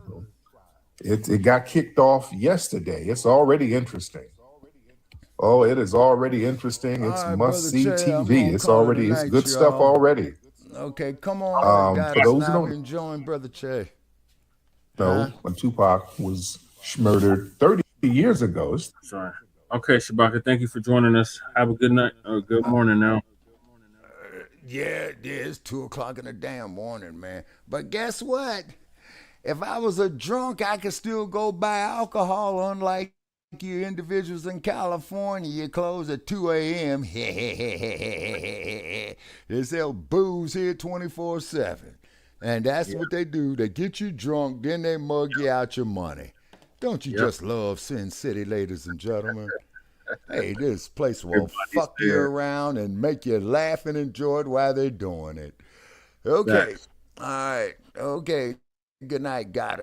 Navi. Okay, Lady Che and Brother Che. Okay, so I touch bases with y'all tomorrow. Okay, right. Shabaka. I'm out. 30 years ago, ladies and gentlemen. And they've known who was involved with it. It was Keefe D. They know that he was involved in it. Allegedly. Let me just say allegedly, just for legal purposes. And Keefe had made some kind of deal with them people. He made a deal where he can tell certain information and he would get immunity. The problem was Keefe thought he was invincible and just started writing books and doing interviews and just talking a little bit too damn much. So they said, well, you done talk yourself out of that immunity deal. You done talk yourself out of it. So now it's up. So he got himself caught up. Many people said he should have did a big Meech. You get out of jail or whatever, you get out of a situation and just keep your mouth shut. Like Big Meech. Big Meech ain't going around doing a bunch of interviews. And he already did his time. He did his time. He's not going around doing a bunch of interviews. But this is 30 years later. How old is Keefe D now? Is he 60 or 60 something? How old is Keefe D? Like, because again, this is 30 years later. So thank you, Nabi. No, Keefe, if we're going to be real, I mean, this is kind of bittersweet with this trial. Keefe has lived all of his young formative years. He lived his life out, basically.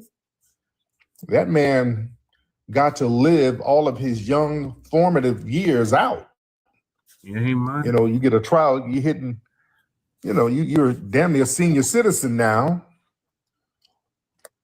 And now you get hit with these charges. I mean, low key, he kind of won low key, if we want to look at it from that perspective. But I want to talk about some of the revelations that was coming out. What was very interesting, a lot of people are talking about Mob James. I know Reggie Wright, he testified, and Reggie Wright was the head of security at Death Row at the time.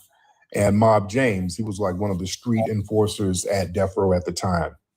And Mob James, he was testifying, and basically Mob James wasn't gonna really snitch. And Mob James let it be known that, hey, I'm here as a hostile witness. Treat me like a hostile witness, because the attorney kept asking him stuff and they were kind of clashing a little bit.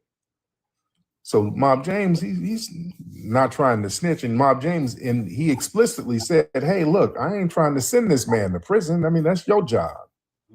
Said something to that effect. And a lot of people have mixed views on that. A lot of people have mixed views. They were like, okay, why is he who's affiliated with Death trying to protect somebody who is his mortal enemy on the streets and unalived the biggest artist on the label at the time? And some people are saying, yes, they understand that he's a still abiding by a certain street code. Mm-hmm. Now, what do y'all think? Let me ask y'all real quick. We'll take a survey. Do y'all think that Mob James is low-key protecting Keefe, or is he just maintaining an old school street code? I think he's maintaining. Do y'all think the old school street code is outdated? What do y'all think about it? Somebody said F the streets.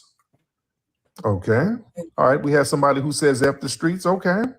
Somebody said that's called minding your business. Urban legend, you say Mob James dry snitched. How so? From what I've heard, I haven't heard any dry snitching in there. He's sticking to the code. He's maintaining a code. If he's still in the street, okay, he's on code, minding his business. That's kind of, you know what, that's where I'm leaning with it. I'm leaning, listen, I get where Mob James is coming from. I get it. I understand something. Him not snitching is, I don't think it's him protecting Keefe D. It's Mob James refusing to become an agent of the state. Yeah. See, this is what a lot of outsiders who ain't rocked in the streets like that, they don't understand. Some people will say, look at Mob James and say, okay, Keefe D is your enemy. Why wouldn't you help put your enemy in prison? But that mentality, that old school street logic, that separates defeating your enemy yourself from turning your enemy over to outside authority to defeat him for you. You know what I'm saying? Those are two different things. So the mentality is really, look, our conflict belongs to us. The police department is not my gang. The prosecutor is not my homie. The district attorney that he didn't bleed with me, none of that stuff. So when the government comes along and they say, hey, help us get this guy, the street dude is thinking, okay, us, what's all, we ain't a team. You've been against me all my life. So yeah, we not no team. So the fact that Keefe D might be his enemy, that doesn't automatically make the state your ally. You know what I'm saying? That's kind of the mindset. That makes sense? Yeah.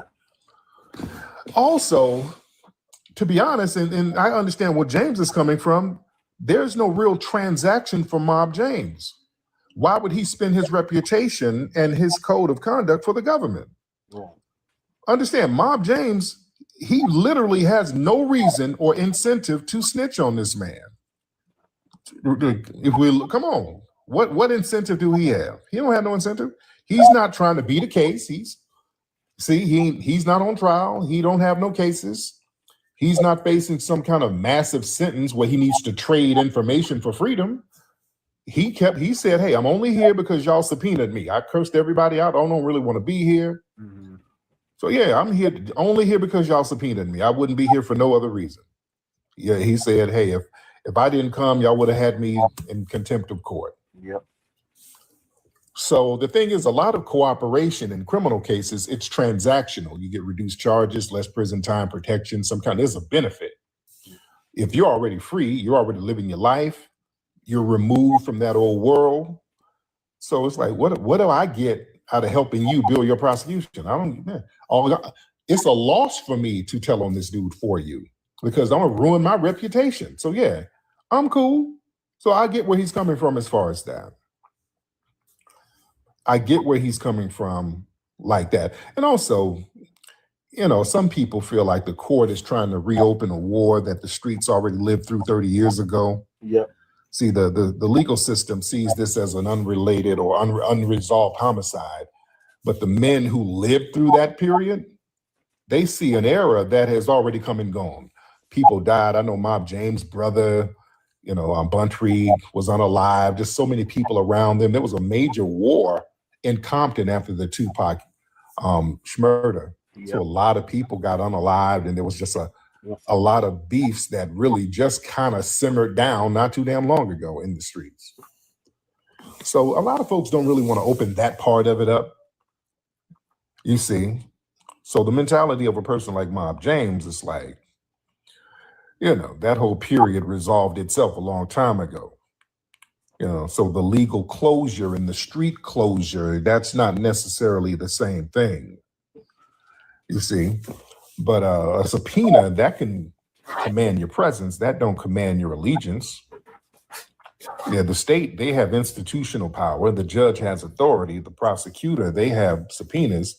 The government can force a witness to appear and require truthful testimony under the law, but they can't make that witness get emotionally invested in the prosecution. You know what I'm saying?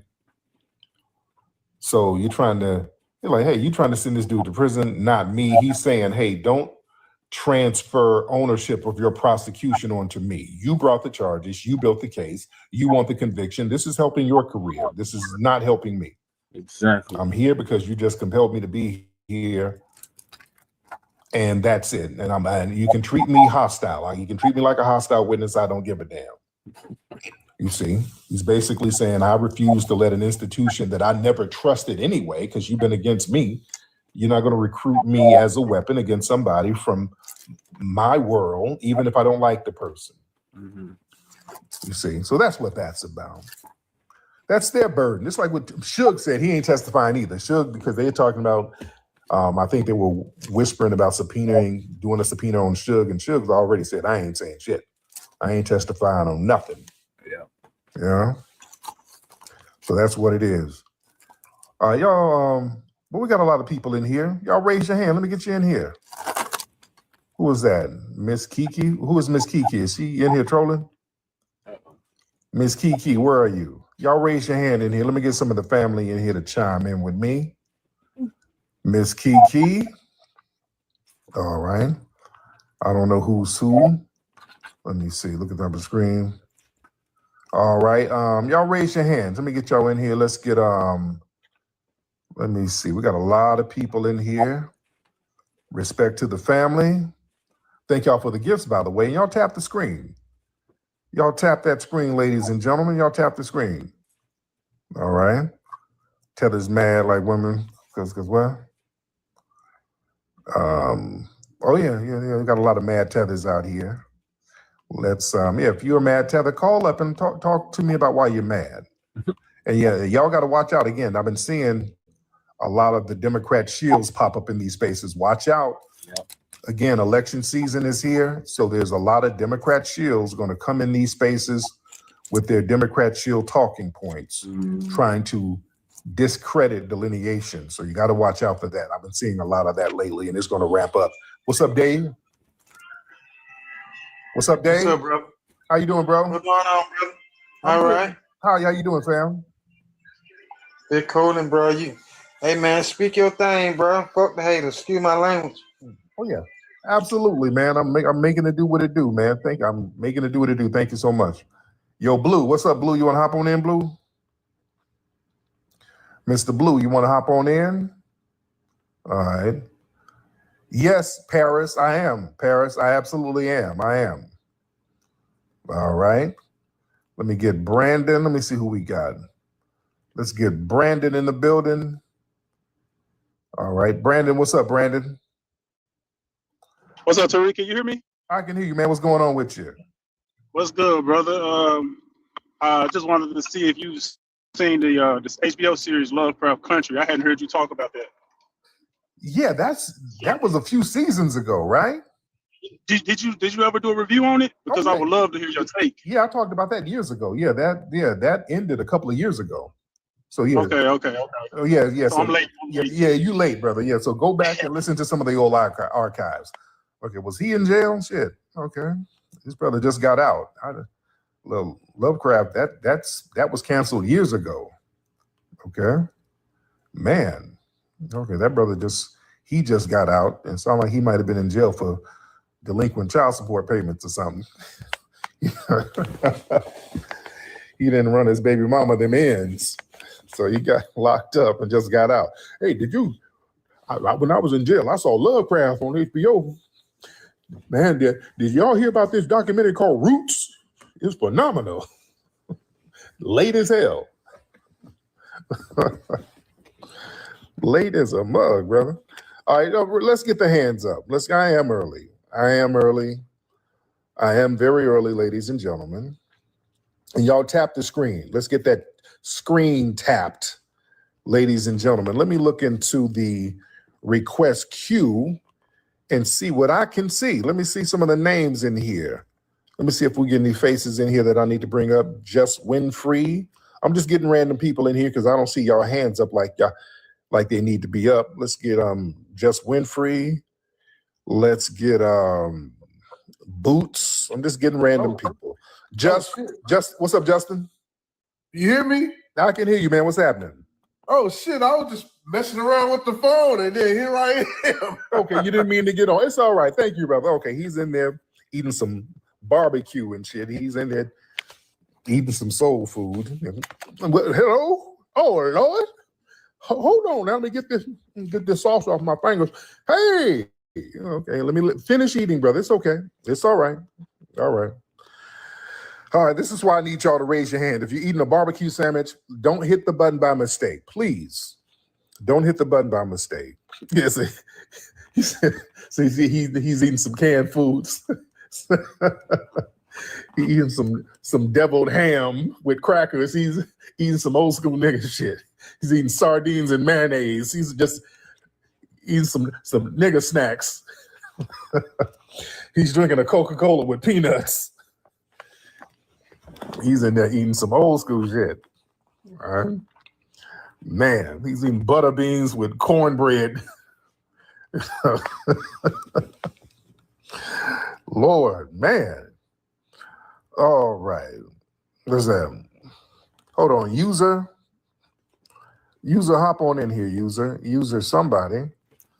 User, hop on in here. You're asking me something about dreads. Hop on in here. User, somebody, get in the request queue so you can ask me up in here. All right, give me, there ain't nothing wrong with cola and peanuts. Well, that's old school. That's country, old school shit right there. Yeah. All right, y'all, get your hands up so I can get y'all in here. Oh, yeah, that potted meat with crackers. Man, some liver, cheese, and crackers. All right. Who is that? First Degree? What's up, First Degree? Hop on. First Degree, you asked me, am I FBA? Well, hop on, First Degree. Mr. First Degree, you want to hop on, sir? What's up, First Degree? Yes, sir. What's going on? It's 1DG for sure. What 1DG? Now, you asking, am I FBA? Yes, sir. I'm trying to see if you what's your perspective? Where you coming from? FBA, like. Oh my gosh. Like, what perspective is a lineage. It's like my lineage. No, I understand that, but for sure, I'm D Garment from Mississippi. I'm understanding that the whole black, the term black. You was talking about. Not every. I mean, all skin folk and kin folks. Okay. For sure. So, I'm trying to see who is trying to infiltrate or let me say put themselves in the same shoes as the Aboriginal American people. So you can't say black because it's a lot of people that go off. I'm black. I'm Trinidadian or I'm Haitian. It don't matter. If you say you black, then everybody gonna see you as the same thing. But a lot of people ain't on the same program. Okay, I'm kind of lost, brother. I'm kind of confused. Okay, for sure. Now, I'm just very confused. Now, what do you identify as? I'm Aboriginal. I'm from Mississippi. I'm a mound builder. Got it. That's what I claim for sure. Okay, so what's your issue with foundational Black Americans? Not all of them is foundational Black Americans. I mean, so if I had a black girlfriend, right? If I had a black girlfriend in America, I'm in America right now. If me and my black girlfriend moved to China and we had a kid in China, would that make that kid Chinese? That Q butter bullshit. No. Lord. This nigga sound like it. Yeah, for sure. It wouldn't. For sure. Okay. So I'm saying the term black, you can't use the term black. It's a lot of dark-skinned people, but a lot of dark-skinned people are not American at all. Okay, but there's so 50 million people use the term black. Exactly, but 50 million people is divided. It's Trinidadians, it's Haitian, it's Jamaican. Right. That's why we specify. That's why I don't even like. That's why I say the term black. I'm not even focused on the term black. Like, I know they like, you know what I'm saying? They came over here for a better living, whatever. But the thing is, like, we use the term black to categorize everybody. So you can be a Jamaican coming over here and you can say you black, and that don't make you indigenous American. But that's why we use the term foundational Black American. But that's, I mean, I understand that. Foundational Black American, but a lot of foundational Black Americans are not foundational Black Americans. Oh, they just claim that. What are Am they? I right or wrong? No, that's wrong. What are they? I don't know what are they grandparents? Mm-hmm. Are they grandparents from Polish, or are they Jamaican? Are they Haitian? Are they what? Yeah, that doesn't make any sense, sir. Listen, if your family, if your ancestors were here at the beginning of the country, right? Okay, that's foundational. What other ethnic group is foundational to the building of the United States? The people that was here. I'm just saying. You saying black people. Black people, it can be an African. They say Africans be we Africans. They say we Africans. I'm not a fucking African. All my Slow down. My bad. All my ancestors, all my family came from here. Right. Okay. Right. I'm not even negating that. I'm not even saying they're not. I'm not saying they're not. But the building of the United States, the people who did that were classified as black. It was specifically Negro, black or Negro. We was already here, for sure. I know that. Yeah, there were Negroes here. There were black people here. For sure. Already. I know that. All right, so I'm just saying the term black, you can't categorize everybody as black because it's already done. I know it's already done. But that's the whole propaganda, because we got so-called black Jamaicans, black Haitian. That's why we say foundational black to make a difference. It's not foundational though. It is. Biologically it is. So what makes it foundational? What makes you a foundation American? That you born here?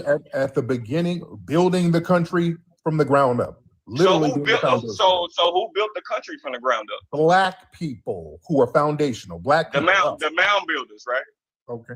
Some Aboriginal people did. Some people, and the people mixed in from the slave trade. So who was on the slave trade? You say black people was on the slave trade? Africans? How many Africans did they bring over here? Less than 3%. A very small percentage. So we was already over here. You're all apocalyptic. There were many already over here that mixed in with the ones brought here, and that created an ethnogenesis. No, I mean, the people that was already over here already had the foundation before anybody came on the ship, right? Some were here, but they didn't build because the United States wasn't built yet. It was already built. Everything. The United States was not built yet. It wasn't built. It was already built, boss man. It was already built. Like where? Everywhere. Do you not know that the same shit they doing on in Gaza right now, they did over here? You do know that, right? Okay, so why did we have to clear out all of these areas that were noted as wilderness areas, and we had to clear them out? It was us, foundational Black Americans, clearing these places out. Clearing out what? The forest, clearing out the trees? Virginia, clearing out South Carolina. We were the ones over there creating the irrigation systems over there, literally clearing out the marsh and Manhattan. Manhattan was a damn near swampland almost. It was foundational Black Americans clearing Manhattan. It was Black Wall Street before the fucking colonizers came over here. You're not about to say we didn't have a whole Wall Street. You said a Black Wall Street where? Black Wall Street where? In New York. There wasn't a Black Wall Street, sir. Come Wall on, man. Street, listen. So New York was a forest. That's what you're saying. New York was a forest before anything. It was pretty much a forest. We built Wall Street, and we Who was we? Black foundation. People. Yeah, the foundational Black Americans. Yes. And who is the foundation Black Americans? Is that just Americans, or is that Jamaicans, Trinidadians? That's everybody, right? Everybody that's Black. No, That's it what you're wasn't. saying. No, it wasn't a Trinidadian over here at the time. Okay. It was a combination of people. It was some of the Black indigenous, the Black people who were brought over from Africa, and the Black people brought over from Europe too, because they brought Moors over. There were some Black folks from Amsterdam that they brought over too. There was a lot of Moors in Amsterdam that they brought over here. So There was a combination, and that became an ethnogenesis. Now let me ask you this. Let me now. okay, go ahead. What should you said we shouldn't use the word Black? What should we call ourselves? I don't know what you should call yourself. I know my grandparents and my parents are from here in this land. Okay, but you're saying that us saying Black is wrong. You can't use Black. Okay, You can't use Black. I Okay, mean, got it. Okay, now there's 50 million people who use Black. So if we don't use Black, what do you say we use? What do we say? I mean, you should use whatever your grandparents is. Like, I mean, it's white people in America right now that's not American. They Polish American, Oh, my German grandparents were Black. American. Slow down. Okay. So Oh, my okay. grandma- Like you said, you just said Black again. Same nigga that was. So what are your grandparents They were Black. from here? Yeah, you said we use whatever our grandparents use. They were Black. Right. They were Black. That's not a. You got to use American. You can be Black in Jamaican. You can be Black in Jamaica. Oh my God. Nigga. You can come over here to America and say I'm Black. Mm-hmm. But why do you say use what our grandparents use and they use Black American? They use Black American. We got reclassified a lot of times. Okay. We was Indian, right? We mound builders. We built pyramids, right? Okay. So if everybody should call themselves whatever they feel like calling themselves, what is your issue then? Why don't you just be Aboriginal and just be good? Why don't people just be what they are? Why would you just call yourself Black? Why not just be Jamaican American? Because there is a culture built off. That's not Black our American. culture. That's not our culture. You Yes, coming over Black- here to culture assimilate. Black American culture is our culture. No. I mean, it might be yours, but it's not. You can't vouch for all your followers either. Followers. Because a lot of them followers ain't Black American. Lord. But A lot of them followers. you don't have to slow down. You don't have to follow me to be a foundational Black American. There's foundational Black Americans who don't even know me. Right. So what's this follower shit? Foundational Black American. You using the term Black. You can't use that term Black. Everybody can use that term. Everybody can use that to But get it's over on, here. It's on census forms already. So we don't even understand what So you're you using it. So you using it, right? Yes, it's on census forms already. You using it to boost your platform. You saying we all Black. What Let's platform? follow your platform? platform. Your platform. What platform? Your platform. Which platform? What are you talking about? My platform. What This platform? one, What, TikTok right now. Yeah. I'm using Black. You to got boost my 1K TikTok? people. You got 1K people in here, and they all identify as Black. American, a Black American. They not. No. So no. So Slow down. yeah, they slow are. down. They Slow are. down. Slow down. Slow down. Because you're just saying stuff. Slow down. Calm down. Because you're just saying stuff. Right Go now. ahead. Go ahead. Slow down. Calm down. All right. Go ahead. Go ahead. I'm straight. Okay. Yeah, I get it. There's Mexicans. There's white people. There's a whole bunch of people in here. Yeah, All for right? sure. There's a whole bunch of different people in here, and I don't know what. And you got a lot of foreigners in here. All right, that's that. Yeah, a lot of immigrants. Right. A lot of immigrants. Yeah, for sure. So I know. again, I keep asking you, what should 50 million people call themselves then if Black ain't it? Well, I'm trying to get to your point because you don't really have a point, sir. I do have a point. Okay, what should we call ourselves? You should call yourselves where you from, where your parents from. Did your parents not teach you? Lord. You keep saying the same thing, but that's not an answer. So if me You're and contradicting yourself. if me and a Black girl from America moved to China, would that make that baby Chinese? Okay, you said that point and that didn't hit. That makes zero sense. You said you It you identify as Aboriginal. Yeah, for sure. Okay. Mound builder. Yeah, What Mississippi. 62. tribe? What tribe? 662. It don't matter what tribe, because they stole all the tribes. What are you talking about? So you just an aboriginal with no tribe. Right. Nigga, I'm from Mississippi, nigga. I'm a real one. Down, calm down with that hostile shit. You FBA, you FBA, bro. You trying to get everybody to be like, we all co-ops together. I'm trying. We all the same people. I'm trying to do It well. don't matter where you from. We all black. That's not it. I'm trying to do what? I ain't trying to do shit. That's not it, though. It's a black. What you mean I'm trying? I'm not an elected official. The term black, though. You keep saying black. Okay, you gonna have to stop. Okay, Foundation bro. of Black American. Okay, you got to stop talking over me. All right, go ahead. Yeah, because now this you getting hostile for no reason. You calling up saying all this stuff, and I'm trying to get you to elaborate. And when I try to get you to elaborate, you start getting hostile. Cut that out. You're the one saying you talking like you Aboriginal. When I say, hey, okay, what tribe? Don't matter, goddamn it, hell, nigga, it don't matter what tribe. Okay, you're the one talking about you're Native and an Aboriginal. Why, go be. Who's stopping you from being Aboriginal, sir? I'm not stopping you from going down there to getting in a teepee and eating some corn. I'm not stopping you. So why are you hostile towards me? You disrespectful. Sir, you're hostile and you are confusing yourself. I'm hostile. For real? Yeah, you're up here hostile for no reason. And you haven't made a point. No, who's stopping you from being a Native American? I can call you zesty though. But you're the one queening out.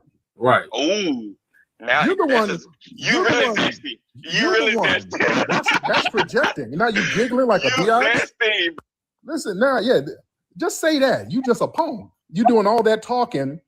Just say that you a punk who just wanted to talk to a man. Because nothing you said made any sense. Right. All right, nigga, just because you wear a Pocahontas outfit with a little mini skirt and a feather in your head, that don't make you an Indian, nigga. Right. All right. You Pocahontas. You're a big old sassy punk trying to cosplay or whatever. And you just talking for male attention, my dude. All right, now get up out of here. Now I let you plebiscite babble just to show how some of these people come in here who don't know what the fuck they're talking about. They just be saying shit. I gave you all the opportunity because a lot of people be like, oh, you blocking or you muted. So I didn't mute him. I let him do all of that plebiscite babble. And ladies and gentlemen, that's why I do mute people. Because if you let them babble, they'll just sit here babbling all night, because a lot of these people, these dudes are undercover punks. And this is how they flirt with dudes. They want to talk to dudes and they kind of get off on talking to dudes. Yeah, that's Pocahontas.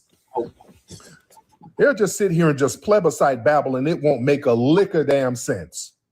See, what you gotta understand, we can say black, what should we say? Whatever your grandparents did. Well, my grandparents were black, but they were tricked by the white man. They had got tricked.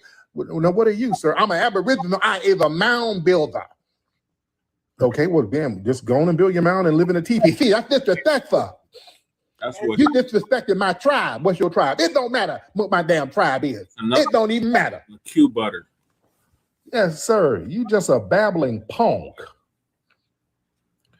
Just saying shit. All right? That's the same stupid shit. You just want male attention. Let's sit this way. Now go on somewhere and wax your bussy and call Lil Nas X or somebody. Do that. Understand something. A lot of these folks out here, they don't have nothing logical to say. We got to understand, people literally just be saying shit for attention. Nothing he said was logical. They just say shit. Basically, understand that. he's the same way. That's all it is. He didn't want to put a term to it. All right. Just saying shit. Your grandparents were black, thereby making them foundational Black Americans. And we got to understand punk logic. That's a punk who basically don't like his family. And I told y'all that there's three main people who don't like delineation. They don't like the thought of delineation. The DNC, Democrat Shields, because that messes with the Democrat vote. The tethered class of immigrants, and this is why I separate immigrants. Some immigrants are cool, but then you got your tethered class who wants to undermine us delineating because they need to leech off of us. Then you have the punk class. The punks don't like their family because their family rejected them for being punks. So they, by extension, don't like the rest of Black society. So they just want to come around and just be disruptive for the sake of being disruptive, because that's how they are with their family. Right. They show up at the family reunion cursing everybody out because the family clowned him for wearing a cheerleader outfit when he was 7. So he just mad at just the black family, just mad at all black people. Lord. So that's a disgruntled punk. All right. He's mad at his family because they took him to a psychiatrist because this nigga went to school one day dressed as Salt and Pepper. He wouldn't put on a bob wig and some bamboo earrings and some booty shorts, and they took him to a little psychiatrist. And then took him to the church to pray the spirit off of him. So he has a little issue with his own family. Yeah, the nigga took his school pictures dressed like Lil' Kim. So they're like, uh-oh, we gotta take him somewhere and have somebody talk to him. All right. Okay. All right, let's get some folks in here. Let's get some people in here, ladies and gentlemen. Raise your hand. It's a disgruntled punk. That's all that is. All right. Let me see. Raise your hand. Let me get y'all in here. Let me see. Raise them hands, ladies and gentlemen. Let's see who we got. All right. Let me see. We got a lot of folks in here. Shout out over 1,000 people in here. That's how we get out. Let's get Abati. I remember you, Abati, I think. I remember that profile picture. Abati, hop on. I remember that profile picture. Abati, what's happening? Hop on here, Abati. Abati. Yo, peace and love, brother, man. Peace and love. Abati, how are you, bro? I'm doing well. Just wanted to say I used to watch Hidden Colors back in like I can't even tell the years, bro, but it was a long time ago. I give you much respect. Thank you so much. We got the new one coming out in a couple of months. So go ahead, brother. For sure. I'm here in Pittsburgh. I'm doing the. I'm gonna have to talk to you, man. Hold on, I gotta slow down. Okay, yeah, call me back because this is a lot going on over there, brother. Sound like you work at Sizzler or some shit. All right, Lord loves me. How y'all do it? This tap? Can you hear me, brother? Yeah, I can hear you. Can you hear me? I can hear you great. You're fine. What's happening, brother? Damn, Tyreek, I'm finally speaking to you. This is crazy. Whoa. Yes, but anyway, I'm out in Tennessee. I'm out here chilling. Yes. I'm originally from Long Beach. Okay. Family is what? Family, mom, Mississippi, dad, Texas, mom, Oakland. So shit, I grew up in Carson. You know what it's cool. Oh yeah, absolutely. Absolutely. Man, it's crazy. I remember this is deep. This is deep. No. You mentioned that back day, you said something that was, it's about 5 years ago. You was banging against a suspected white supremacist from South Africa, right? Mm-hmm. And he said something, they got this God complex. Like, yo, we came to they had this savior complex. And he said, if it wasn't for us, Borgers or South Africans, blah, blah, blah, y'all, these South Africans will be effed up. They'd be kind of trashed. And you said, what? You said this is, I think, exactly what you said. You said all the scorch campaigns. I'm like, what the fuck is a scorch campaign? Oh, my bad, brother. Go ahead. You mentioned scorch campaigns. And I'm like, Tyreek, one day I would like you to talk about what the hell is a scorch campaign. All right? Yeah, absolutely. Yeah, basically, like scorched earth, they would go over there and just kind of burn the land and mess up the ecology over there. But that's a whole different topic. Let's get Indigenous, brother Indigenous. Great, you can hear me? I can hear you, brother. What's happening? What's going on? I'm good, man. What's going on? Sometimes I think some of these guys, because I represent FBA too, but I also understand my Indigenous heritage. Yeah. I think that some of them try to separate the two and make one seem worse than the other. And it's like, yo, it's really the same thing. It's just that people construe things and they want to separate. It's like, yo, we've been reclassified so many times that they take it to heart. Like, hold on, how we FBA now? Yo, at some point in time, they have to realize, like, as time goes on, things will change. But who you are indefinitely is just who you are. Mm-hmm. So whether you want to identify as FBA, Indigenous, it's actually the same thing. And I'm going to tell you, I've been watching Hidden Colors since I was a kid, Tariq. I would love to see you and Dane Calloway. And I know I don't want to say there's no rift between y'all, but I would love to see y'all work together on a collaboration because both of y'all be dropping some work. You get what I'm saying? And I like what you're doing. I like what you're doing, though. Thank you so much, brother. Thank you, but hell no. Dane Calloway is a clown. Dane Calloway lies too much. He got caught in way too many lies. No. Dane Calloway, he'll mix some truth shit, but he lies too fucking much. He's lied on me several times. So yeah, when you are established as a liar, everything else is nullified for me. Home improvement. What's happening, brother? Brother Tariq, can you hear me? I can hear you, man. How are you, sir? I'm good. Yourself? So listen, I dropped the video probably like 2 days ago. Okay. On my TikTok, and I put in the captions, "Thank you, ICE." It's of me digging a hole, doing some construction work, about 3 seconds long, in the Latino, Hispanic, South American community. Almost 100,000 views. They are going off right now. I can't even sleep how many notifications I'm getting right now. Oh, damn. They're on your bumper, huh? They're on my bumper, man. Man. But it's all good. It's all gravy, man. You speak your truth, man. Speak your truth. Let's get Outstanding. Yo, what's up, big bro? What's up, Outstanding? How are you? Man, so as a truck driver, I've been in a lot of places all across America, but I was up there in upstate New York, and I have never experienced this much racism. And I was wondering, like, could you expound on some of the history of you, if you Yeah, upstate. Were you up there by Levittown and all them places? Buffalo. Yep, Levittown, Buffalo, up through there. Yeah, man, a lot of those upstate New York places, man, those were white supremacist enclaves, like places like Levittown and all that. These were suburbs designed specifically for white people. So it's heavy. Yeah, there's a Levittown in Pennsylvania too. They got a couple of Levittowns. Yeah, they got a Levittown in Pennsylvania. Yeah, just like outside of Los Angeles and Oakland and places like that. Yeah, California got them little hick towns. Yep. Yeah, it's like that in a lot of states. Michigan, like outside of Detroit, Michigan got all these little white supremacist enclaves. Chicago too. Yep. Outside of Chicago, well, Illinois, I'm talking about the state of Illinois, but outside of Chicago, man, Illinois got some hick towns with a bunch of white supremacists. That's when you see all that civil rights footage with Dr. King, them getting bricks and stuff thrown at them, that was in Illinois. Yep. A lot of folks think that was in the South. No, a lot of that footage with Dr. King and them cats getting hit with bricks, them rabid white supremacists in Illinois doing that shit. Yeah, was it Joliet? Something like that? Cicero.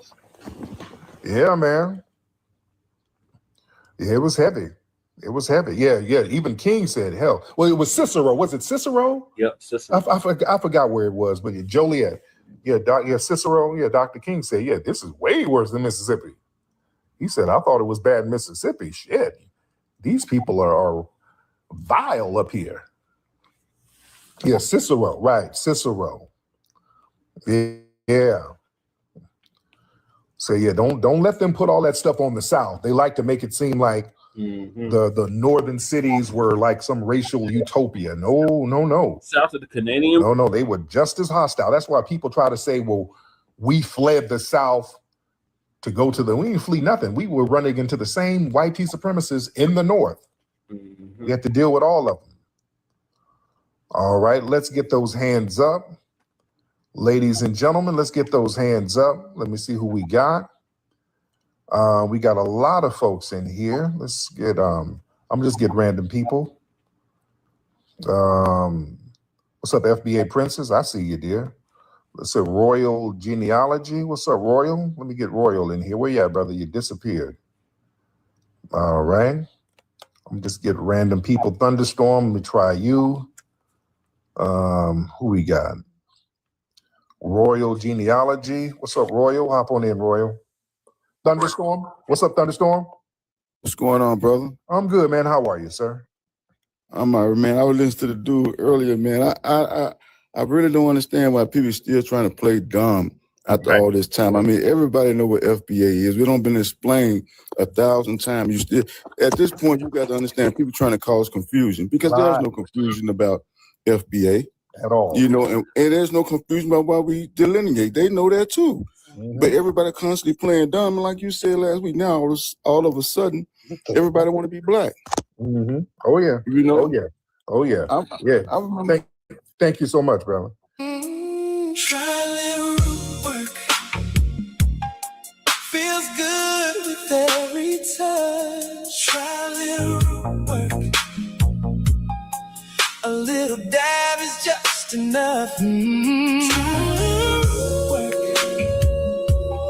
Feel that natural magic rush. Try a little root work. A little dab is just enough. Come a little closer, baby. Let me take my time. That soft and natural fragrance keeps you on my mind. There won't be no complications. Nothing artificial there. Just a little love and feeling underneath the things you wear.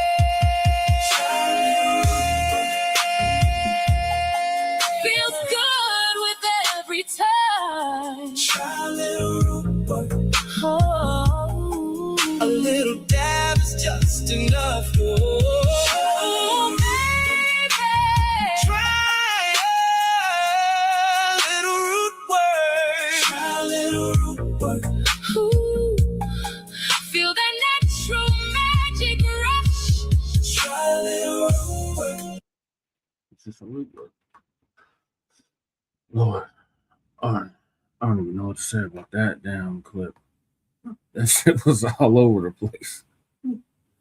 And this, my friends, is what. All right, so we got some more developments in the Nolan Wells case down in Mississippi. So, Brother Taylor House Media gonna give us Taylor House is gonna give us an update on that. Tate Reeves appointed Bart's mom, still alleged friend that might have something to do with the unaliving of our brother Nolan Wells. His mom got appointed to the Mississippi Board of Health. Lord. So Brother Rich, Taylor House Publishing, gonna give us an update on that. Paul Mooney called the complexion for the connection for the protection. The lady on your screen is none other than Beth Edmonston. That's right. The mother of the much maligned Bart Edmonston of Damn It Bart fame in the case of the death of Nolan Wells. And as you see in this 2021 article, it says Ocean Springs physical therapist appointed to State Board of Health. And if you scroll up a little bit, at the bottom of that picture, it says Elizabeth Edmonston of Ocean Springs has been appointed by Governor Reeves to the Mississippi State Board of Health. In the parentheses, you see Bart Edmonston. Peace and blessings. Peace and blessings, all praises due to the Most High. And here we have a definite connection, possibly to why Christine Wells Wansley received those anonymous complaints about her medical proficiencies to the Mississippi State Board of Health. And adding insult to injury, this lady was directly appointed by Governor Reeves, which means they have a close relationship and he knows her personally. She has so much connection with him or with people in power that he chose her out of everyone available to fulfill one of 11 slots on the Mississippi Board of Health. Now, just take a look at this article so we can see how and why this Beth Edmonston was the governor's direct personal choice to be on such a prestigious board. And this article was published on August the 10th, 2021, almost 5 years ago to the date. It says Governor Tate Reeves just appointed a South Mississippi physical therapist to the State Board of Health. Elizabeth Edmiston, who currently owns a Core Solution Physical Therapy in Ocean Springs, will complete Ed Langston's 6-year term on the Mississippi State Board of Health. She plans to continue to see patients while serving on the board. I am honored to serve on the Board of Health so I can be at the center of helping our state achieve the best it can in terms of the well-being of our citizens, said Edmiston. I have a passion for health and wellness and believe as a board member, I can contribute to our state's policymaking to ensure public health protection. Edmiston received her Bachelor of Health Science degree from the University of Florida in 1999. She also worked in outpatient therapy settings for the most of her career. I've been in the healthcare field for over 22 years as a physical therapist, said Edmiston. I knew as a young girl I wanted to work as an advocate and a practitioner to assist people in reaching their highest potential in terms of pain-free movement. State Health Officer Thomas Dobbs welcomed Edmiston's addition to the board. Belt is very dedicated to serving her community and in this case, her state, said Dobbs. We will all benefit from her commitment to the Board of Health. According to the Mississippi State Department of Health, the Board of Health was established in 1877 to protect and advance throughout Mississippi. It later became the Mississippi State Department of Health in 1982. They are involved in operations that include health promotion and planning. So, this physical therapist who owns, a physical therapist company and also is married to Bart Edmiston, who also attended the University of Florida, I think. That is when he became a famed kicker, like his son, Bart Edmiston Jr., who was also a highly touted college football kicker. And we all know since his name emerged on that infamous Cito call that a lot of people suspect Bart may have something to do with Nolan's death because they said, damn it, Bart. Now, damn it was supposed to be, Bart was supposed to be the guy who towed the sinking boat that a lot of people feel Nolan was or was not on. Nevertheless, when it came out and scrutiny began to fulfill the airways concerning Bart, they lawyered up. They said, his father said, we're suing everybody. They instantly came to the defense, and it was almost as if the state of Mississippi rallied behind this Bart guy, as well as the other rich white boys with high connections and high society. Now, keep in mind, Dr. Bart Edmiston Sr. is also a doctor of pain medication or psychotropic drugs, as Dr. Umar would say.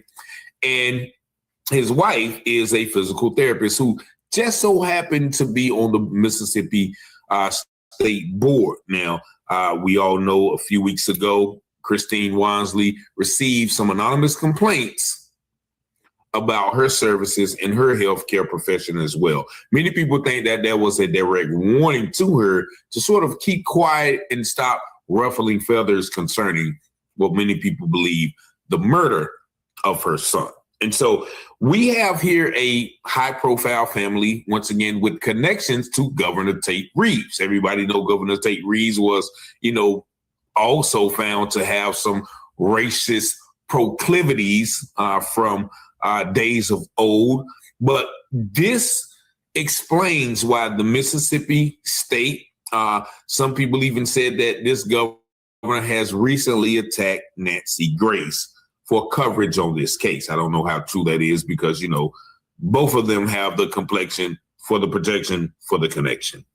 Nevertheless, I had to see because she was appointed in 2021. I had to see today, is she still on the Mississippi State Board of Health? And just take a look at their website with me to see for yourself. And here we have the Mississippi State Board of Health. Frederick Barnett Carlton Jr., MD, location, Oxford. James Pat Cheney, MD, chairman. John Davis, MD, Vice Chairman. And fourth on your list, there she is, Miss Ocean Springs, Beth Edmiston, PT, that I think stands for physical therapist, or it could stand for protected therapist. Here we have service from July 14, 2021, and her term does not end until June 30th, 2027, which means basically she is still serving on that board. Now let's go down a little bit further. Let's see some other members: Leanne Griffin, Lucius Lampton, Jim Perry, Connie Baird Thomas. There we go. We have one little speck of chocolate in the sea of whiteness. So out of the 11 members of the Mississippi State Board of Health, only one is a person of color. Now, you know, Mississippi has the largest population. I don't know if it's by population or by percentage, but they have the largest population of Black people in any state in America. So why we only have one person of color on the board? Well, we all know it's Mississippi, and this is how Mississippi does. And so right now we see once again a very high connection. Bart Edmiston Jr.'s mother was directly appointed to the Mississippi State Board of Health by the governor, which means, you know, they've had some talks, they've had some dealings. So if by chance that Bart was anyway involved in this mysterious death of Nolan, I'm pretty sure that the governor of the state, Tate Reeves, will pull out every stop possible. He will pull every string. He will manipulate every agency in the state and above the state to ensure that Miss Edmiston's son doesn't go to jail. What do y'all think? Y'all let me know what y'all think in the comments. Y'all see the number 919-587-7782. Thank y'all for liking, watching, sharing, and subscribing to the channel. And as always, I pray you have peace and blessings. And as the scripture says, all things that are hidden shall be revealed, and those things done in secret shall be exposed on the mountaintop. Let's go, Rich. Let's go. You watching Telehouse Publishing, breaking news coverage. Give you the truth before fake news throw mud in it. Before the jury decide and the judge discover it. You should tune into Telehouse Publishing. Telehouse Publishing, breaking news coverage. The propaganda grammar, don't believe none of it. Before the jury decide and the judge discover it. You should tune into Telehouse Publishing. Who keep the people informed? Stories abroad from literary work where the narrative's wrong. The research is always on point. The commentary is hard. It's Rich Teller raising the bar. Follow along. Shout out to FBA, still FTP. Big up in FAC. And all my Black families. It's three sides to all stories. Which one you gon' believe? We run down on the false prophets when they come to deceive. 100% urban world news, current events.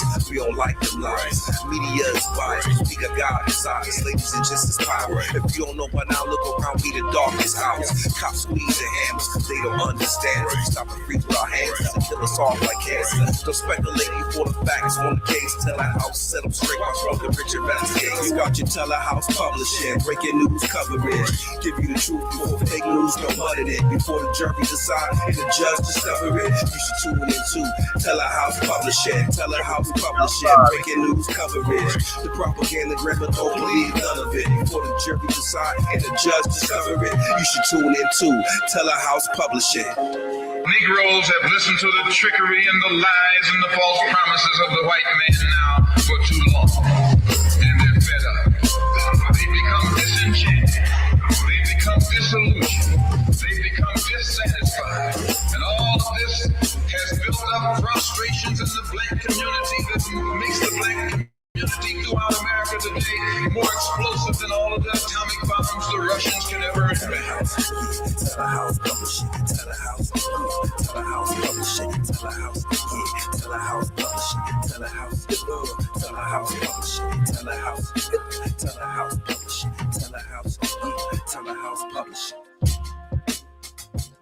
Thank you, Dr. Rich Taylor, for that update. Now, Willie, Democratic Shield gonna give us an update on Secret Service. Sam here with a Nolan Xavier Wells update, and little birdies are saying it's not been completely verified, but that I'm hearing that somebody who has an inside source is saying the DA's office in Mississippi is now looking at the Nolan Wells case as a criminal investigation and no longer an accidental drowning. Now, we can only pray that this is true. Obviously, we can't celebrate. We can't get excited at all because I have not seen Ben Crump announce this. It is not being reported by any other major media sources, but there are rumblings.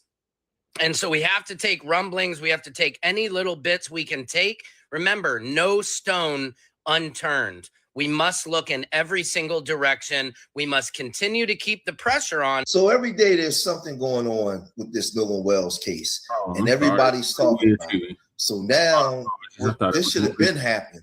But this woman, Stacey Turner, the Mississippi medical examiner, she's under fire.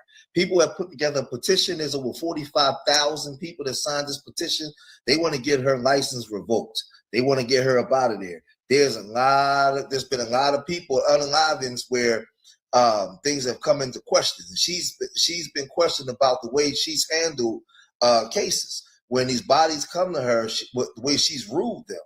And a lot of people are upset in Mississippi. And I think the door's about to be blown off finally on what's going on down there in Mississippi, man. Because there's been a lot of people turning up unalive, man.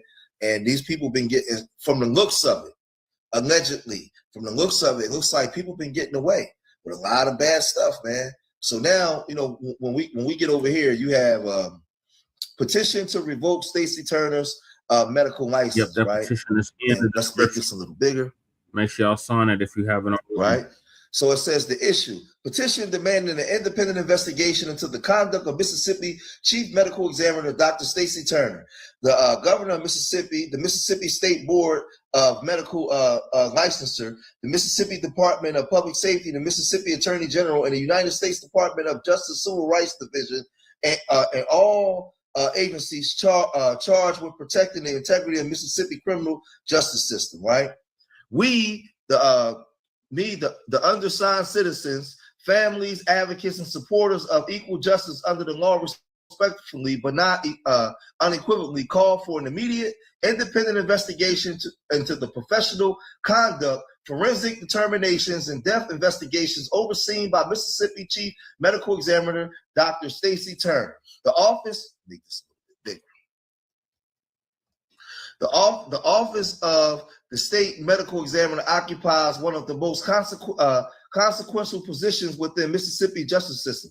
Medical examiners are entrusted to determine the cause and manner of death through objective scientific analysis. Their conclusions influence criminal investigations, judicial proceedings, insurance determinations, and most importantly, whether grieving families ever receive justice. Man, that's crazy, man.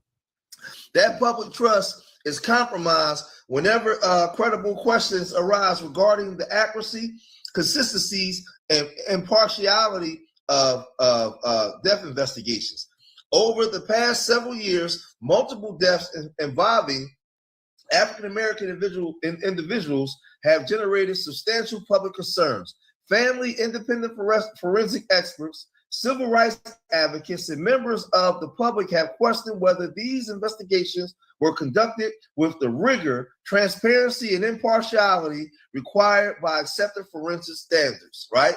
Among those cases are, what the hell, DeMartavion Troy Reed, a 21-year-old Delta State University student found hanging from a tree in September 2025. Although his unaliving was officially ruled a suicide, his family had publicly challenged that determination and commissioned an independent forensic review. Their pursuit of additional examinations reflect a profound lack of confidence in the state's investigation. Then we get to Damian Cameron. Following his unaliving, after an encounter with Rankin County sheriff deputies, Dr. Turner's office classified the manner of unaliving as undetermined. Man, Independent forensic pathologists later concluded that the evidence supported a homicide determination, raising significant questions about the original findings and whether critical evidence was appropriately evaluated. And the feds got to come down and get involved in this. This thing is crazy.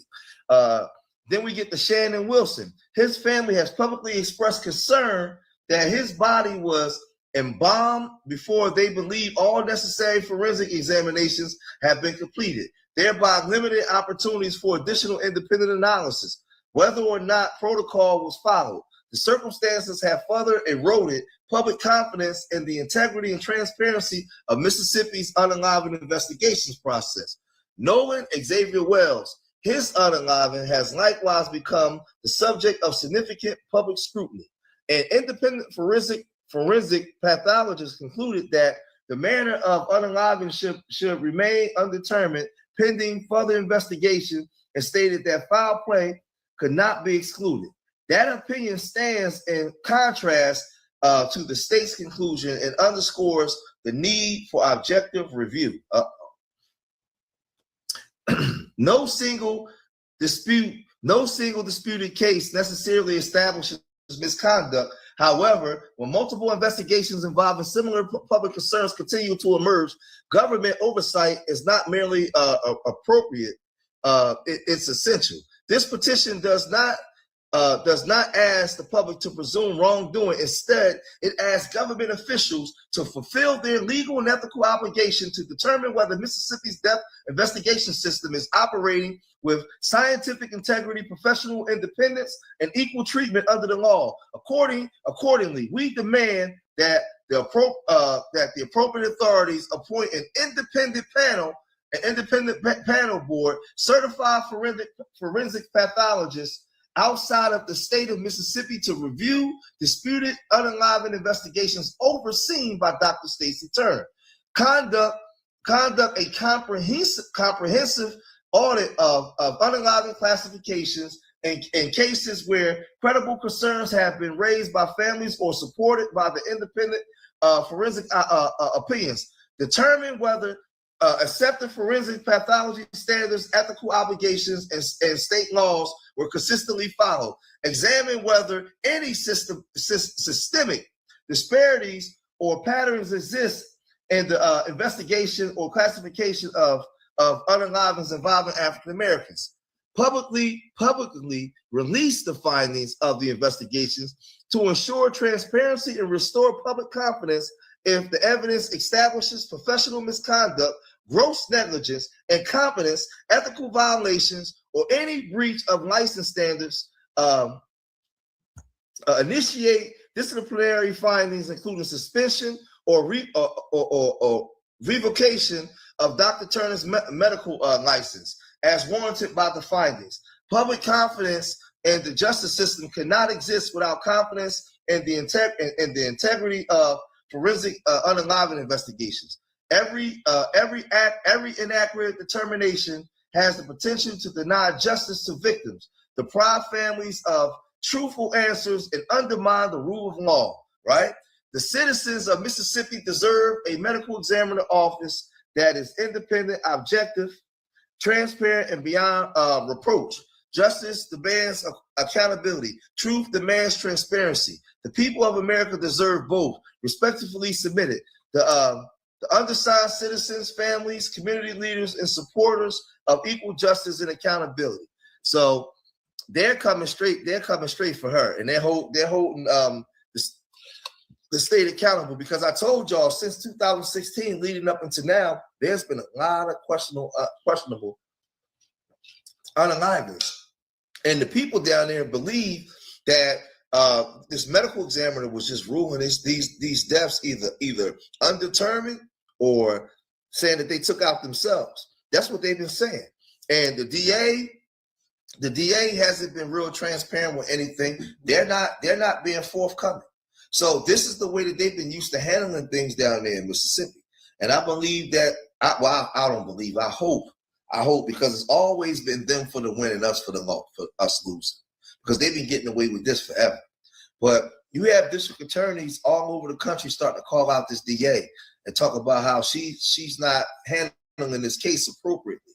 They're talking like this. The phone in the Nolan Wells case. I have a message directly to DA Angel Myers McGrath from a former prosecutor who did the same job you did, 30 years criminal trial experience, certified criminal trial lawyer, former head county prosecutor. Please listen carefully. This phone issue is getting out of hand. Nobody knows what to believe because you keep refusing, as I've said previously, to do proper public relations. Now, supposedly, there's a letter out there that says you agreed in July to have the phone examined with the experts from the family at a specific location and in a specific way, and that they are ready, willing, and able, and gave 4 dates this week where they would be willing to surrender that phone for examination. Now, I've been involved in things like this, so I don't know what's been said or hasn't been said, but I'll say this. The only story that we're listening to is that from Nolan Wells' family. And when they send you a letter and you don't respond and correct that letter, then we can only presume rightly that what's in that letter is correct. So the question becomes, if you had an agreement in July, why is it not being honored? There are accounts that you have demanded that the phone just be turned over in violation of that agreement. And that is not a good thing, not a good look. I can tell you from the commentary on the posts that I've had that your constituency out there in Mississippi does not trust law enforcement and does not trust this investigation. Your continued failure to update the community on any misinformation, if there is misinformation, or say, for example, if this agreement is not what the agreement was, then you need to get out there and you need to let the public know. Now, Stop with this thing that you don't compromise investigations about speaking about them. I've addressed this before. You are not compromising an investigation by correcting the record. You are making sure the public has an understanding. So we can only presume what's been written by Mr. Crump and his team is accurate. That phone is vital to any grand jury presentation. If you don't get that phone and you don't download it, then you are going to look like a bum no matter what it is that you do, and nobody will ever trust the investigation, to be honest with you. So this DA is not being transparent at all, and this DA is being called out and being held accountable for the way that she's handling this case. And I'm glad that other district attorneys around the country are speaking out, so that way they can't say, well, it's just a bunch of YouTubers and social media activists saying a whole bunch of stuff. No, there's a lot of professionals, people that comes from that's professionals in that area that's also looking at this, and they're looking at a side eye like, wait a minute, how can you have the trust of the people with the way you're handling this? This is just the way they do business in Mississippi. This ain't the right way. This ain't right, right? And they're calling this stuff out. Now, TMZ was going hard just a week ago for Nolan Wells' fake friends, right? They was going hard in the paint. But the dude, Charles, the black guy, when he gets on with Don Lemon, he's talking totally different. He ain't sounding nothing like he was when he was on the actual TMZ show where they was making all kinds of excuses and running interference for those boys, right? Where they say those boys are not suspects, but we're hearing now that possibly they could be looking at this as a unaliving, right? So then they would become suspects. Well, they should have been suspects anyway because they was the last people that he was seen with before they found his body, right? But when this guy Charles does the interview with Don Lemon, now he's talking like this. Certainly, I fully understand why a large number of people feel like there was a crime, but the reality is we just don't know at this point. So don't read too much into the fact that you're seeing this letter to them talking about prosecution and talking about potential evidence. We just don't know yet, and this all comes back to getting the toxicology, the autopsy results. What do you make of now? I mean, because I don't think you would disagree that the friends are on a PR, PR blitz to change public opinion because they believe that they in the court of public opinion they're not doing so well, that they have been sort of demeaned in some way, disparaged in some way. I think it's weird. I think it's weird. Yeah. When Warren sat down with the guy, I know we don't like to say his name, sat down with him, I was like, okay, this one kid and his mom is a judge and maybe he wants to sort of clear his name.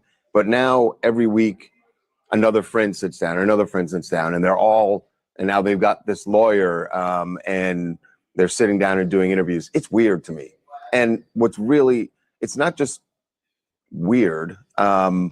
Yeah, there are people who are going to say things on the internet. Why does that rise to the level of you need an attorney to now sit down and do interviews to publicize yourself, to try and change the court of public opinion? Why do you care about a court of public opinion?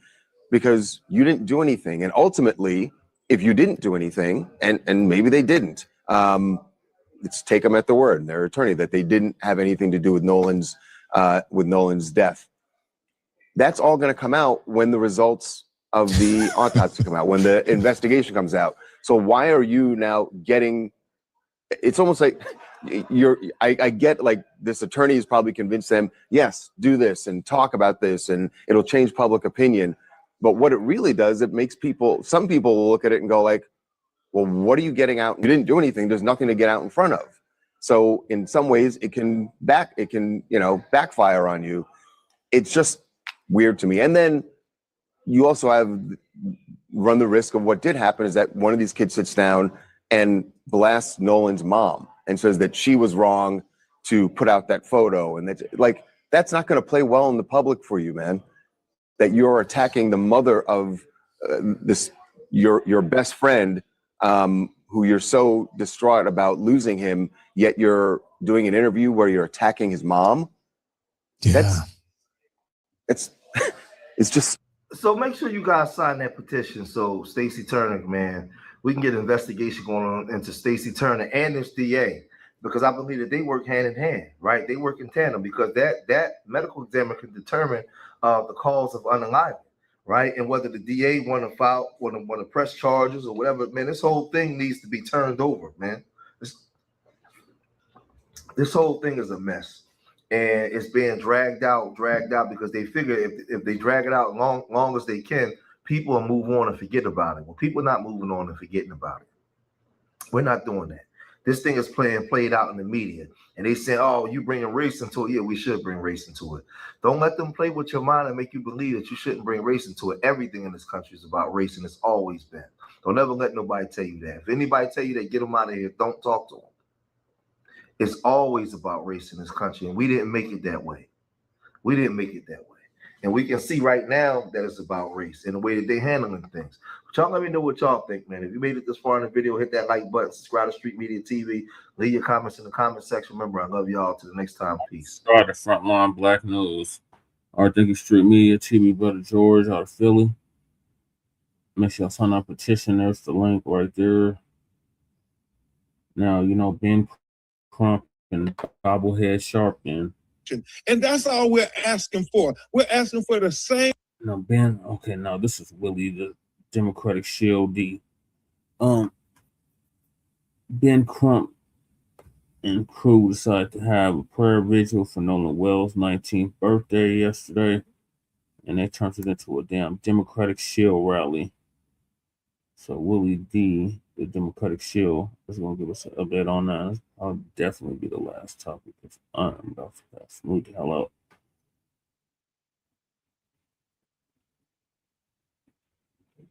Unity in prayer. Let's try to get started here. Good afternoon, and thank you for joining us.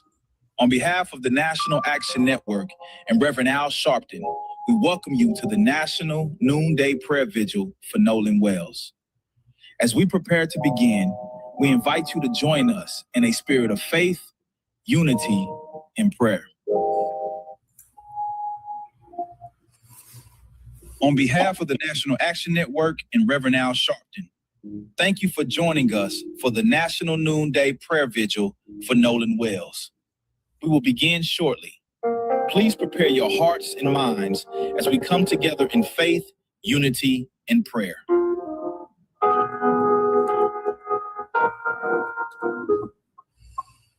Good afternoon, and thank you for joining us. On behalf of the National Action Network and Reverend Al Sharpton, we welcome you to the National Noonday Prayer Vigil for Nolan Wells. As we prepare to begin, we invite you to join us in a spirit of faith, unity, in prayer.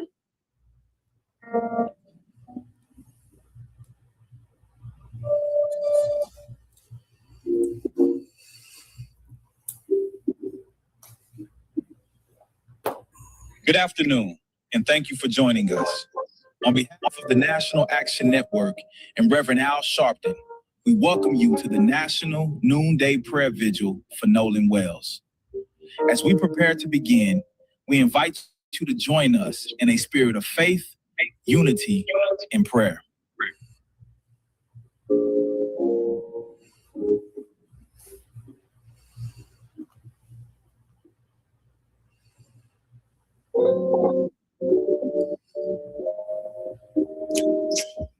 Good afternoon.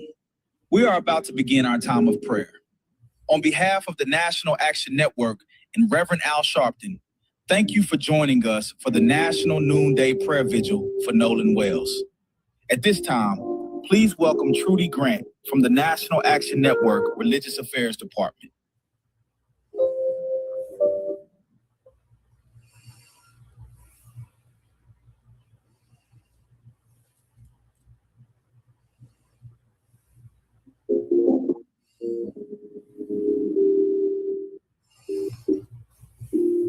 Good afternoon, and thank you for joining us.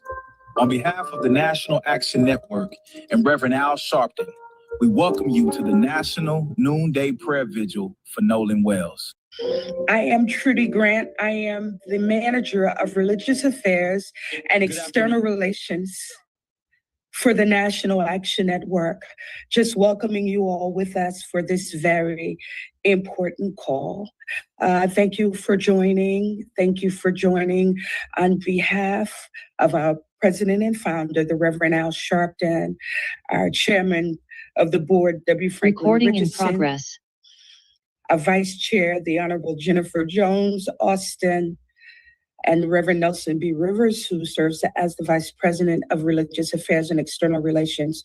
We welcome you to this very important call. I'm going to turn it now over to Reverend Rivers, who will lead us in the call. Thank you.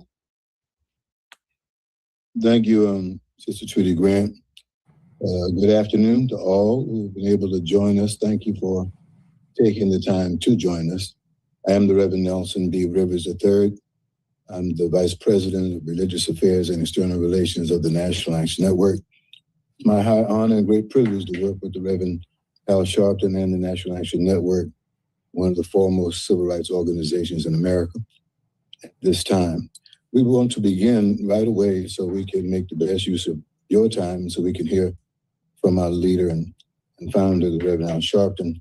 I'm going to lead us into a brief prayer. If you would assume the posture of prayer with me just for a moment. And then after that, we'll present Reverend Sharpton. Let us pray. Lord God of heaven, we come thanking you for the privilege of being with your people just one more time. Thank you for your love, your grace, your power. Thank you for sending a light into a dark world. Now, Lord, we prepare our hearts and minds to hear the words of prayer. Hear from Reverend Sharpton that you would continue to bless him in his leadership, protect him as he goes to and fro. From our brother, Attorney Ben Crump, the leader of our justice movement through law in America, and the family of Brother Nolan Wells. Ask you to guide them, keep them, and protect them as they go forward. Now, God, we ask you to get mixed up in our business so we can get mixed up in yours. We're looking forward to all you're about to do. So, God, now give your people peace, give them courage, give them commitment, but more than all, give them faith that they can make it even now. In Jesus' name is our prayer. And the saints of God say amen, amen, amen. So we want now to present to you, and coming in his own way, the visionary of what we do here at the National Action Network, the one who is relied upon across generations and across the ages, who has been a stalwart in the movement for justice in America. And I consider it a high honor, a great opportunity to work with him and to serve with him as I watch him do what only one person can do, the way he does it. Mr. Reverend Al Sharpton. So I ask you would prepare now to hear from him as he leads us into how we got here, the vision for this vigil, and he will take it from here. So brothers and sisters and beloved, let us welcome the one and only, the Reverend Al Sharpton, the leader of the Civil Rights Movement in America. Thank you, Dr. Rivers. Thank you all for taking time. Good afternoon. Pause. 19 years ago on today, a young baby was born named Nolan Wells. His parents raised him. He was an athlete. He was a child that showed great promise, made them proud, and made them feel he was on his way, maybe to be a professional athlete, maybe to be whatever he wanted to be. He was a Black child in Mississippi, but many had felt a lot of the racial barriers had at least been lowered, if not lifted. So he had friends at the school he went to. He had friends in the community at Ocean Springs. And as one would do with friends, holidays you spend together. On the 4th of July of this year, he and 3 young white male friends, people he was acquainted with, decided to go to Horn Island because that's where a lot of the festivities happen. Hours later, the 3 friends came back and he was not with them. And that is where the mystery happened. When his parents recognized he was not back at a certain time, they started calling around and they found that he had not come back with the 3 friends. And that's where it gets clouded. What the friends knew, when they knew it, why they didn't hand over his cell phone right away when it was clear he was not back with them, the keys, all of that needs to be litigated. But today, what I wanted to raise, and National Action Network wanted to raise, is that the morality of this issue is something that the faith leaders around this country need to raise up. We are not saying, the parents are not saying, and they came to National Action Network, held their first national press conference with our Attorney General of Black America, Ben Crump. And they've never said, even in private, that this is definitely racist. But the local law enforcement said it was definitely not any foul play found. That's when people like me ears perked up and said, wait a minute. If you're going to make a predetermination in 2 days, then that doesn't smell right. And we committed, National Action Network and people all over this country, that we were going to stand with this family until there was the answers given to what happened to Nolan Wells. And why were these stories so inconsistent and not making sense? One of the things that also disturbed me is we started being attacked. The governor of Mississippi said he didn't know why Ben Crump and Al Sharpton was in there. And the parents, one of the parents of one of the 3 guys said we were causing trouble. Why are you getting angry or feel under attack when people are saying, we just wanted to know the truth? You should be coming saying, we'll help you find out the truth. My son was out there too. The governor should be saying, we'll help you find out the truth. So sometimes your reaction gives us a feeling about what a possible action is. So it is on this day that we wanted to have you, and there are over 300 ministers I can see now in the queue. How many we got, JT? We got 400 ministers on.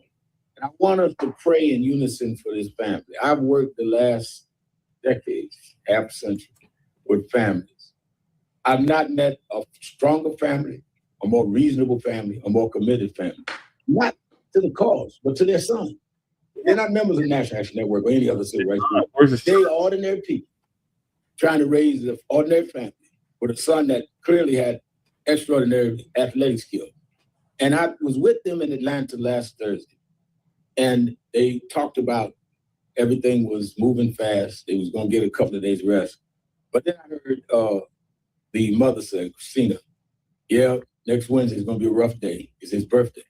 I said, it's his birthday? She said, yeah. And they're going to do some vigils, different places. I said, but I'd like to ask hundreds of ministers around the country to pray for you and all on this day. To us, it's a cause. To us, it's somebody that may be a symbol of a son. And when the cameras are gone and the lights are out and the fanfare is over, you've got an empty bed in your house.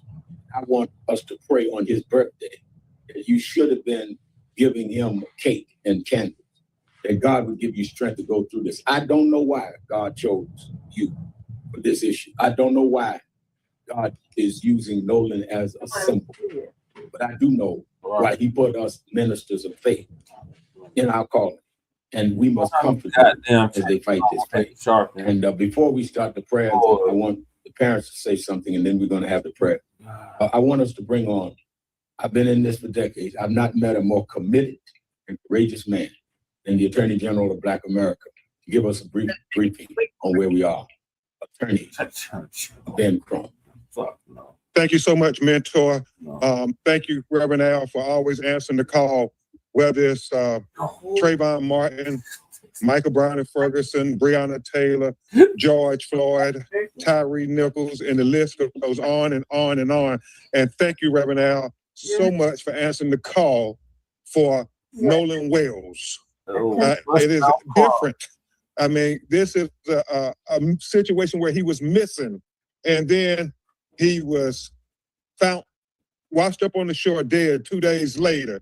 And so to all of you great pastors and faith leaders around the country, Bishop Richardson, Bishop Swan, all of you, Reverend Nelson, we cannot say thank you enough for the prayers, for all of the prayers that we need so much. The one thing I will say before you hear from Christine and Elmore, they have been a blessing to use their platform, recording in progress, Reverend Al, to be able to lift up other Black people who have went missing under very suspicious circumstances. I mean, it seems, Reverend Al, we have an epidemic of Black people hanging in trees now, and they keep trying to say that it's suicide, no foul play. Well, that's the same thing the sheriff said immediately when they found Nolan's body, no foul play. And so that's why we have to stand up and help these families, people like Christine and Elmore, who said, my son was a good athlete. He was a college football player. He was in shape. He was a good swimmer. So when you tell us he just had an accident or drowning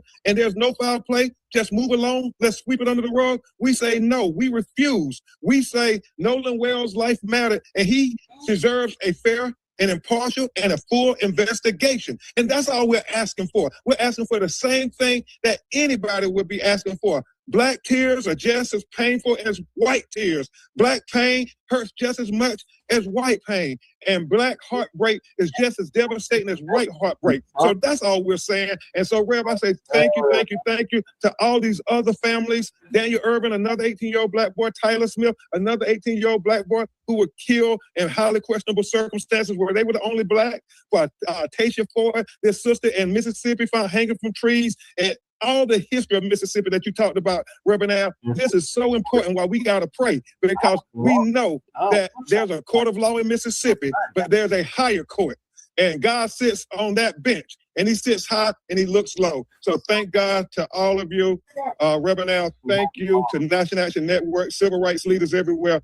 Thank you on behalf of Christine and Elmore. And I'll say this, Reverend, I'll pass it back to you. You know, Christine is an incredible nurse. And the way they've attacked this mother is god-awful. I mean, making complaints with a Mississippi Board of Nursing, had to have an investigation, giving her one-star reviews just because she wants to know what happened to her son. That's why we got to have prayer, y'all. Now more than ever, we got to pray these devils that they will never, ever be able to be victorious against this loving family, these great parents, Christine Wells Wansley and Elmore Wansley. We love you all. We pour into you and we pray for you, Christina Elmore. Thank you, Reverend Al. Thank you. And let me say again, we are not accusing anybody of anything. We are saying that this family has made it clear from the beginning, all they want is the truth. And our National Action Network has said we'll put up a reward of $50,000. Recording in progress. Texted me during the funeral and said he'll match it to $100,000. Terrell Owens, the football player, $125,000. Not to indict anybody, but tell us the truth. Then one of the other families from one of the young men with him said, we'll put up $50,000. Well, then he should join us. We are not against anybody. But why is everybody against us? Why are they upset that we stand up for the family? Why are they upset the family wants to know the truth? It does not make sense unless there's something that makes them uncomfortable. Again, like I said, I've been in this movement since I was a child. I feel it's a culture. So I'll take the attacks on me. But this family, this mother, Christine, and Elmer, they don't deserve that. And I'm surprised that the families of those that are being asked questions about what happened that day, they should come out and denounce people attacking and threatening this job of this mother and this father. They ought to be denouncing. If I was with somebody and they end up missing and something happened, I'd be the first one out there saying, let's find out what happened. I was with them. I wouldn't be fighting them. I wouldn't be attacking them. And I wouldn't be ignoring when people attack them. Like I said, some don't smell right. Before we have the prayers and there's over 500 ministers on now, I'm looking at the counter. I want to hear a few words from Christine and Elmer, the mother and father of this young man, Nolan Wells, who would be 19 years old today. Christine, Elmer. First of all, I want to thank everyone for joining the call today. Thank you for all the prayers. Yes, it does. Lord. Nolan was an incredible person. And his loss has definitely affected our family in ways we could have never imagined. So I just ask that you all please continue praying for us, especially today.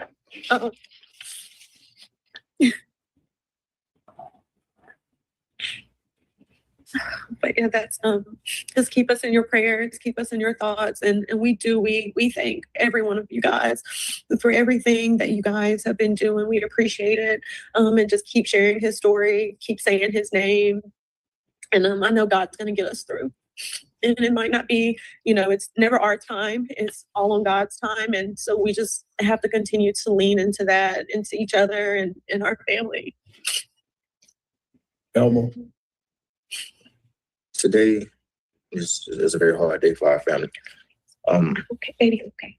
Like I continuously say, every day is a new challenge. But today, knowing the way our son was, the phone calls, just the things that he did today, because he would have been in school today. They would have practiced today. He would have called, said, Dad, I did this today, or this one on today, or I don't feel right today. Those are the things that's going to be missed the most. His voice every day. His love. His love. His laughter. God answers prayers. And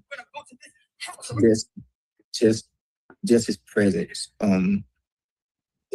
We have a major void that's been taken away from us, and something that is going to take a lifetime to even try to feel. But we thank you guys for being there with us through this journey, because it is a journey, not just for our family, but for everyday families who may have gone through this, or just feel for us and the other families that has lost someone. We thank you guys, really. But thank both of you. We're going to have 4 short prayers. And remember, this family is suffering, so please keep down your prayers to 2 minutes, those that have been selected.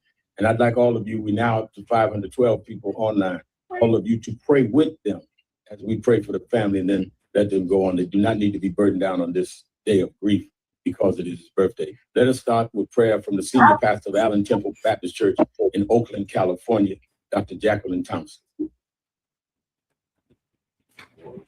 Is Dr. Thompson on?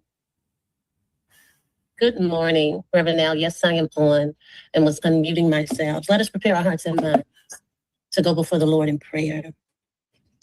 Gracious and eternal God, God of Hagar who sees all, God of Mary, who pondered the things that she couldn't understand in her heart, the God of mothers who have searched for their children in the night, and the God of fathers who have held back tears because they had to be strong. God, for every family that has ever had to say, this is my child and their life matters, we come before you this day remembering Nolan Xavier Wells, oh God, and his family on the day that should have been his 19th birthday, where there would be cake and laughter and pictures and another year of life, God. But instead, there is emptiness and tears and grief and questions. So we do what people of faith do, God. We come before you when our grief is too deep and we have words not to express it, oh God. We bring it before you. So first, God, I bring his parents before you. We bring his mother and his father, Christine and Elmore, God. Every member of the Wells Wansley family, God. Hold them even now this day. God, to his mother who carried her in her body and now carries his memory. Touch her heart right now in the name of Jesus. To the father who played with him and studied with him, oh God. Touch him and keep him even now. To the siblings that remain and will miss him, oh God. Give them to know that his spirit is still present, God, for every person that loved him. Because we recognize that before he became a national headline, he was somebody's son, he was somebody's brother, he was somebody's teammate, he was somebody's friend. He was your creation and your image and your likeness, someone that you had your hand on, oh God. And so we ask now in the name of Jesus that you allow us to remember not only how he died, but the fact that he lived. And in those 18 years, he brought smiles to people's faces and his spirit encouraged people's hearts and he brought joy to his family, oh God. God, we dare not pray and not confess in this moment that we have questions and we don't understand. But we come before you and we ask you for one thing, not for easy answers to hard questions, God. We just ask you for truth. That where there are unanswered questions, oh God, where there are inconsistencies, that you would bring clarity, where there is darkness, you would bring light. And where there is evidence that has not been fully examined, that you do what you do best, and that is uncover and expose. God, we pray even now that where humans would fail their responsibility, that you give them the courage to tell the truth. God, we center Nolan's family, and we ask that you remind them that they are not in this fight alone, oh God. We recognize that justice is not vengeance, that it's accountability, and that it's refusing to allow another young man's life to become just an unanswered question, God. So on this day, where we remember him, where people of faith have gathered, God, gathered in your name. We ask for strength for the journey. We ask for faith, oh God. We ask for hope. God, we even lift up the National Action Network and lift up Reverend Sharpton and lift up Attorney Crump and all of those who are using their resources, their skills, and their talents, oh God, to bring justice and accountability and comfort to this issue, oh God. We pray for Mississippi, from Mississippi to California, all around the nation. And we just ask that we remember Nolan, that we say his name. We remember his life and his dreams. God, we ask it now. In the name of that brown Palestinian Jew, oh God. In the name of the mother who lost her son. But God is back again. We honor you, we thank you, and we love you. And we ask it be done. In Jesus' name, amen and amen. Let us pray with the presiding AME Bishop of the 8th Episcopal District of Mississippi, Bishop Erica Crawford. Let us pray. Eternal God, God of justice, God of mercy, God of truth. Today we call the name of Nolan Wells. On a day that should have marked his 19th birthday, a day that should have been filled with laughter and celebration and possibilities and plans, we pause to remember his life. We remember a child who was born, a young man he became, the future he carried, and a family and community who loved him. God of all comfort, draw near to this family. Hold them in moments when grief becomes too heavy for words, strengthen them when the questions seem greater than the answers and waiting feels unbearable. Give them courage for every conversation, wisdom for every decision, and endurance for every step of this journey. When they are tired, carry them. When they are discouraged, surround them. When they feel alone, remind them that they are not abandoned. And when the weight of the struggle threatens to overwhelm them, send people who will stand beside them and hold up their hands. We pray for the whole truth. Truth that is clear, truth that is complete, truth supported by evidence, truth that can withstand examination, and truth that will not be buried beneath silence, fear, influence, or delay. Bring into the light everything that must be known. Give courage to those who possess information. Trouble the conscience of anyone withholding what could be clarity. Let no witness be intimidated, no evidence be overlooked, no question be dismissed, and no voice be silenced. Grant wisdom and integrity to every investigator, attorney, public official, community leader, and person entrusted with this matter. Remove prejudice, partiality, political calculation, and personal interests. Let every institution involved remember that its highest responsibility is not to protect itself, but to pursue what is true and do what is right. Let justice roll through Mississippi. Let it roll through our courts and our communities. Let it roll through law enforcement agencies and government offices. Let it roll through our churches and our neighborhoods and our public institutions. Do not allow us to retreat to comfortable sanctuaries while families cry out for answers. Deliver us from a faith that offers prayer but refuses to stand, that speaks of heaven but ignores suffering on earth. Make us bold enough, God, to speak when silence would be easier, wise enough to listen before judgment, and faithful enough to remain present long after the road has been easy to walk. Give hope to this family. Give hope to Mississippi. Give hope to every family across this nation that is still waiting for answers. And remind us that darkness does not have the final word. Silence does not have the final word. Truth will speak. Justice will rise. God, keep us faithful until the answers come. Keep us united until truth is known. Keep us courageous until justice is done. and keep us hopeful until healing begins. In the mighty and matchless name of the one who was before there was, is now, and will be, and is no more, Jesus the Christ. And the people of God said, amen. Now we will have a prayer from the pastor of Double Love Experience Church, Reverend Dr. Gabby Kojo Wilkes. Let us pray. God, your word reminds us that you are near to the brokenhearted and save those who are crushed in spirit. So God, today we lift up the parents of Nolan Xavier Wells. We lift up Christina Wells Wansley and Elmore Wansley. God, we lift up this entire family who today, God, is crushed in spirit. God, we thank you for the advocacy that's happening on behalf of this family. But today, Lord, we bring them to you as parents, as people who love their son, who are crushed in spirit today. God, I pray that today you might bring peace, that you might bring a way in which you might be a balm to their hearts. God, we pray that today they don't have to fight. Today they don't have to answer any questions. Today they're not attacked. Today they can just be together and know that 500 plus individuals and more are calling their name to you, oh God, asking you, Lord, to be near to their broken hearts and to save their spirits and souls that might feel crushed. God, be with everyone who loved Nolan today. Be with his friends, be with his teammates, be with his parents, Lord. Be with them that they might honor him, laugh, remember him, and know that you promised never to leave us, not even in our hardest times. God, we lift this family up to you because you've promised to save those crushed in spirit. Be with them now. In Jesus' name, amen. Lastly, I have a member who leads our youth in National Action Network, only 2 years older than this beloved brother that we are praying for his family today. He's 21 and Nolan would have been 19. And I want him to close the prayer. The Reverend Minister Christian Matthews, President of Youth and College Division of National Action Network. Thank you. Let us look to the Lord in prayer.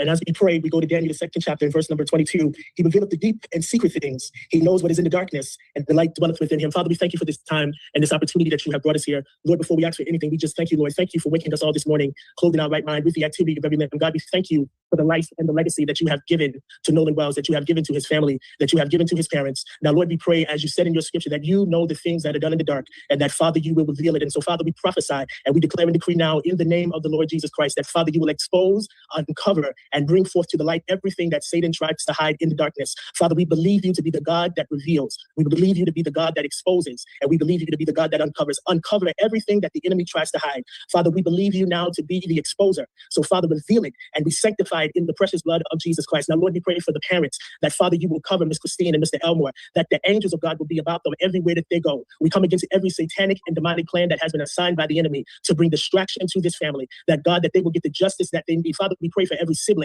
that, Lord, the hand of God will be on them. Father, we come against suicide. Father, we come against depression. Father, we come against mental anguish. The enemy will have no parts of those young people. And we bleed the blood of Jesus over every single last one of them that is down in Mississippi. Lord, we pray for Attorney Crump and everybody that is helping this family. That, God, you will give them wisdom. That, God, you will give them strategy. And that, Lord, you will give them divine guidance on what to do and how to go forward. And Father, we praise you in advance because, God, we believe that you will set ambushment against every enemy of this family. And so, Lord, we give you a praise in advance for what you are going to do and what you have already done. We thank you in advance for how you have led so many leaders to be a part of this great coalition of people that are standing with this family. And so, Father, we stand in the gap on today to intercede on behalf of this family. And we bleed the precious blood of Jesus. We appropriate the blood of Jesus to everything that has been covered up. We bleed the blood today. And we ask that by the power of the Holy Ghost, that, Lord, you will arrest and that you will set ambushment against every enemy. And we thank you in advance in Jesus' precious name that we pray. Thank God and amen.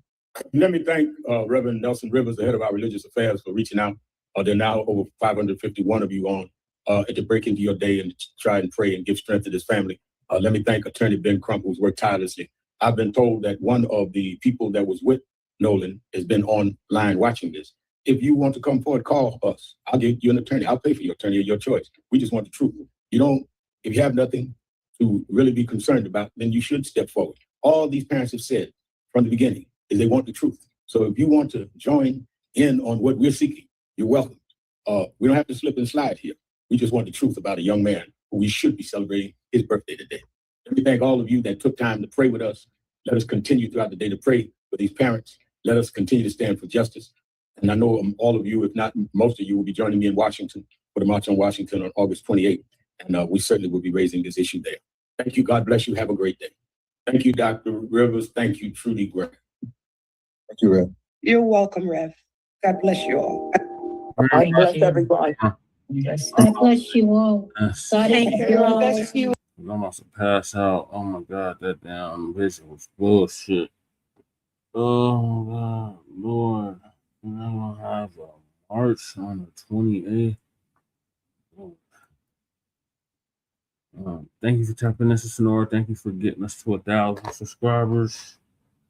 I'm gonna end this now. Lady Chase should be doing RBA in an hour or two. She wakes up, so Michelle shall tune for that. I'll probably have to do a part 3 because I didn't get to all the topics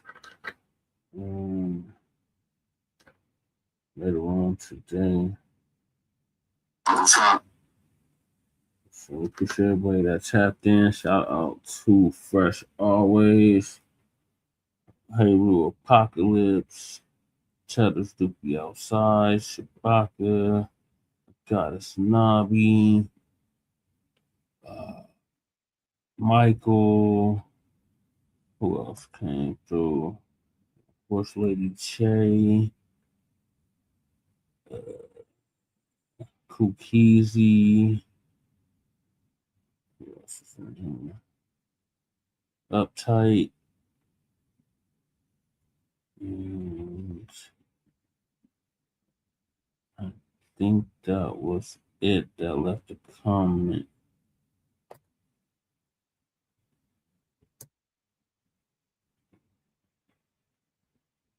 Anybody else speaking and not speaking?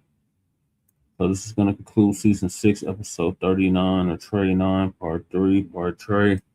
Continuation, part 2 of the Front Line Blacc News. Join us later for part 3. Continuation, part 3. In the meantime, make sure y'all like, subscribe to all of our platforms. Front Line Blacc News. Yeah, me too. I'm gonna get some sleep again. Make sure y'all like and subscribe to all of our platforms. Front Line Blacc News on YouTube and Facebook. The Revolutionary Agenda on YouTube and Facebook. And Shabaka's Black Experience Enhanced on Facebook, Twitter, and Instagram. Join us this Friday for Grand Rising with Shabaka and the Chase. And we'll see y'all later for the RBA and part 3 of the Frontline Blacc News. So again, salute. Thank y'all for helping us get to 1,000 subscribers. The next milestone will be 2,000 subscribers. So appreciate y'all tapping in. We'll catch y'all on the flip. Peace.